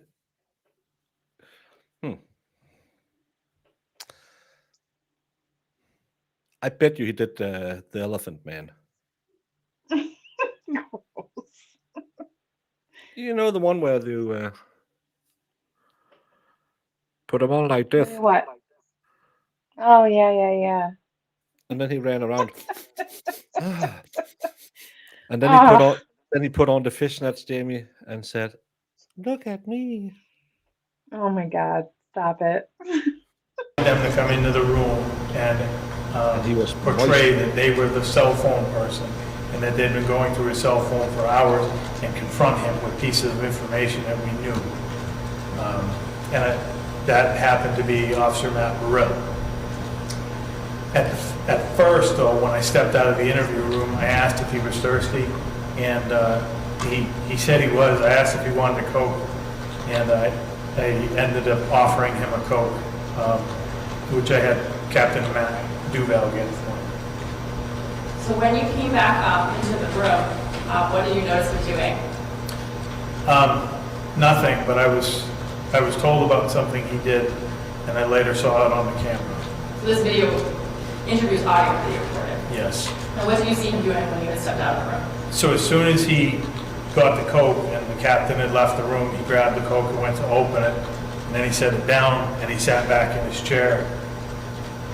And you could see him, it's like he's thinking, and all of a sudden he closes his sleeves over his hands and he goes back to the Coke can and he wipes all the prints off and wipes everything off the top of it. So when I went into the room, I told Mauricio that I didn't need his fingerprints, I already had them. No, At that that, point, he opened the coat. sir, The Coke was truly just a Coke. What? some people just do that. Yeah. Like, they like wipe the germs off of it, or maybe it's got shit on top of it. It's It's not just- because I highly doubt he was like, oh, they're gonna get my prints. I mean, they know who you are, dude. Like, come on. It's the same with peeling beer bottles. It's just a nervous thing. I've Yeah. seen people. I've seen people wipe it down, especially with cans, because people can touch them. So they like to clean the lip of the can. I do that sometimes when if somebody hands me a can of something from like their house. I like wipe it down Yeah. off the top. Truly just a Coke. So does Matt Burrell come back into the interview room with you? He does. Okay. And does he confront him with this video that there has been on the phone from the day before of the What a interior dumb of the story. house? Not the video itself, but he explains that he's been going through the phone. He's seen the video and he knows all the details of the video, yes. And at this point, does he start to Yes.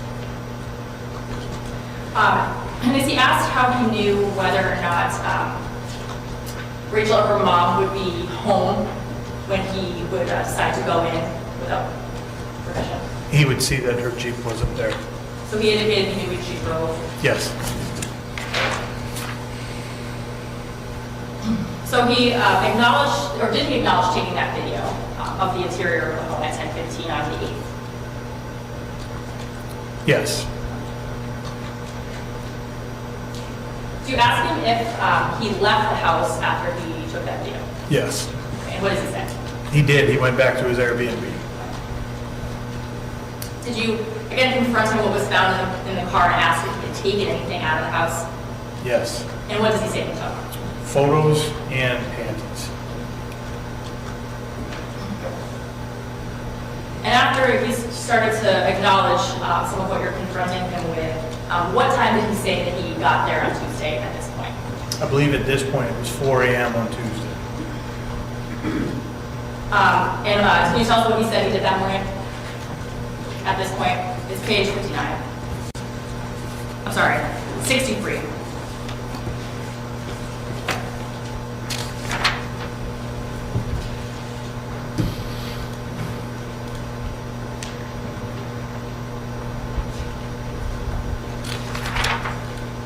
Yeah, he parked around the street from her house.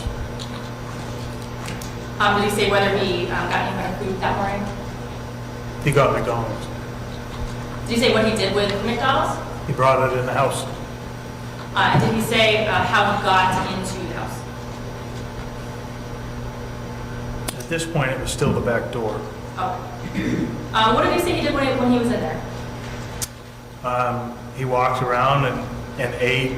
He looked for his items that were his, and he took the video of the bedroom, the stairway, or excuse me, the bedroom into the other bedroom See why he was doing that video?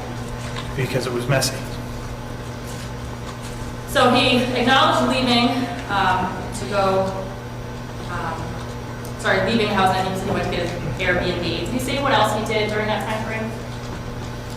He ended up going to Target Did you say what he went to Target for? to get the tile.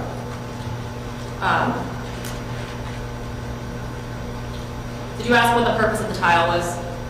I did, but I don't recall his answer at this point in the interview. It's page 74.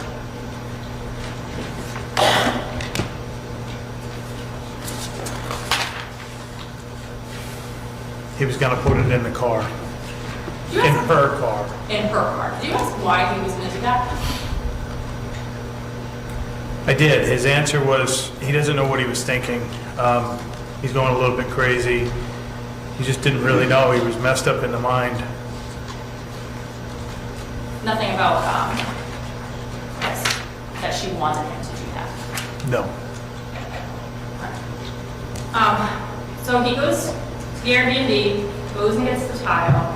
Did you ask him what time he got back to the house? I did. Okay, is that still like around, I think, 11:30, 12. It's late, it's 11:30, 12 o'clock, yes, ma'am.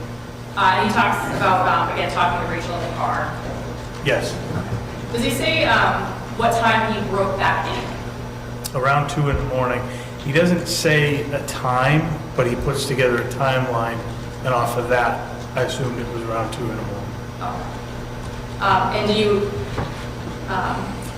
flat out ask him again whether or not she had invited him over at that point? I did. And what did he say? What page? 80.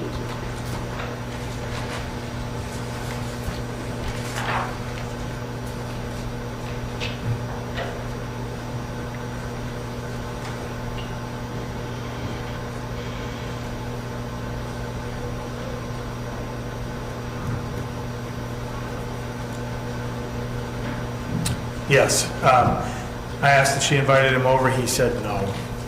Did you ask whether she had invited him in as well? Yes, and his response was no. Did you ask specifically whether she told him to break in? I did. And what was his answer? His answer was no. Did you ask why he went upstairs into her bedroom? I did.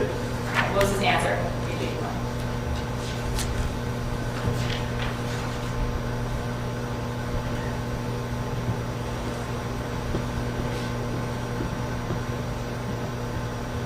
I guess a better way to phrase that is, did you ask if the reason he went upstairs is because he wants a video? Yes, my question was, all right, is that why you went upstairs, because you wanted a video of her? And Mauricio's response was, well, that, and also I was trying to find, well, like I was trying to find it, and like, So, going to the video, did you ask him, now that he was acknowledging more, about taking the video? yes, Did he acknowledge that when he took the video, Rachel was in bed? yes, Did he acknowledge that she was not awake? he did. What about the fact that her son was there? He said he didn't see the child in the bed with her. Did he explain to you how he was able to take the video? Yes. And how did he do that? He lifted up, Is it the puss he's talking about, finding what he was looking for? I think so. The video of the vagina. No, but because he why did he take the video? I was did he take the video? Yeah, and I was looking for it. But is he looking for the puss? I think so. Is it like pin the puss on the OnlyFans model? Jamie, this is a good Christian channel. I blame Unbronze. He hasn't been here in a long time, and we are childish today. It's Unbronze's Yeah. fault. It is. That's the way she likes it. She Yeah, likes a little craziness, she likes a little spice. a little spice. I think he said he lifted up the white thing and took the video and zoomed in. Did he say what the purpose of the video was for? It was for him. Did he talk about what happened when Rachel woke up that morning? Yes, but I don't recall. We'll put it this way, did he talk to you about, I guess, running up the attic when he noticed that she woke up? Yes, he went up into the attic. At the end of the interview, did you give him the opportunity to add anything additional that he wanted to, I guess, make you know? I did. I gave him carte blanche, ample time to. I asked him pointedly if there was anything else that he did that we needed to discuss, that we needed to get out into the open. Did he ever mention anything to you about, I guess, this being some sort of consensual break-in? No, Or plan for some sort of sexual tryst? no, Did he ever mention at all during the interview coming up on January 20th? no. So at that point, do you have him write something for you? I offered him the option to write a letter of apology.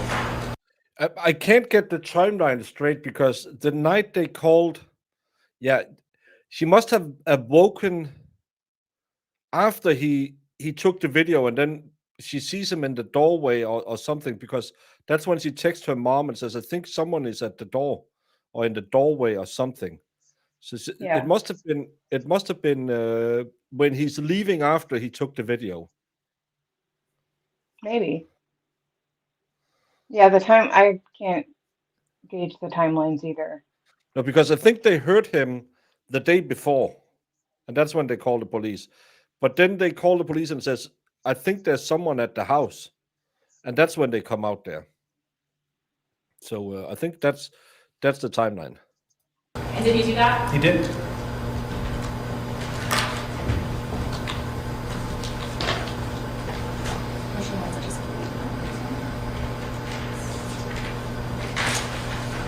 This is States 21 for ID. Look that, please. Yes, ma'am. Is that the letter that he wrote while he was there when you were in the interview room? It's a copy of it. A copy of it, thank you. Is that like fair and accurate depiction of what that note was on that day? Yes, ma'am. As the ID be struck and published as a full? No objection. All right. No objection to 21. ID is stricken.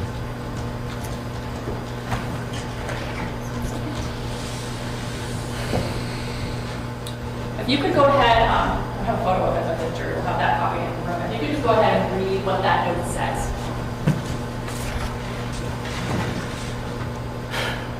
I don't know why I did this. I'm so stupid. What I did was a scary thing to do to you, and I'm sorry. I know you'll hate me, but it's fine. I deserve this. I am a horrible person, and I made your life miserable by doing this to you. I might go to jail, and I'm scared, so fucking scared. You're never gonna forgive me for this, but it's fine. I hope you and I don't deserve this. I don't deserve this, and you'll most likely hate me forever. Sorry is not gonna solve this. I made a something mistake. I did this to myself. I don't know why. I didn't mean for this to happen to you. I'm disappointed in myself. I disappointed something, and I'm sorry. I love that he has confessed it in the verbal interview. He wrote a note about it, and we are still at trial. It's you have to love the dumb criminals.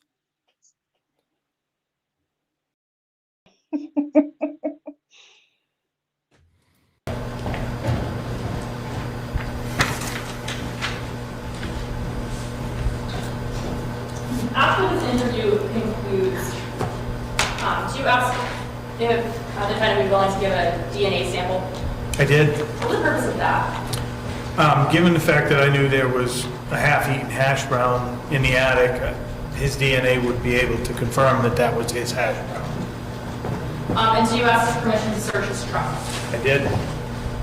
And does he agree for permission? Does he give you permission to search his truck? He gives a permission for both. Oh. So do you take his swab? Do you take his DNA swab? Yes. What ultimately happens with that? It gets sent to the state lab. And what about the search of the truck? Myself and Officer Seawards did that with Mauricio present with us. So you physically went to the truck at the impound lot? Yes. And what was your purpose in going there? At that point, we knew there were photographs of Rachel that belonged to Rachel in his truck. We knew that there were panties of Rachel that belonged to Rachel that were in the truck. And we had a very strong suspicion that there was a red pry bar used to enter the windows of the truck. So you went to AUB's towing. Did you ultimately search the truck? Yes. And what items did you find in the truck? We seized 5 pairs of female undergarments, I don't remember the number of photographs, but there were a number of color printed photographs of Rachel that were in the truck. There was 2 receipts that were in the truck that we took, one for Target, one for McDonald's, and a red Supreme Pride bar. And you said the defendant was with you. Yes. Did he acknowledge ownership of all of these items? He acknowledged the Pride bar was his and the receipts were his. I should say, did he acknowledge that he had, I guess, taken the items that weren't his? Well, he did just mention this guy swiped 5 pair of underwear. So, yeah, it kind of sounds like burglary. Breaking in, stealing 5 pair of underwear, stealing a push picture, stealing some of her OnlyFans material. He might. I'm going to come with a prediction, even though I've seen the case before. I'm going to predict he might be in trouble, Jamie. Yeah. Yeah, especially because he confessed 3 times already. Even if she was leading you on, you still can't do those sort of things. Guys. No. If you feel like she extorted you and got a TV and a fireplace, you call the popo and say, "Hey, she stole my stuff." But you don't go in there and say, "Well, what's 5 pair of underwear? That's probably the same price as a fireplace." Oh yeah, this could have gotten real bad. He's stalker material. He's skin suit material. Yes, he acknowledged each of those items were Rachel's.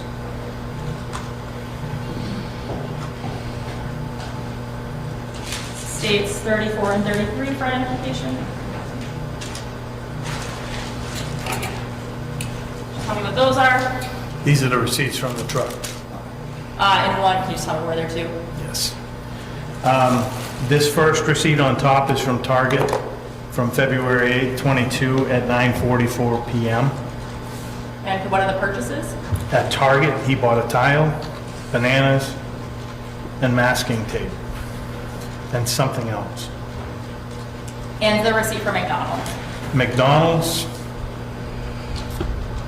is from the McDonald's on Central Ave in Dover, dated 2/8/22 at 10:06 a.m. for hot cakes, hash browns, an orange juice, and a bottle of water. I'm sorry if you said this already, but those are receipts you found in his truck. Yes, these were receipts in his truck.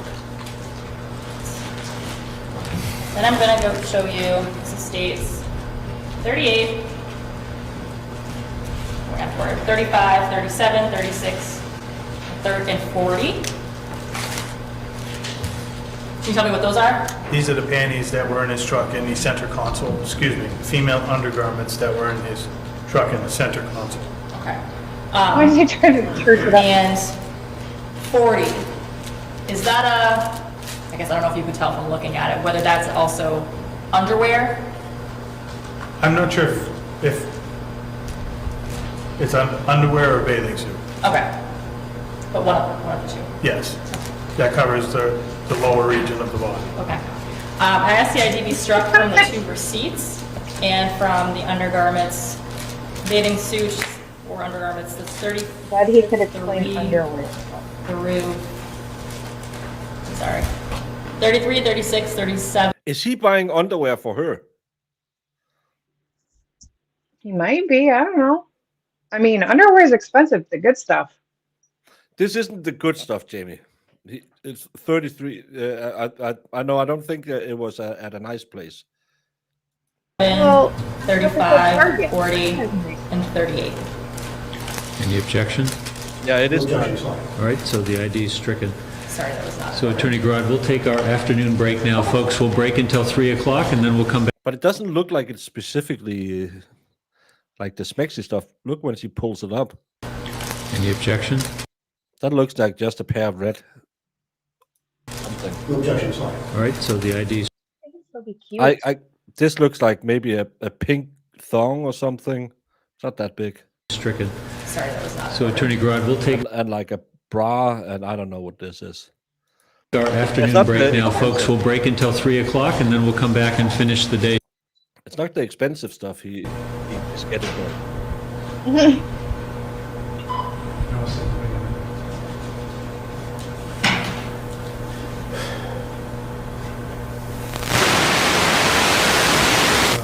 It's the defendant who bought this stuff. Taken. Minute ago, this does look like ID's off, but I don't think we talked about the pictures. Not yet. All right, this is 39 to these. I think I might, no. Rachel, in different points in her life and from modeling, these were found in the center console of Mauricio's truck. Okay, what about that top picture there? It is a photograph of her in a pregnant state. And these pictures, any of them like nude photographs or anything like that? I don't believe so.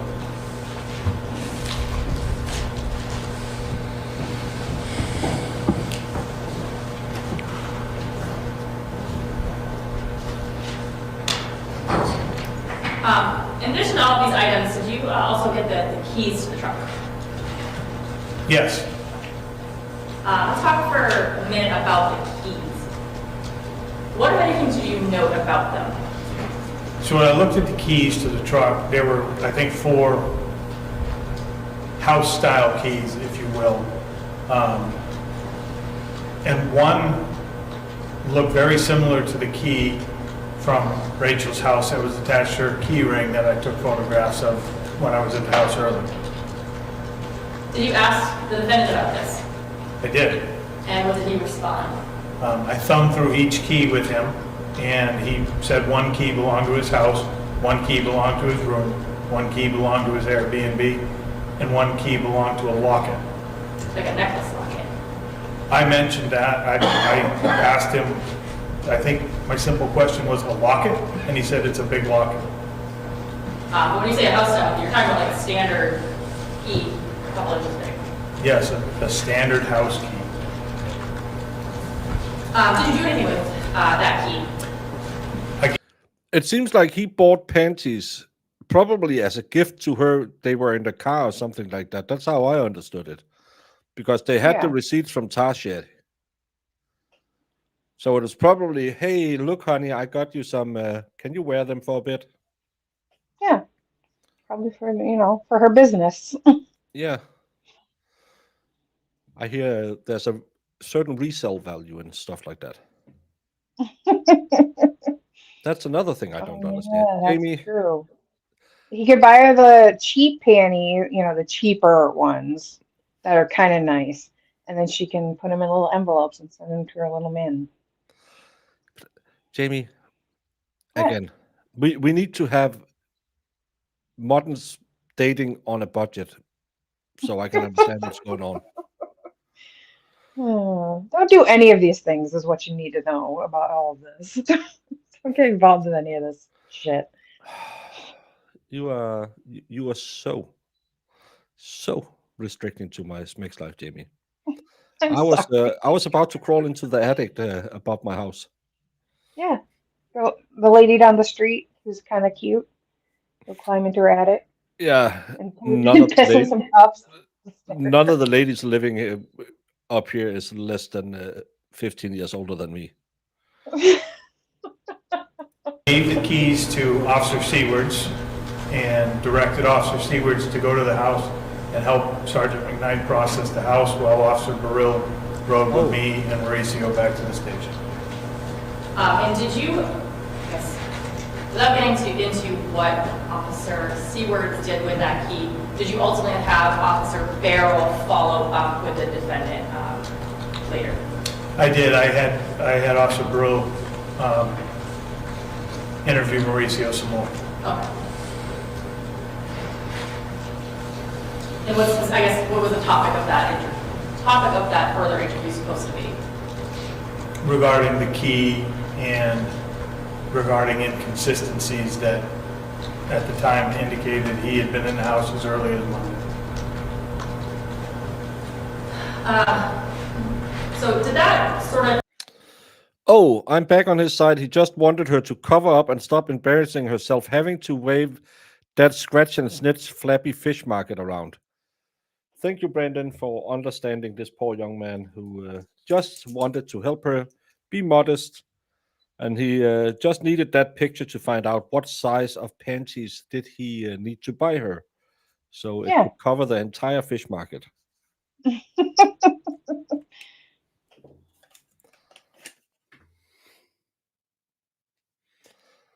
That's how it is.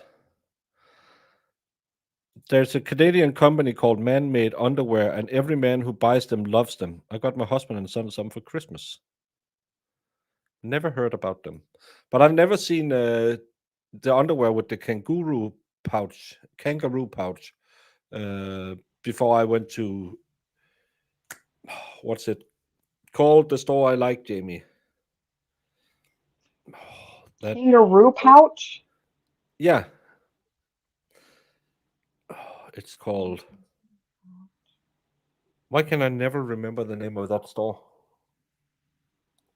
What store? The one I like. Store do you like? The I don't one. remember. It's not Urban. It's no. It's not Bukakis. They sell knockoff key fobs. Bukakis. I'll be right back. And your interaction Oh with my the God. defendant that I day. have to go look at the name. Yes, I think it did. Was part of any of your interaction, like booking process? No, he was booked by other officers.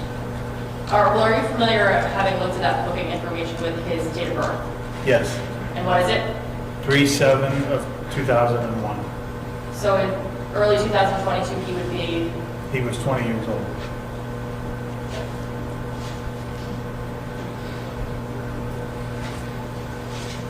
so in the days following the night, were you alerted to anything from NCIC regarding the defendant? Yes, so later I became aware that Mauricio had been entered into the NCIC, which is the National Criminal Information Center. May we approach? Yes.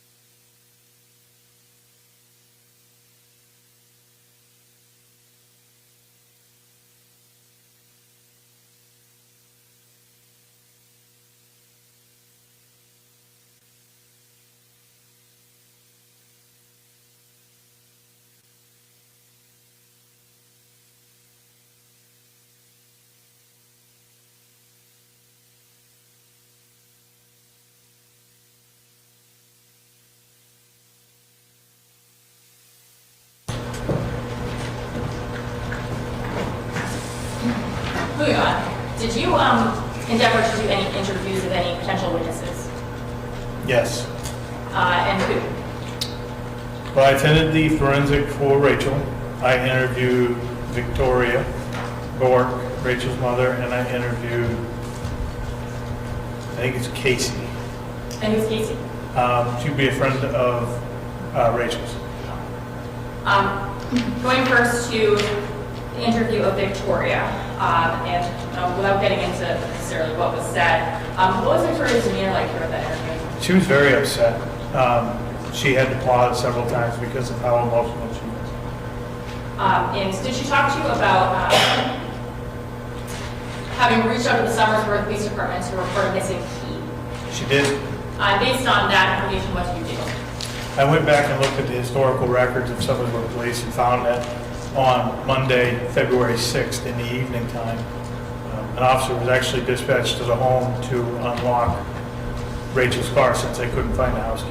So you actually had a record of that at the police department? Yes, And does the police department typically keep records when they get calls out to dispatch like that? yes, Are they entered in the database pretty simultaneously when they're taking these reports? yes.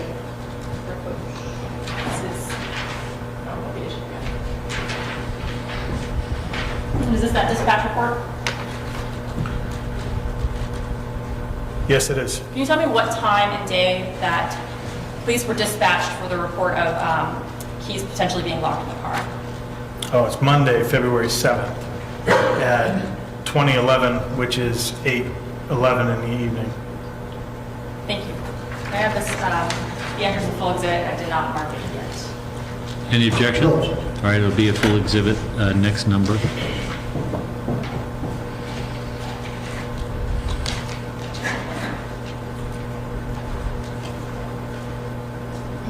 And you had mentioned a forensic interview of Rachel that we talked a little bit about. Did you bring anything with you to that forensic interview? I did. I brought several photographs. And what was your purpose in doing so? So they were photographs that I noted as either evidentiary or I questioned what they were, and they all came from my analysis of the phone over the next couple days.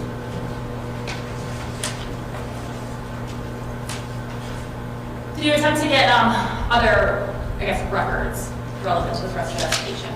Yes, I did search warrants for a bunch of different places. And what about Google records? I did do a search warrant for Google And what was the purpose of that?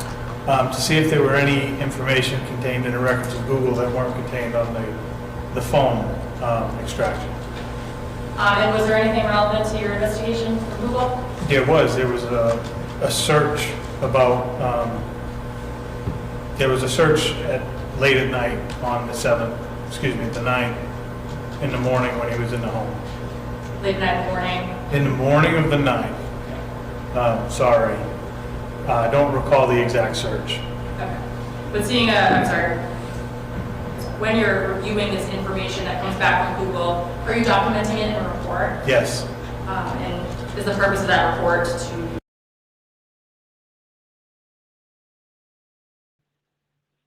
Go get some sleep, and thank you for stopping by. It's been nice that even though Jamie is so mean to you, that you stopped by again. Duluth good Trading night. Company, Jamie. Duluth Trading. Oh, Duluth. Gotcha. Yes, but they had those kangaroo pouch underwear. So I've never seen those before. it's help you remember these small details? Yes. But seeing a copy of that report help you remember what the Yes. search was for. It certainly would. 75.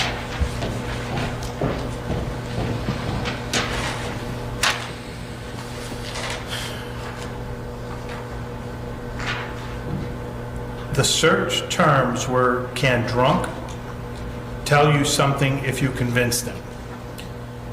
Now, my report indicates the search was on, Yes, you want to come forward? And drunk tell you something if you convince them. But what time was that search performed from the Google record? so my report indicates the search was at 7:12 in the morning.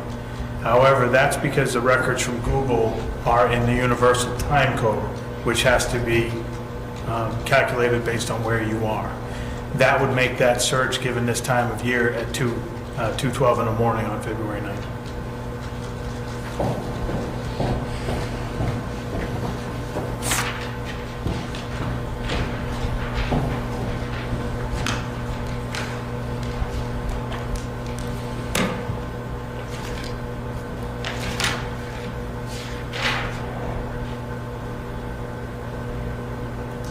Did you also get T-Mobile records?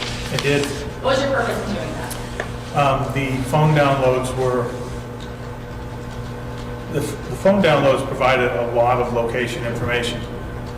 It was actually so much that my system just couldn't process it. So I asked for records from T-Mobile, one, to verify communications that were in the phone, and two, to get the actual phone GPS data from T-Mobile. And did you do anything with that phone GPS data? I did. I sent all the GPS data to Nespin. What is NESPIN? Nespin is, I can't tell you what the acronym stands for at the moment, but it's a group that helps law enforcement agencies with investigations. And what was your purpose in setting that? I'm not doing this trial. I think you are mistaken. This is not the Brian Walsh trial. This is the Mauricio Guerrero trial from 3 years ago. Information to them, what do you want them to do with it? So that they could compute the data and make the location information more readable, more friendly.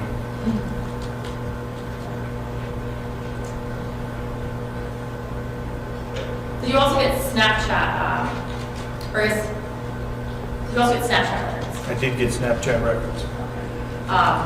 And do the Snapchat records, I guess, were they communicating with Snapchat? They were up to a point in January. And do you know why they stopped communicating in Snapchat in January? Objection. Foundation. She asked if he knows. So the answer to that first is yes or no, and then we'll go from there. So yes or no? Yes. How do you know? Objection. Foundation. Well, this is the foundation question. How do you know? Based off my searches of the phone. Did he also talk about in his interview whether or not they had stopped talking on Snapchat? I believe he did.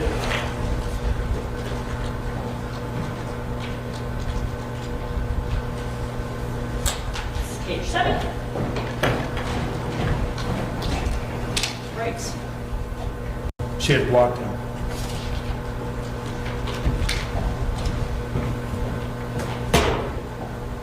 So were the Snapchat messages ending, I guess, consistent with his story that they had stopped communicating via Snapchat? Yes. Did you also go to Target? Yes. What was your purpose in doing that? To confirm that that receipt matched the purchase and that Mauricio was the person in the store making that transaction. And were you able to get stills from their surveillance of the defendant? We were. Is this a still from that surveillance It is of, Mauricio walking out of Target. and that's the still that you received from the surveillance from Target? Yes. I can have that entered as a full exhibit. No objection. All right, that'll be a full exhibit, the next number.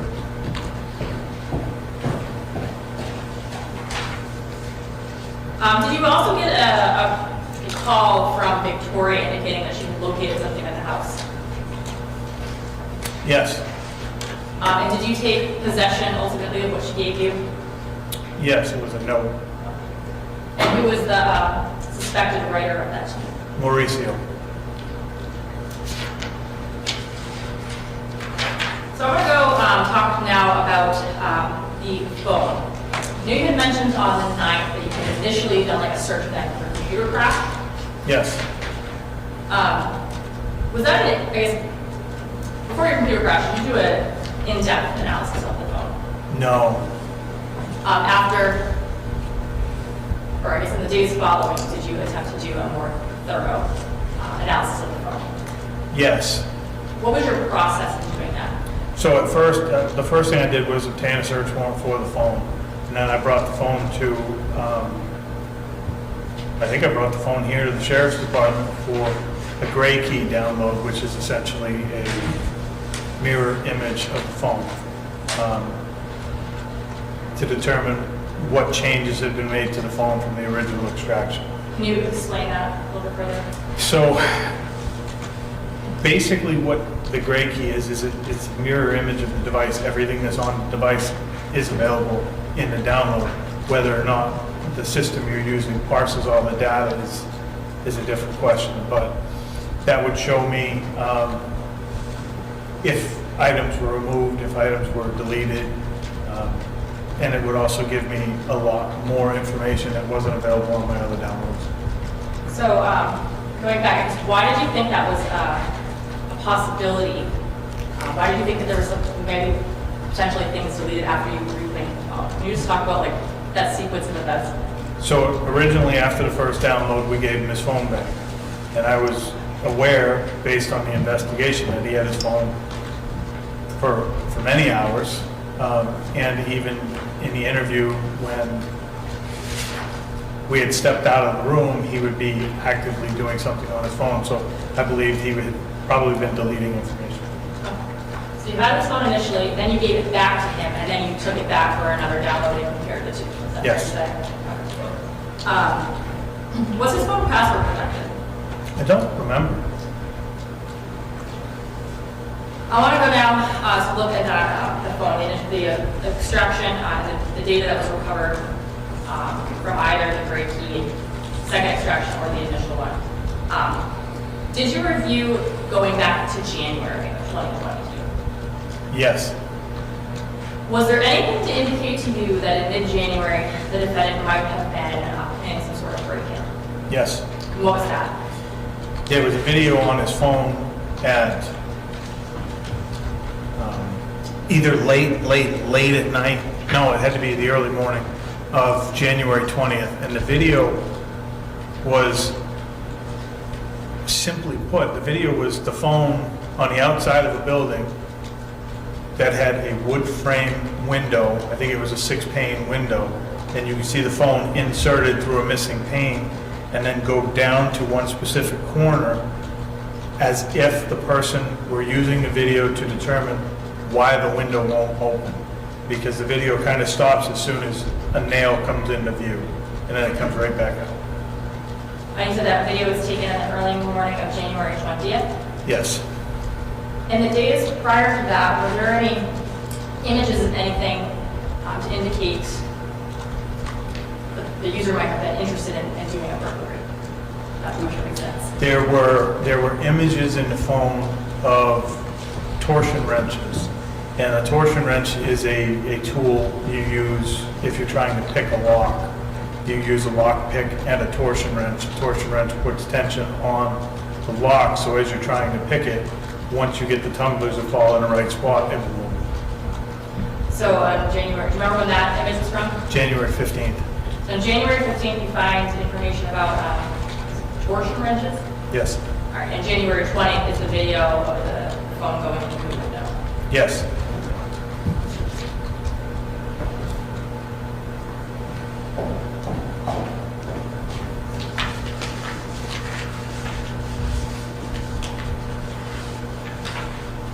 It states 30 for identification. Can you tell me what that's a photograph of? That's a photograph of a torsion wrench or a tension wrench. And I guess where did this image come from? This would have come from one of the downloads. Okay, so But I this- don't know which download. This was on his phone, Yes. and you said that this was dated January 15th.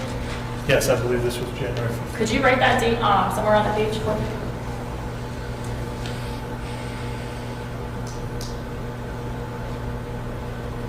Do you want me to mention? Sure, thank you. And is this a fair and accurate picture of an image that you found on his phone? Yes. And fair and accurate to say that was from January 15th of 2020. You wrote 2023. 2022.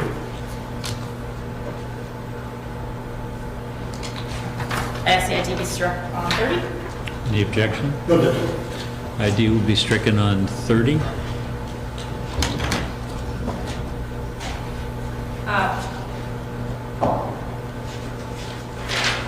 Was there any other photographs from January 20th found on the phone? Yes, there was a photograph of a poem.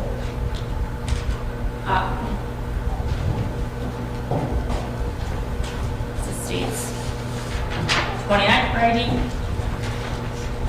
Is that the photograph of the poem? It is What's the poem titled?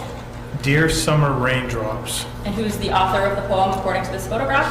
Rachel Nunez. And is that the photograph you found on his phone Yes, from, I think it's January 20th? it was January 20th. Could you write the date somewhere on there? And the time, if you know it. I don't. Would seeing a copy of the metadata help you remember the time it's It taken? would.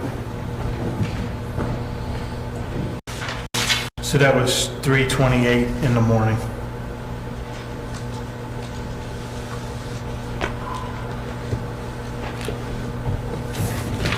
The IDB, I asked the IDB struck from 29 after his assault. No different. If there's no objection, ID will be stricken.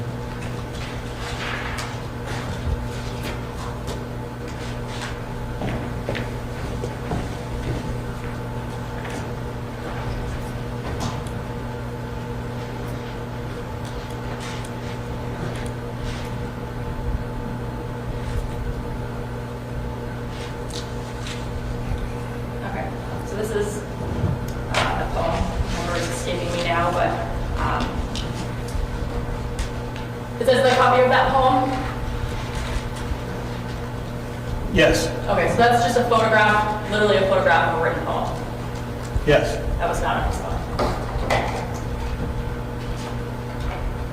That's a shitty poem. You say it's a shoe. Yeah. And this is the, I see the splashing raindrops on you. You are green, orange, and yellow. You have patterns of your type. There was just a rainstorm, and now it's sus waiting to happen. You have real beauty. You are every inch of amazing. You are a perfect flower. That's a shitty poem, Jamie. This is like those pictures your kids draw and you put on your fridge and you say, "Oh, it's two almost straight lines." Oh, it's sun waiting to happen. Thank you, Sunshine, for helping me. Hey, Texas Mom. Yes. that was found in his phone. It's not written. The picture of it was taken at 3 in the morning.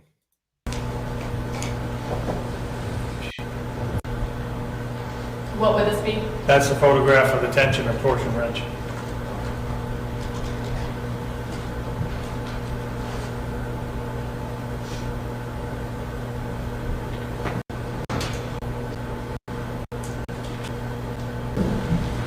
That's a still image of the window that's recorded on January 20th. That window's actually in the back barn area of Victoria Burke and Rachel Nunez's house.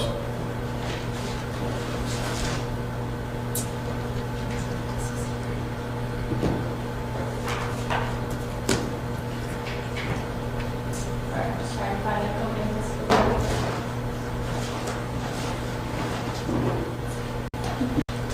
So this is states 19. I asked that the ID be struck. The number again, please? Sorry, 19. So it asked the ID be struck, entered as a full. I ended up having to mark it, so I guess I'd ask that that happen before it's a full technically. If this offer is a full exhibit, we don't object. No objection? All right, Just so, have to mark the time on it. That's all right. So if you could just mark with this Sharpie, it has the date of January 20th, 2022. If you could just mark the time, I don't know the time. that's fine. My report would help. Also have that metadata if that helps you. Yes.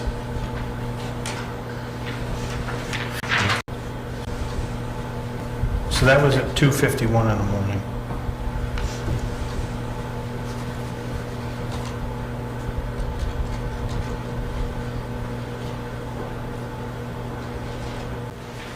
All right, I'm gonna play this.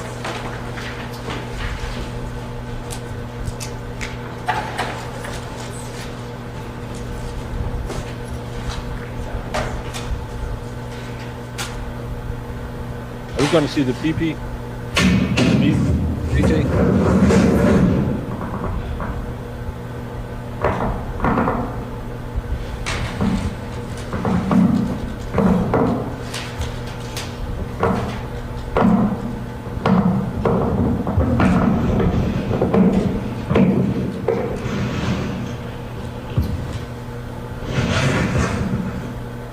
Let's do that one more time since it skipped at the beginning.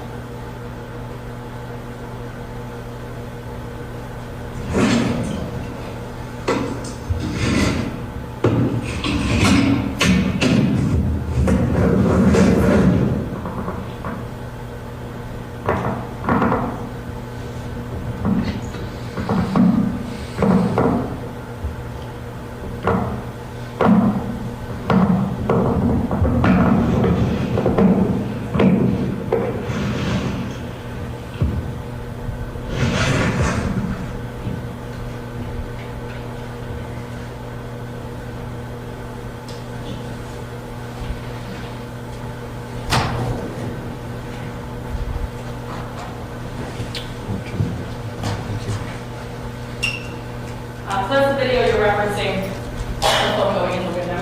Yes.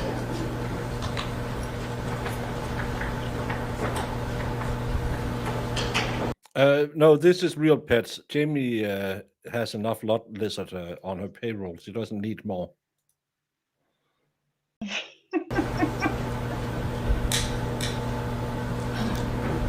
Now, we talked about Snapchat messages. Were you also able to review text messages sent between the defendant and Rachel? Yes, And was there more than one text thread? there were. Same number? No, 2 different phone numbers 2 different phone numbers for who? for Rachel. Were there any other platforms that they were messaging on? There were. An OnlyFans model, a sheet artist, an online intimate coordinator. Can you just name some of those that you recall? I remember they were messaging on Snapchat. He was messaging somebody on Instagram, but I don't remember if it was Rachel. I don't remember if they were using Facebook. Well, I guess conversations of significance, where would have those been located to? So the messages on the phone, both phone numbers, he was using a multitude of different platforms to text Rachel, or to message Rachel. He was using Instagram to message Casey. And those are the only ones I can think of off the top of my head. Okay. Well, did you review the conversations that they had, specifically directing the attention to January 19th and 20th? Yes. Did you see anywhere in any of those messages any indication that the defendant told Rachel that he was here in New Hampshire? No, he never told her he was here.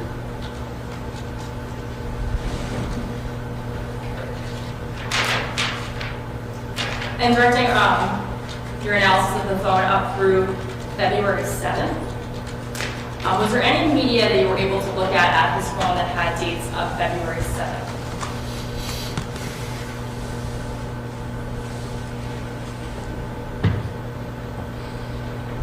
I don't remember.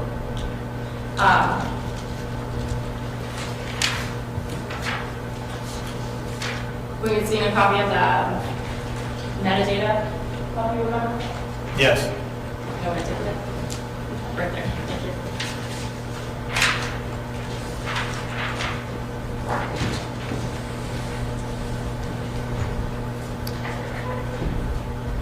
Oh, on February 7th, there were photographs in the phone of him taking pictures of a router.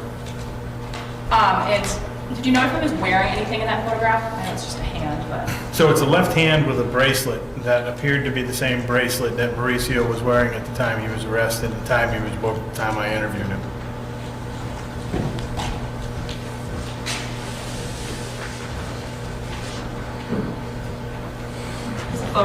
Photograph states 26 for identification. And is that the picture of hand with a bracelet with the modem that you were just describing? It is. Can you tell me what time that picture was taken? This was taken at 8:50 in the morning, 8:50 a.m. Right on there somewhere, the time and date.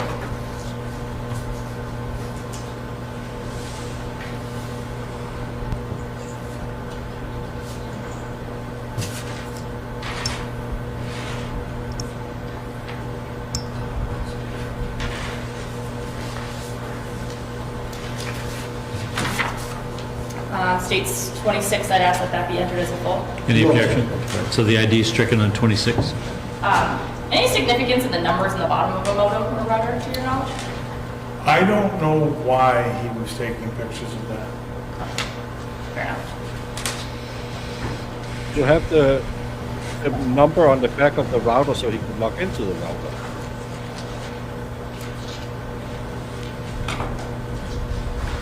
Would that be a good explanation for why? Did you also, in looking at his phone, get any location data information from that day as it pertains to wireless networks? Yes. Can you tell me how, I guess, that works? Doesn't I know my router. I tried to set it up with a personalized code, and that never worked. So I just use the one that's on the back of the router. So I think most routers have the code to access the Wi-Fi on the back of them. I think that's what it is. The phone download, how you're able to tell where somebody is based on a wireless network. So that's the great key download. That's the download that gives you more information. The copy of the phone, if you will. It has the ability to tell you what devices and what networks connect, or that the device connects to. And were you able to look at information from February 7th of what networks he was connecting to? I did. I don't recall exactly what networks he was connected to on that I was day. gonna say, are you gonna be able to remember the exact time and dates? No, but my report would have. Okay, you wrote that down in your report. Yes. All right. Why don't you hold on to that, and I'll ask you a few questions. But first, can you tell me around early morning on February 7th, what wireless network he was connecting to? So around 03:30 hours, he was in the area of Rachel's home. He was connecting to networks on Grove Street, Grand Street, High Street, and Highland Street, among other streets in the Hilltop area. When you say Hilltop area, is that street? So their street, Highland Street, is a street in the Hilltop area, and it's called the Hilltop area because it goes up to the top of a hill. And it's, for the most part, you have High Street on the bottom of the hill, Grand Street at the top of the hill, and every other street connects in between. Can you tell me how long he's in that area for, approximately? Or when he leaves that area? So he leaves the area, according to the wireless networks, he leaves the area around 1 in the afternoon and goes to Target Home Depot area. Can you tell what time he's leaving, what time he's back near Rachel's area? By 2 o'clock, he's back on the road heading back in the direction of Rachel's house. 2 o'clock in the afternoon, excuse me. In the area of Target, Home Depot, for ladies, people that are familiar with Summersworth, what other stores are in that general area?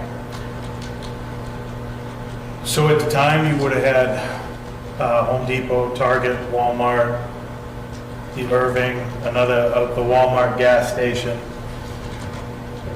KFC, Burger King. Are you aware of any of those Yeah, that's how I understand it. He was on their Wi-Fi. establishments? Keys? Yes. Sue is gonna beat your ass, Brandon. You know that. I hope she does. Yeah. Home Depot makes keys. I don't know if Walmart did at the time. And when is he back? You said he was back heading towards Rachel's house at what time? By 2 o'clock.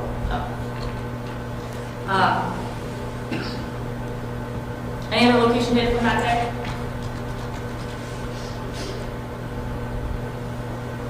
At 11:57 at night, he's again connecting to networks on High Street, and it appears that he's headed to Rachel's home. Moving on to the next day, February 8th.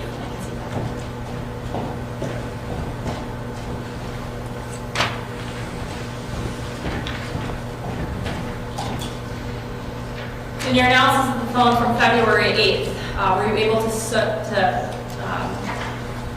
find any media photographs of relevance to your investigation in his phone? Yes. And what were those?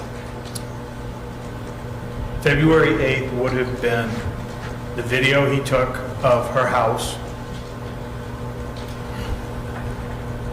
I believe he took photographs of her router again.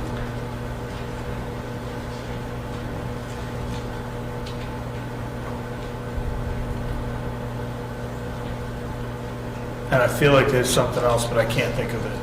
Fair enough. This shows you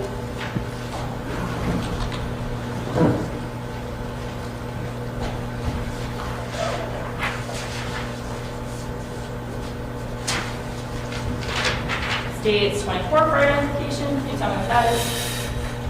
This is a photograph of Rachel's bedroom. And do you recall when he took that? I don't, So your copy of the metadata help you remember. it would, If you want to write down what day and time that was taken. so this was taken on February 8th at 10:36 in the morning.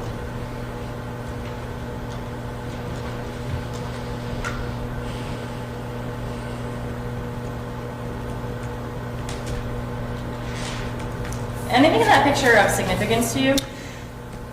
So, on the left side of the picture towards the bottom of the bed, and in the center of the picture towards the bottom of the bed, it looks to be the red bathing suit type of item, or at least half of the red bathing suit item that was taken from the truck.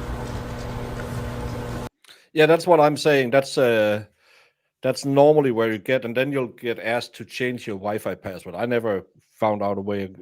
Every time I do it on my router, it won't work. So if you come to my house, you can just use that code. It'll be fine. You won't search anything I haven't searched. I'm a true crimer. You are. Well, that's my excuse. But Baker, you man beast, how many true crime incidents has involved stepsisters getting stuck in a washing machine? Well, that's more because I know Sue is from South Carolina, and I have to be on topic with her.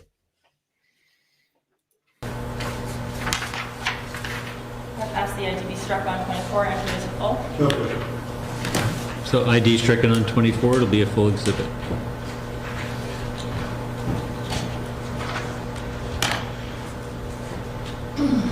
And this states 20 for identification.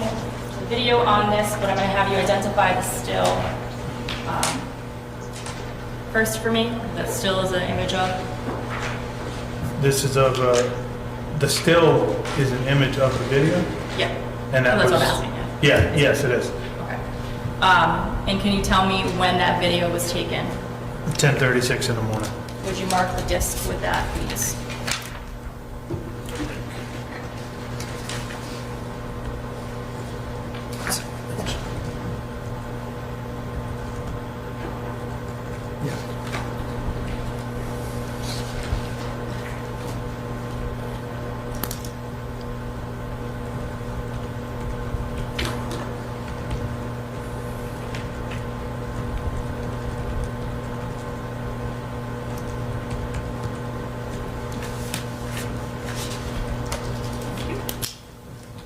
Ask the ID to be struck on 20 after it's full. Okay. ID stricken on 20, it'll be a full exhibit. So I'll publish both of those.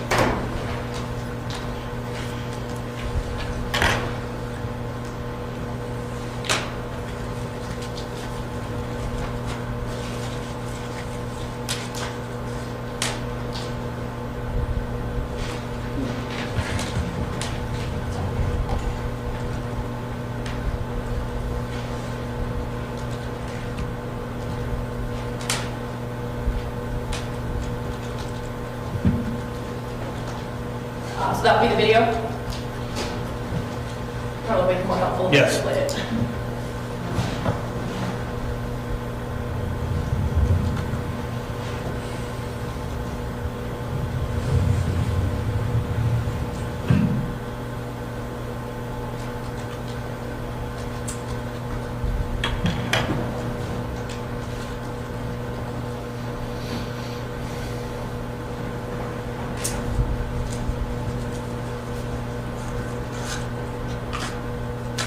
And the image, Yes.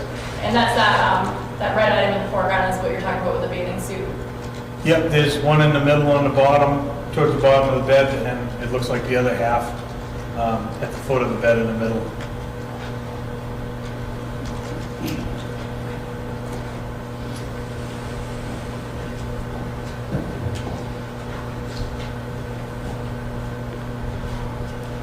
What about the wireless network location from that day?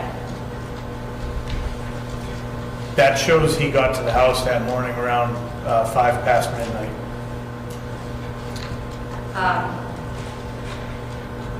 Were you able to confirm if he was in the home during the middle of the day when those pictures were, videos were taken? I believe he was, but a report could certainly help. Page 97.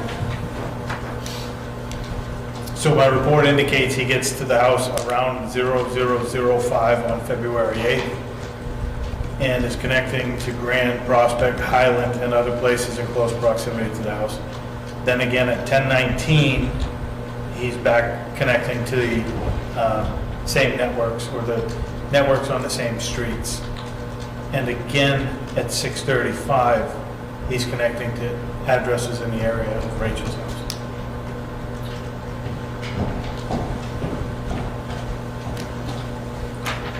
So moving on to the early hours of February 9th.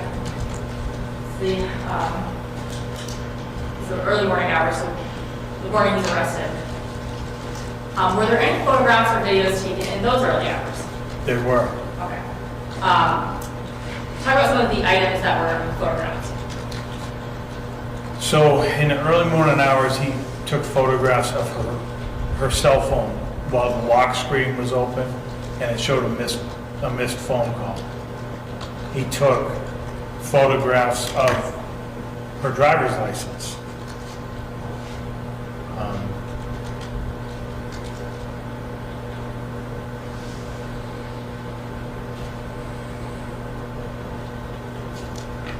And I think he took pictures of something else.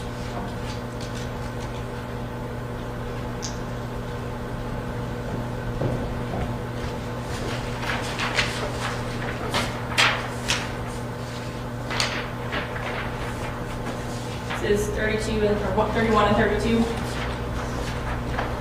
Yep. What are those pictures of? So 32 is a picture of Rachel's cell phone on the lock screen showing a missed phone call, 2 missed phone calls. That phone being lit up shows the time that this picture was taken was 03:39 hours. And 31 is a photograph of Rachel Nunez's New Hampshire driver's license. You want to just note for me when those pictures were taken, and I have this in the helps. I will need that for the time.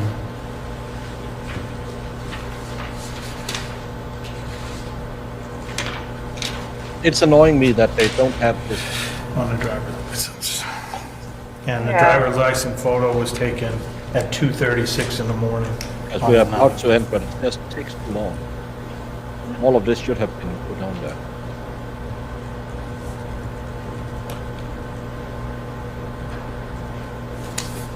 And by the way, this sheet that we keep using for refresher recollection, what is that? This is a data page from a Cellbrite report that shows me the image, or the title of the image. It shows me the metadata of the image, and metadata, it would contain information for the date and time that it was taken. Sometimes it has the device that took it, sometimes it has the location that took it. It also has a thumbnail of the photograph. Ask the ITV struck on 31 and 32. No objection. Right, 31 and 32, ID is stricken.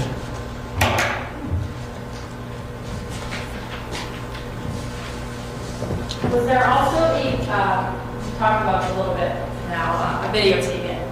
Yes. What was that video of? Do we find out how they found him, or has that already been said? The first officer, the first witness was the first arriving officer.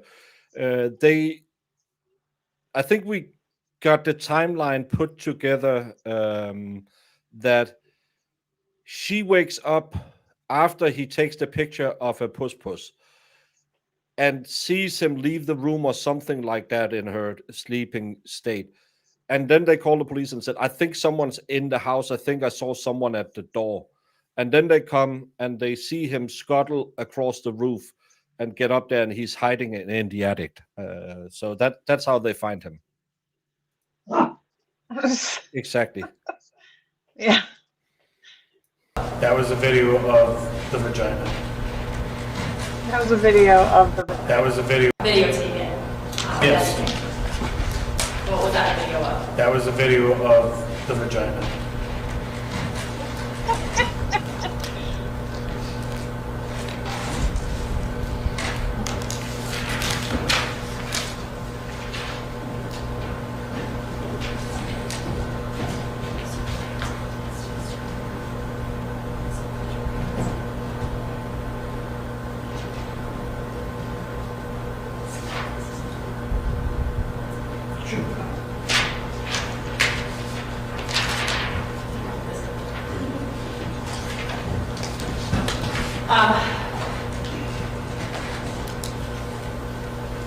So you viewed that video?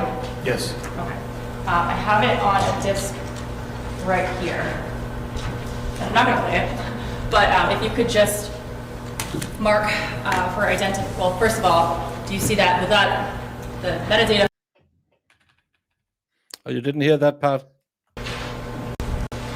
That video of? That was a video of the vagina.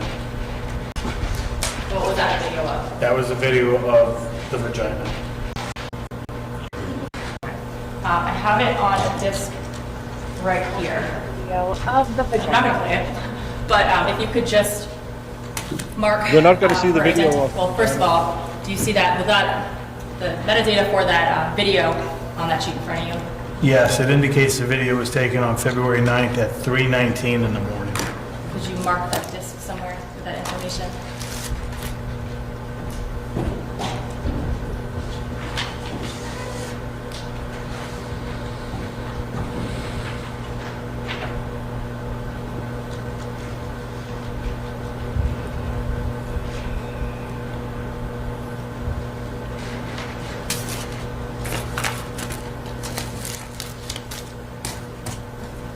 Thank you. And what I have here is I guess, can you tell me what that is? It's 23 for identification. So 23 is a still shot taken from the video, and this shows that the video was taken under the white comforter. It shows that the female is laying on the red patchwork blanket, and it shows that she is unclothed. Celestial, you have been here for almost 2 years, I believe. You know I am 13 years old inside my head. If you're talking about boobies or the puss, I will play it Over and over. over and over. Why can't we watch some game film? Is this if this thing looks like week old meat lasagna, not guilty. No, because this officer has testified there was nothing special that stood out to him when he looked at the pictures of the. So no 70s bush, no hardware installed, nothing. This is New Hampshire. Someone clip what? Don't clip anything. I don't know what anyone. I don't know. Hey, C-Star, so good to see you. From the waist down, her legs are spread, and this photo. Money. He was a paying member, and then she contacted him, and they started doing the off OnlyFans communication, which is weird. Who want to talk to people off screen? That's why I don't answer DMs. Yeah, that was a joke. Doggy McDogface. And I then don't like it. they had a kind of a relationship where she was a heavy drinker and she was in bad relationships, and this was a 19-year-old simp who sent her gifts. So she was doing oh, I love you so much, you're the only one who loves me, and all the other guys are just mean. And because he would then be her emotional support simp, and then because he wanted more than that, he gave her a TV and an electric fireplace, and then she gave him a 2-second blowy.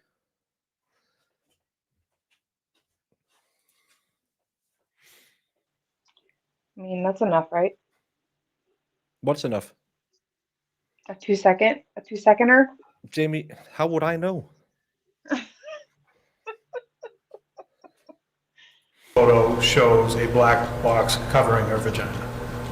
So is that essentially a still from the video that you observed with kind Well, the black box could be her vagina. Brandon, I said it before you won. I know you were texting it right now. of a redaction around her private area? Yes. Your Honor, total defense that my intention is to submit the video, so the jury has it, but for now to just display the redacted copy. Of the still. Yes. So first, do you have any objection to the entry as full exhibits of what's I do the? not, I have no objection to the process she's outlined. All right, what's the exhibit on the video? So the video is 18 and the still is 23. So the ID is stricken and you can publish 23. Thank you.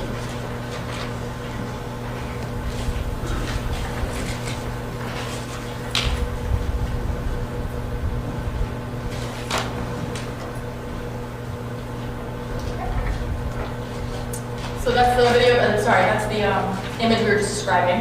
Yes. Can you tell me what we're looking at here? So on the bottom of the screen is the blanket that she lays on top of, like I said, the red patchwork type of blanket. You can see. Yes, this case has oh my written all over it today. I don't think I've heard the word vajayjay this much since we had sexual ed in the military. Anytime you touch a vajayjay, it'll fall off you, especially if you're deployed. The video, Rachel's left leg comes across the middle of the screen and it's bent towards the top, coming down to her thigh, and then her right leg's kind of probably stretched off a little to the right, as you can see. In this, she's not wearing any clothes. And then the comforter is at the top of the screen. So this would be her right thigh, is that right? Yes, And her left thigh yes, and left shin. yes.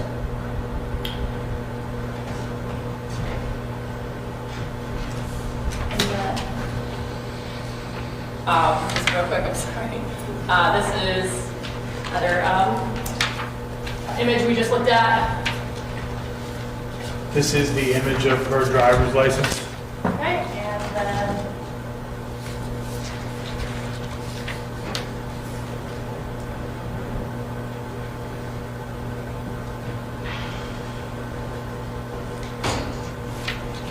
And this image is the image of Rachel's cell phone with the lock screen open.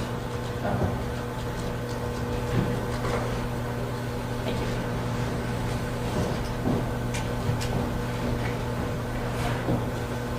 See, that no, well, if you want, you can do it. The girl is alive. This is just a stalking case, a burglary stalking case. They allege that he broke into her house on a Monday, stole her keys, got a copy of it, and then stayed in the attic for 2.5 days until they found out he was up there and called the police. Well, they didn't find out. They heard something. The police came and they caught him.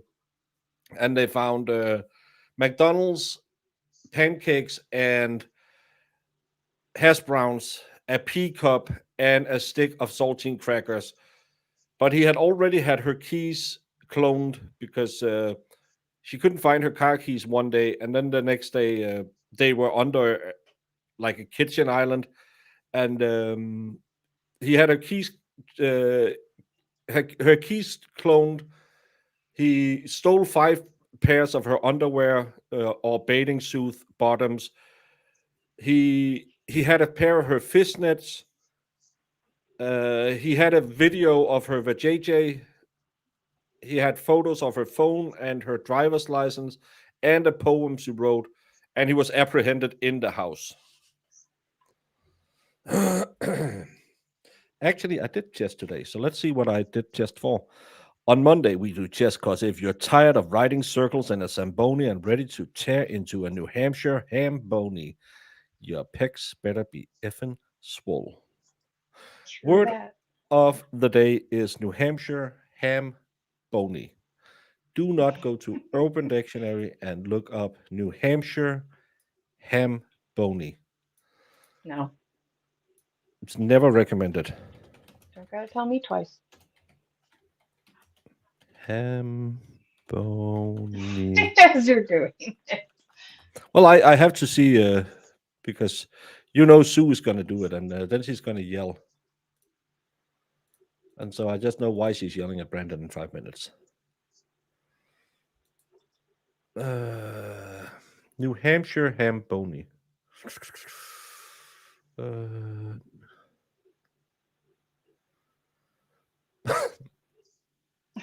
Don't.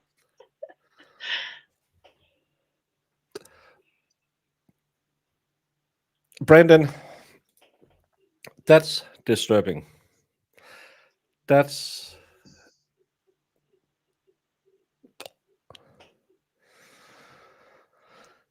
disturbing.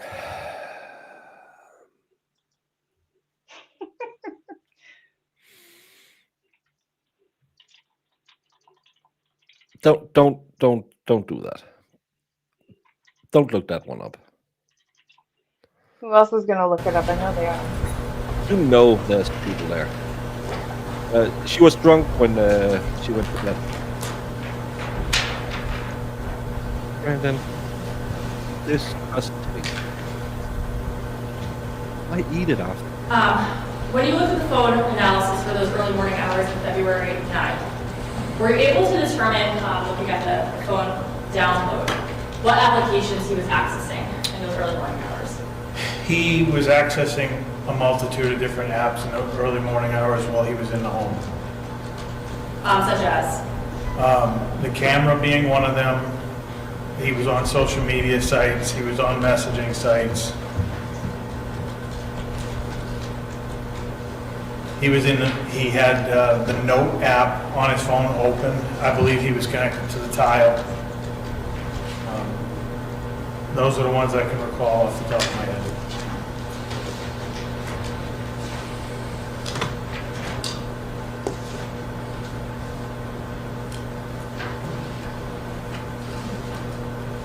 Do you also have the ability to look at whether he had placed any phone calls in those early morning hours? Yes. And what was your analysis show? So after he took a picture of the iPhone with the lock screen, he called the phone number that was on it twice, but he dialed *67 before calling the number, so his number wouldn't show. So I'm sorry, just to clarify that image we just looked at is what you're talking about, the home screen. Yes. That he, with a missed call with a number. Yes. And you're saying he called the number that was on that lock screen after that. Yes. And can you just explain *67? *67 blocks the outgoing number, so it doesn't show on caller ID what number is calling. Did she make any other *67s? He made any other *67 phone calls on that morning? He made other *67 phone calls. I don't remember if they were late at night on the 8th or early in the morning on the 9th, and those phone calls were to Rachel's number.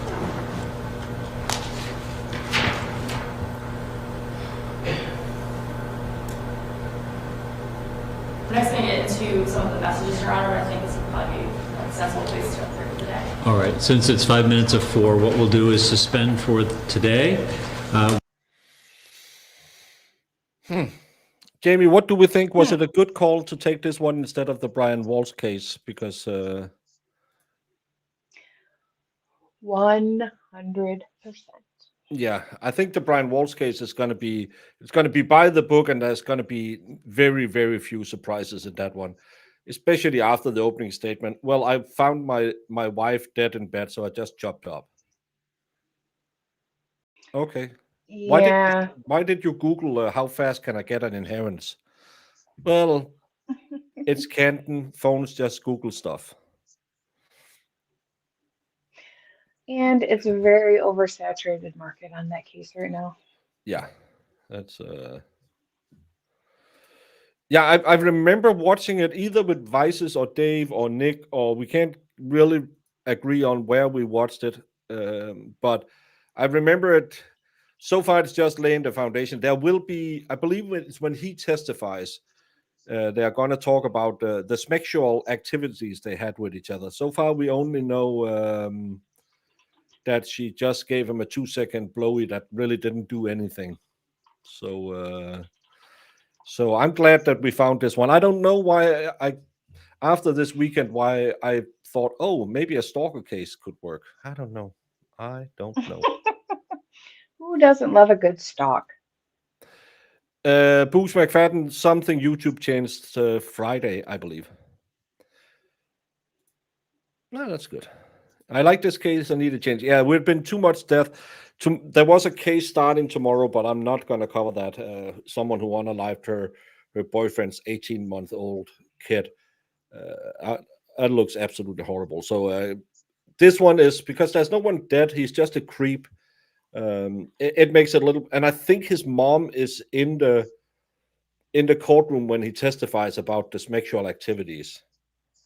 So Yeah, it's got to be so embarrassing. yeah. And I think she Yeah. testifies as well, so that's Yeah. going to be good. Yeah, I don't know why I got this into my head about stalking. Just came out of the blue, I think. Sometimes I just get these premonitions that today we need a good stalker case. Mm-hmm. Good call. Yeah, that's yeah.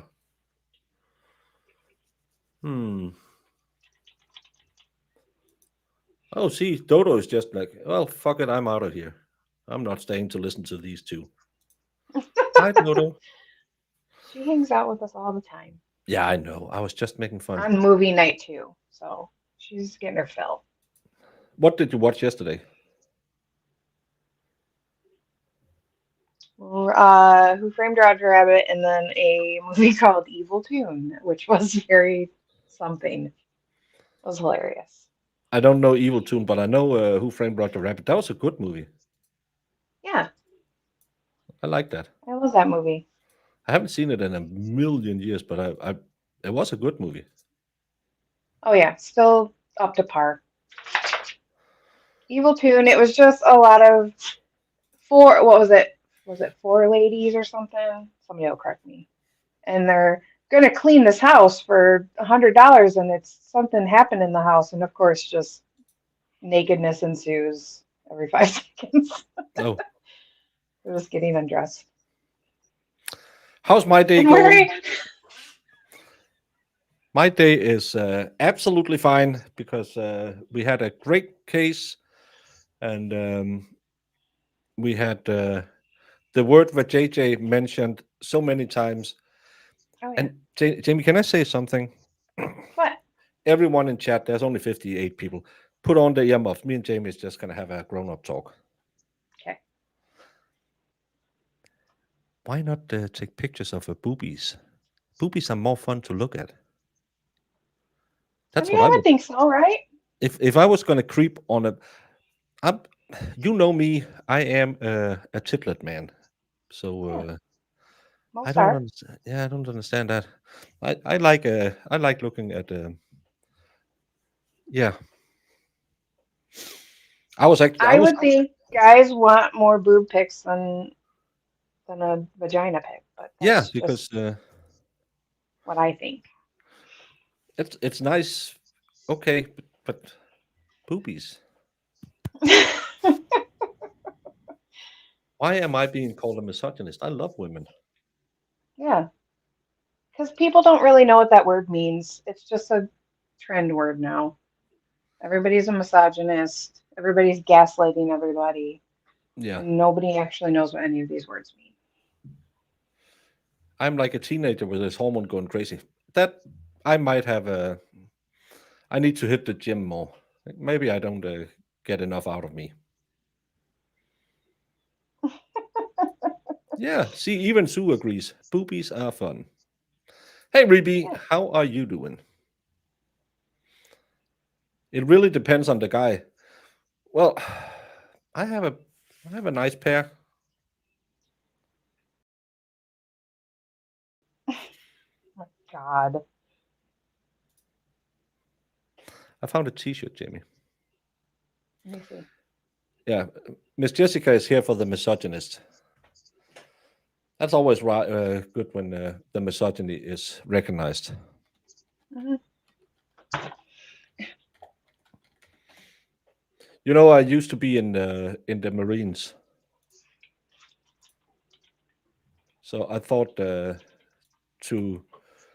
to celebrate that, I might this. I'm thinking maybe I should ask chat for this thing for Christmas, because I was, as you know, I was in the Navy when I was younger.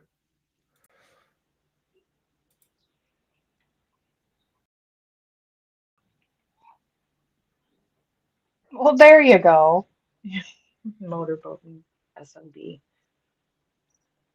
I think that was because I learned how to navigate and stuff like that. I got a sailing license when I was in school. I don't know That's what perfect for you. yeah, it's my type, just like my FBI t-shirt. Somebody in chat get that for Baker and send it to him. Oh, he needs a motorboat and shirt. The two Jesses are in agreement. They are here for the massage therapist. I don't know why Aiden calls it that, but he stole my twat, so I'm gonna steal his massage therapist. There you go. Yeah. I mean, who can blame him? Money, you should. There might be another model coming out for something else, baguette style. You can imagine the Baguette rest. style.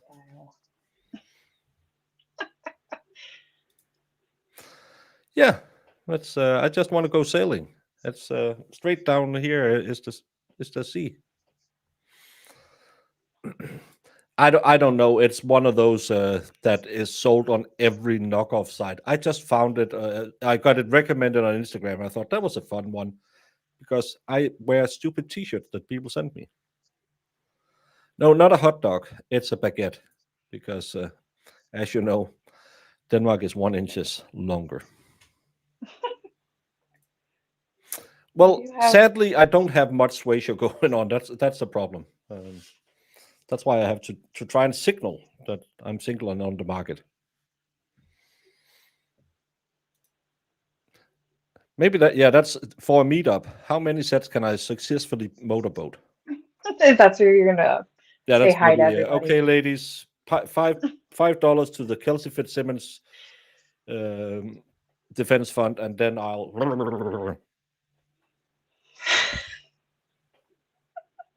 Jamie, it's a Monday, and Oh this my is a good God, Christian channel. you'll have them lying down the block. That's what you need to put in the next Tennessee meetup. Yeah, Motorboats for all.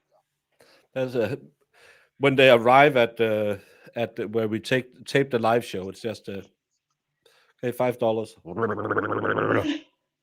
Maybe Brandon will come for that one. Yeah, you'll get a good motorboat from the baker. Maybe I It should works out. shave. It's everyone Nah. again. Earmuffs again. Jamie, I don't understand what the motorboating is good for. It's It's fun for us. I don't know. Yeah, we need to get Miss Jessica on for merch and meetup ideas. Yeah. What could go wrong, Jamie? What could go Yeah. wrong with What? her? Nothing ever. Not with Nothing. Jess. Oh, for $100, he will do the same as Marissa's lot lizards. What? Unions for lot lizards. Yeah, Baker will do the jobs the lot lizards won't. Miss Jess will sign you up for that one. Hmm. Do I have a say? No. Okay. Well, I don't think we can solicit stuff like that on YouTube, Jamie. Jamie, we're going to Give them do a this. makeover. That would be fun. Maybe they can get a little more than $20. I'll help them out. Jamie, we're going to do this again tomorrow because all of this makes me flustered. I am a 27-year-old virgin. I all of this dirty talk, Jamie. It's every time you get on, it turns dirty. Normally, me and Brandon is running it like a Sunday school, but as soon as you come back on, you and Sue is just. below the belt all the time. Well, Nasties. I don't know what to tell you. Nasties. That's how I live my life. Brandon, come back tomorrow so we can fight these females. That's Fight the females.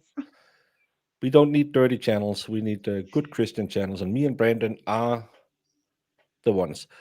Remember, don't go to Urban Dictionary and look up New Hampshire ham bony. No looking up the ham bony. It's dirty. Wink, wink. I'm Jimmy. How y'all doing? I know English is your second language, but you don't word It's your my questions third, carefully. but I'm still better at it than you. You are The most important people in this case that everybody seems to have forgotten in this room